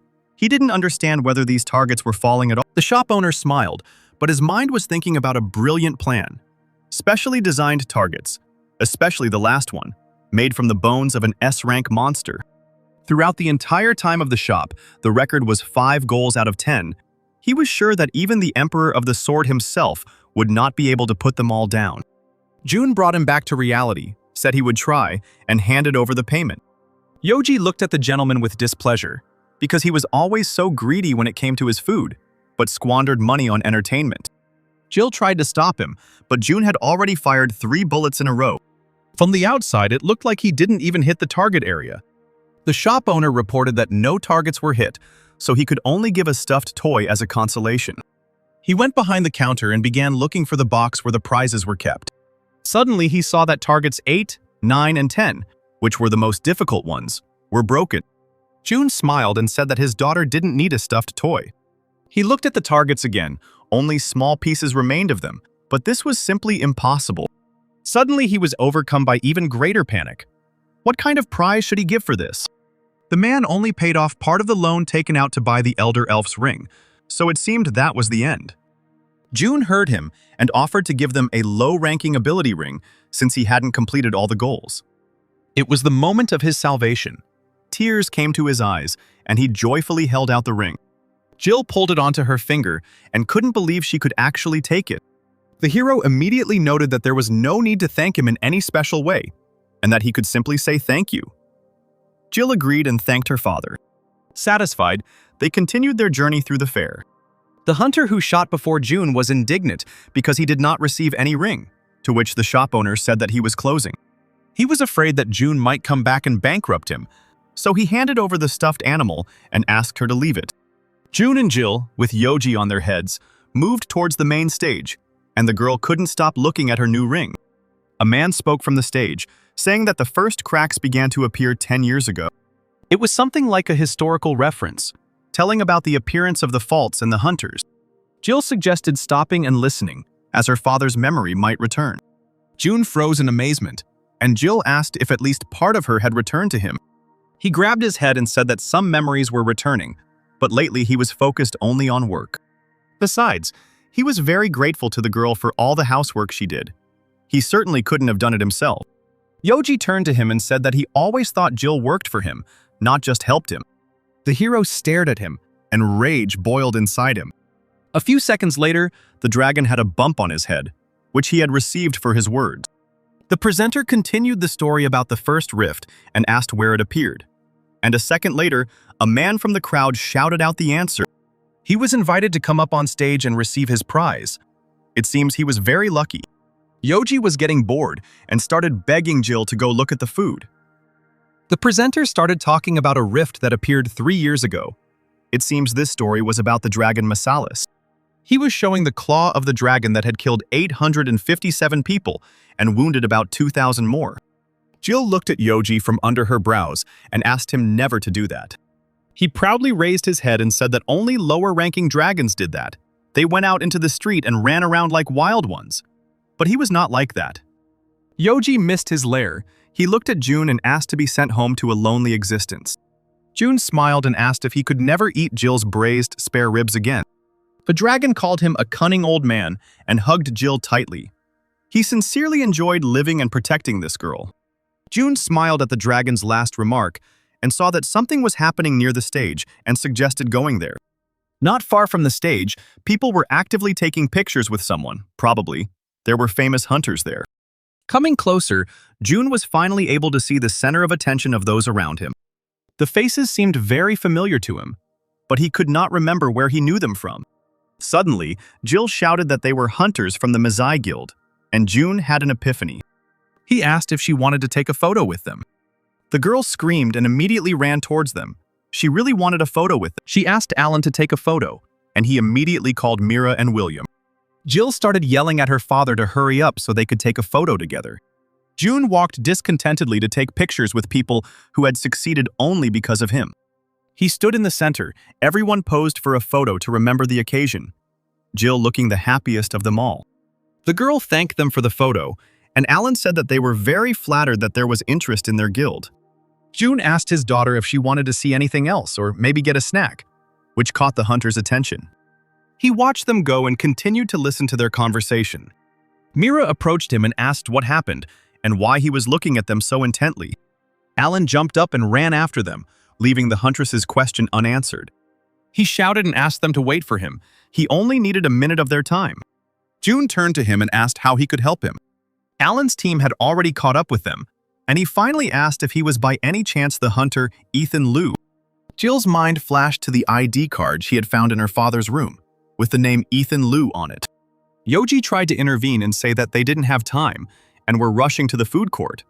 But Jill covered his mouth with her hand. Jill turned to June and asked if everything was okay. He told Alan that he was mistaken and that Ethan Liu was not him. The hunter bowed his head and apologized. Apparently, he had made a mistake after all. The hero didn't see anything wrong with this. It happens to everyone, and they went on about their business. It was definitely the same hunter who saved them in the rift. He was wearing a mask and wanted to hide his identity, so now he didn't confess.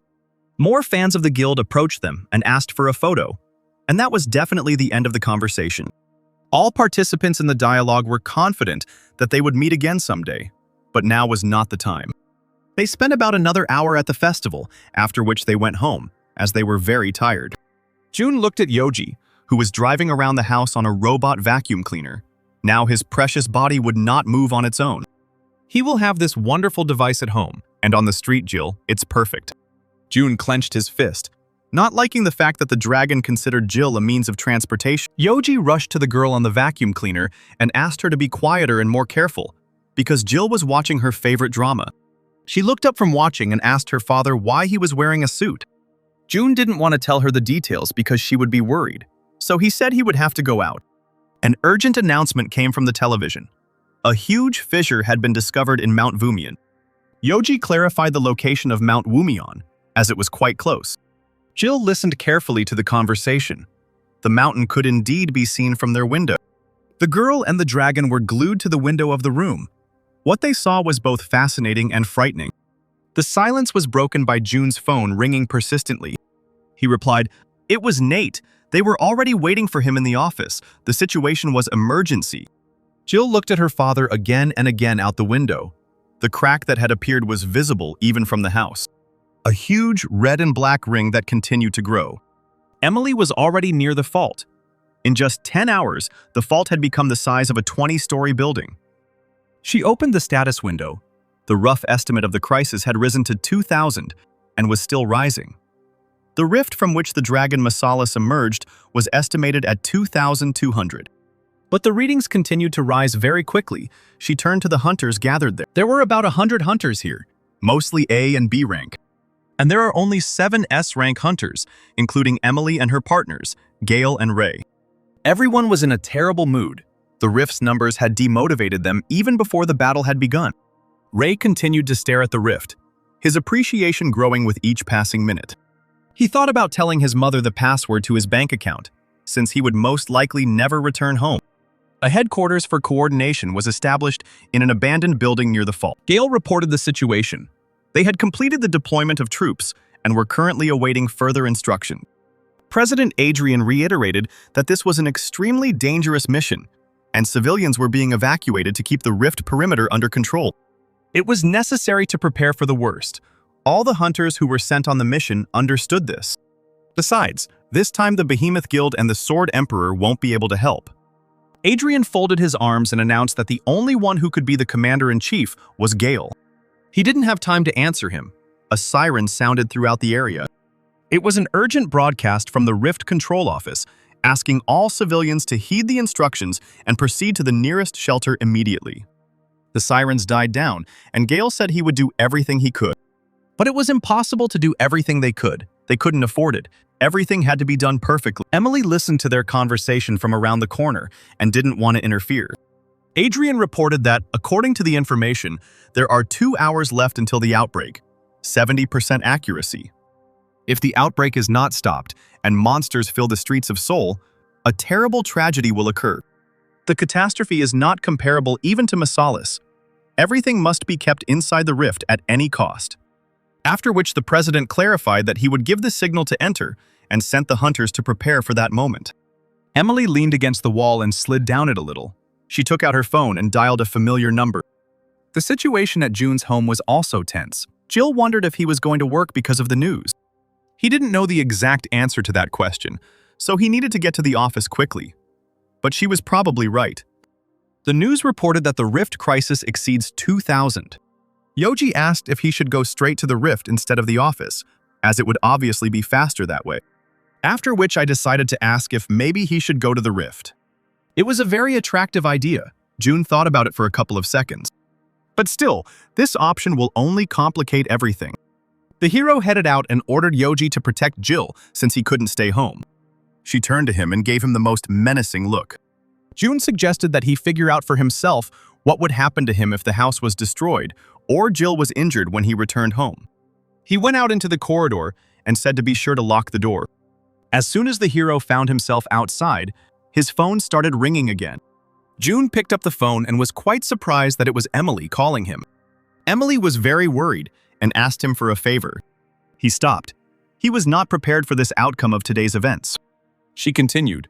He probably already knew about the rift on Mount Wumian. The monsters are expected to emerge from the rift within 2 hours, and the hunters plan to enter and stem the tide. Typically, the team commander-in-chief for S-rank rifts is Jonathan. But right now, he and the Behemoth Guild are exploring another rift, and it will take him 3 weeks to return. By order of President Adrian, Gale received the position of commander of this expedition. They had only 11 teams and 7 leaders, S-rank hunters. If everyone focused on the mission, it would be possible to clear the rift. But after these words, Emily hesitated. All the hunters are depressed and expect more problems than even Masalis had. And finally, she told him what she wanted to ask of him. June needed time to think. He hung up and sat down on the nearest bench. After sitting there for about 10 minutes, he was finally ready to move on and make a difficult decision. He exhaled heavily, as if gathering courage, called Nate, and said that he would not be able to come to work. The colleague replied that he understood him and would pass everything on to the boss. June found it strange that he didn't ask any questions, so he added that as soon as he finished his business, he would come to the office. Emily's words echoed in her head. She understood that he had reasons for hiding his true powers, but she was asking only one favor. She wanted June to be the commander-in-chief in this battle to protect her comrades. At this moment, everyone at headquarters was terribly tense. Gale stood against the wall. His head was splitting. Was he really going to be the commander of a huge army? And when he gave an order, would they listen to him? Emily interrupted his thoughts and pointed out the fact that the president had made him commander-in-chief. But despite Adrian's orders, she wants to ask someone else to become their commander. He couldn't believe it, because right now his colleague was asking him to let the upstart June boss them around. She lowered her head and said that it was not a joke. Gale asked if she really thought the other hunters would agree to this. But the huntress knew they wouldn't agree, so the two of them had to stick to the same legend. They needed to tell everyone that this was the president's order. Then no one would be able to disobey. He became furious and started screaming. He didn't understand what was happening to her and why she was making such decisions. It seemed as if steam was pouring out of his ears from anger. At that moment, June said hello. Emily rushed to him. He really came. She was grateful to him for that. Gale also headed towards him and asked for clarification on something. Why does he think he can take the place of commander-in-chief in such a complex rift? June replied that if his help was not needed, then he could leave, because they were waiting for him at work at the mayor's office. Emily stepped in front of June and started yelling at Gale. With each passing second, the hunter believed more and more that he was dreaming than that this was reality. June clarified when it was possible to go into the rift. This could only be done after the director's order. This is expected to happen within the next couple of hours, as we need to get in there before the outbreak. Suddenly, a male voice came from the entrance, asking who this man was. It was Ray, who stared at June and reminded him that this place was off-limits to civilians.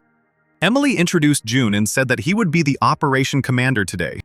And now the debate about his candidacy has begun again. Ray shouted that they were short of S-rank hunters and were inviting some government official to a command position. Emily said that it was Adrian's order and there was nothing they could do about it. Gale leaned on the table and said that he too was curious why the order had been given, but it had already been given. Emily smiled discreetly as Gale agreed with her plan.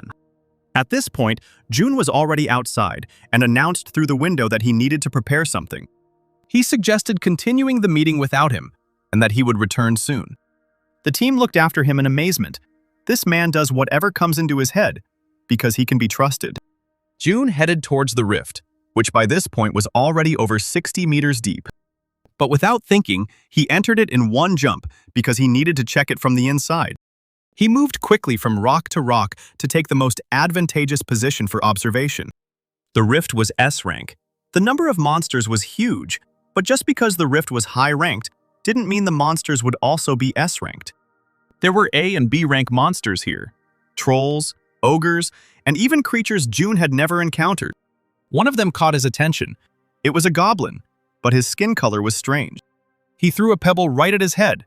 This goblin looked stupider than usual. The creature began to quickly turn its head and spin in place to find its offender. And finally, he raised his head and pointed a finger towards June. The goblin scratched at the huge rock, trying to climb it, but it was impossible. The goblin's body began to swell strangely, as if it were being filled with liquid from the inside. And a couple of seconds later, there was a powerful explosion. June managed to quickly group himself and jump to the next rock. A deep crater remained where the goblin had stood. So, the source of this explosion was the goblin himself. June noted this feature of the rift. He went further along the fault. He needed to check the next section. Next, huge ogres were waiting for him. One of them noticed him and tried to kill him with powerful blows. The ogre didn't pose much of a threat, and the hunters would deal with him quickly, so June moved on, which surprised the monster. And while he lost sight of him, it was necessary to quickly move on to the next section.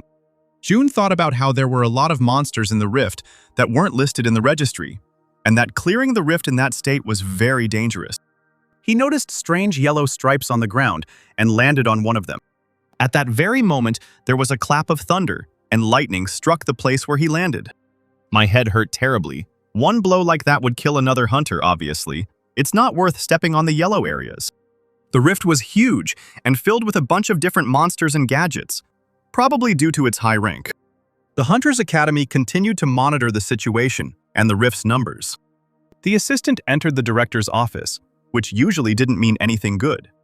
But this time the guy reported that the level of the crisis was gradually decreasing, and the time of the outbreak had been pushed back by 15 minutes. Adrian looked questioningly at his assistant. He didn't understand why this was happening. There were only two options that could lead to this. Either the rift dissipates on its own, or the number of monsters inside decreases. But if the rift were to dissipate on its own, the numbers would decrease much faster. The president proposed to continue with the plan. But seeing his colleagues look, he clarified what was wrong.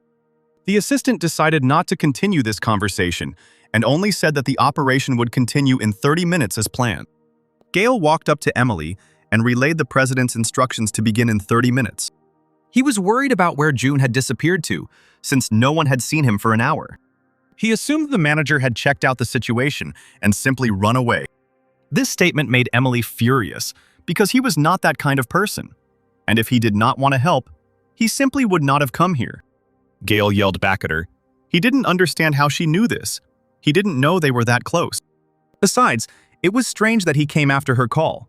June appeared behind him and said that he had not run away anywhere. The hunter froze. He could not understand why he did not feel his presence. June handed Emily some papers and asked her to be sure to distribute them to the leaders of each group. Gale kept thinking he had been ranked 7th among the best hunters for over 8 years. So why couldn't he sense his presence? Maybe it was because of stress.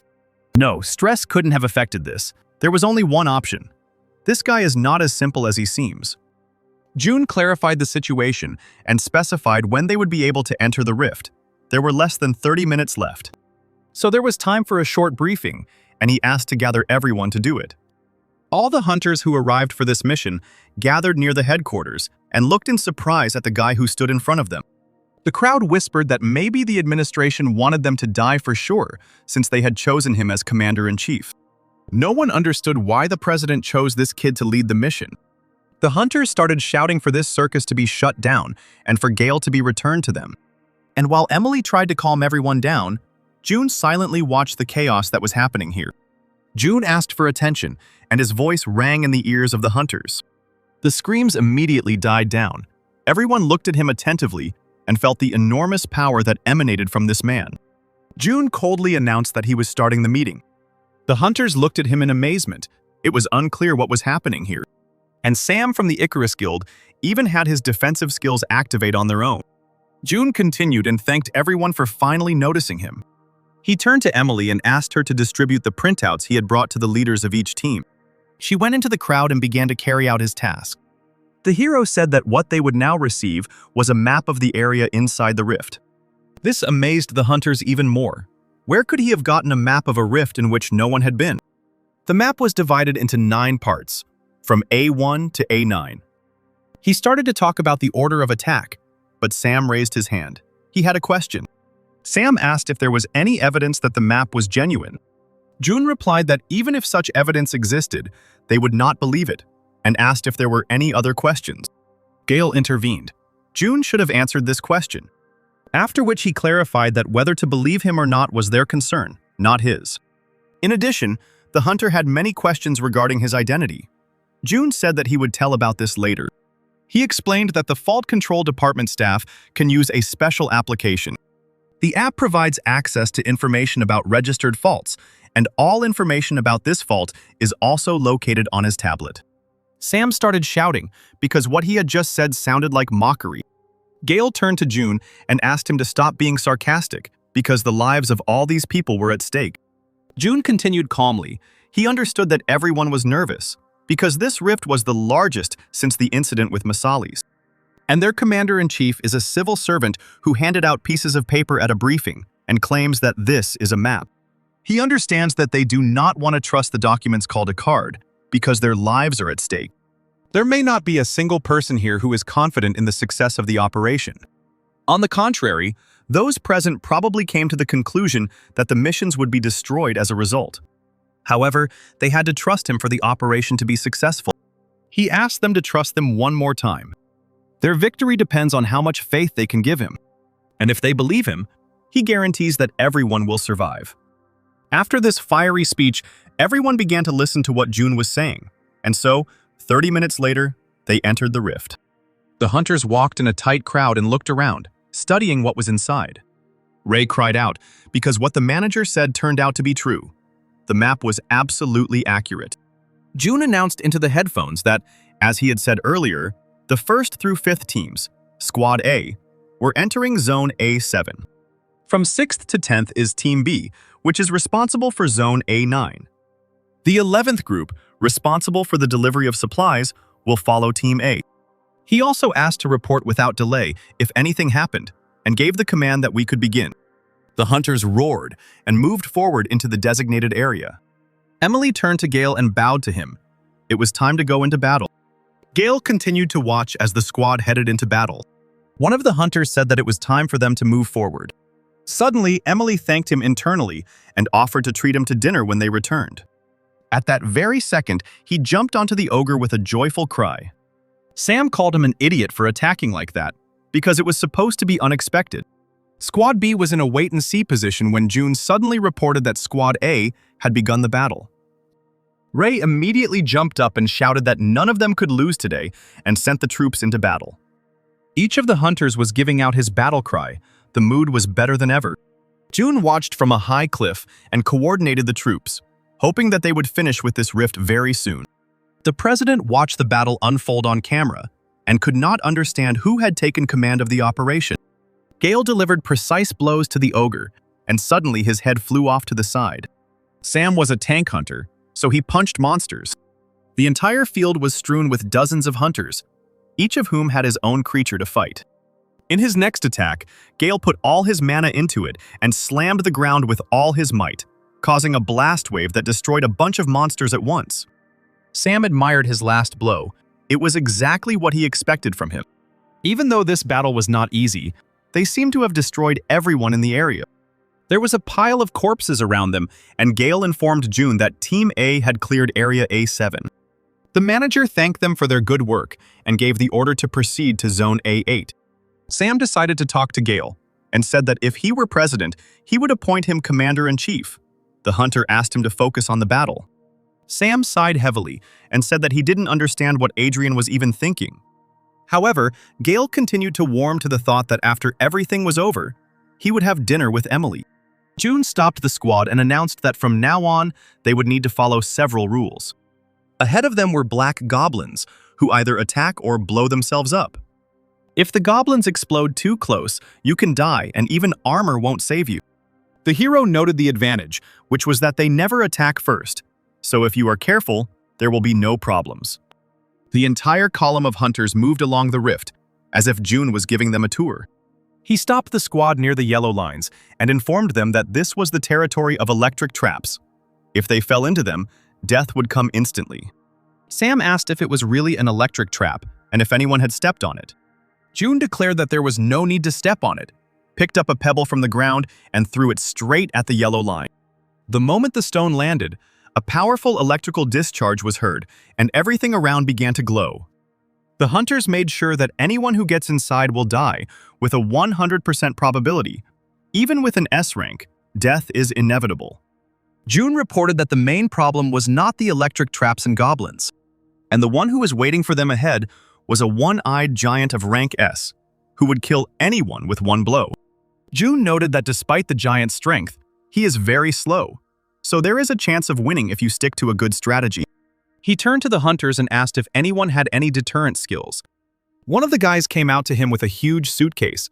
This is certainly not a skill, but a deterrent pistol. The gun fired a net that would hold back the giant for a while.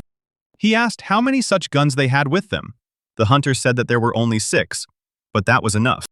The hunters, led by June, stood right behind the huge giant. And so, the hunt for him began. Group A must attack from the front.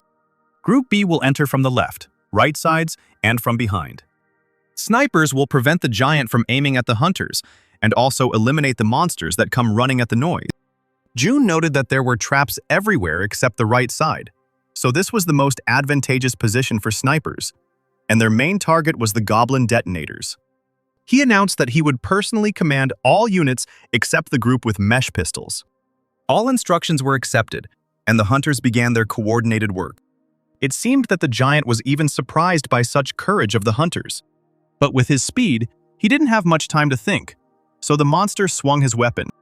The snipers also got to work, and while there were no other enemies nearby, they also fired at the one-eyed man. Dozens of blows flew at the giant.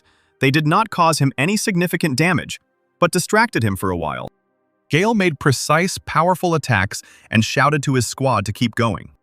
The monster received another wave of blows, but it was difficult for him to respond, as the blows came from different sides. Sam flew straight at the giant and delivered a flurry of fist punches. This seemed to anger the monster even more, and he turned his eyes to Sam. He chuckled nervously, asked his opponent if he had overdone it, and waved his hand. The monster waved his hand, and Sam flew into the air. The squad with net guns took advantage of the opportunity and fired nets towards the monster. The nets flew right on target. They entangled his legs and wrapped them tightly. Gale shouted that they had succeeded. They had been able to block the giant's movement. He gritted his teeth, which meant that the moment had come to deliver the main blow.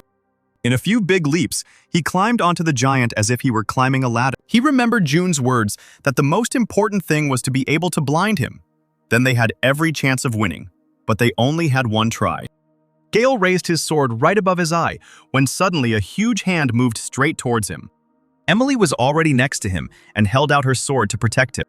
At that moment, the snipers fired a shell into the giant's hand, and Emily was forced to leave the huge body. Gale grinned. This was his chance, and he raised his sword again. He plunged the blade into the giant's eye. Blood gushed out like a fountain, and the monster roared in pain. Sam turned around, hearing strange sounds behind him. They were the dark, explosive goblins, who had come running towards the noise, just as June had expected. The snipers reported over the radio that there were too many goblins, and they couldn't handle them. June took note of this and gave the order to all 11 groups at once. He ordered to shoot to kill and not to spare ammunition, and the hunters immediately began to obey. Hundreds of projectiles flew at the explosive dark goblins. The goblins began to explode, hoping to damage the shooters, but they were too far away, and the entire field was illuminated by explosions. The forces were running out. The battle lasted about an hour, but there were no casualties among the hunters. Gale thanked June for his excellent leadership, but they all needed a break. But they didn't have that time. June ordered everyone to concentrate. They needed to kill the last monster. June said that they needed to pull themselves together and find strength in themselves, because the main boss was already approaching and pointed ahead. The hunters looked high into the sky, their faces quickly filling with horror. It seems that this level will be impossible to pass. None of them have seen such strong and huge opponents. June was focused, trying to find this enemy's weak points to figure out how to fight him. Ahead was a control line, and behind it stood a giant, about 300 meters tall. This was the Titan Marinuk. Instead of hair, flames blazed on his head, and his eyes glowed bright red. He looked at the crowd of bugs that had not yet started fighting him and waited. The status window stated that only 5 people could enter the boss area, and those who did not enter the boss area would be expelled from the level. If Marinuk is not defeated within an hour, his army will follow those who remain.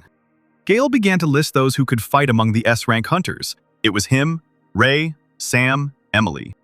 But June didn't let him finish the 5th name and said that he would go with them. He once again listed the names of those whom Gale had named and asked them to begin preparing for battle. Tired but not broken, Emily accepted his order with a smile. Gale looked at the mysterious June and asked if he had any plan. The hero simply walked forward and noted that the entrance to the boss was behind the yellow line. The hunters followed him and also crossed the yellow line. The team was chosen. Nothing could be changed. At that moment, all the other hunters seemed to evaporate and disappear from the rift.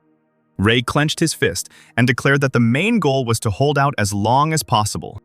Sam tried to continue joking and said that he thought that they had already won, and now the main warriors of this battle would be served a table, and the rest would be sent home. After which he turned to June and asked why he went with them, since he wasn't even a hunter. He replied that he couldn't find a way. Sam looked at him questioningly, trying to understand what way he was looking for. June continued his sentence and said that he could not find a way that would allow them to defeat the Titan without him. The thought flashed through Gale's mind that this strange man still thought there was a chance to win. To defeat someone who was 100 times bigger than them and loomed over them like the tallest high-rise building. Maranook began to awaken, which meant that the battle was beginning. Suddenly, the computer reported that Maranook's abilities were being restored. The players were frozen, and the use of skills was impossible. Sam started to cry. It wasn't fair. They couldn't even move, and Maranook would kill them. At that moment, the Titan raised his axe in the air and aimed at a pile of ants on the ground. A huge blade rushed towards them at the speed of light. Emily closed her eyes. Right now, there would be a blow, and they would die. But after a couple of seconds, she realized that the blow never came, and opened her eyes.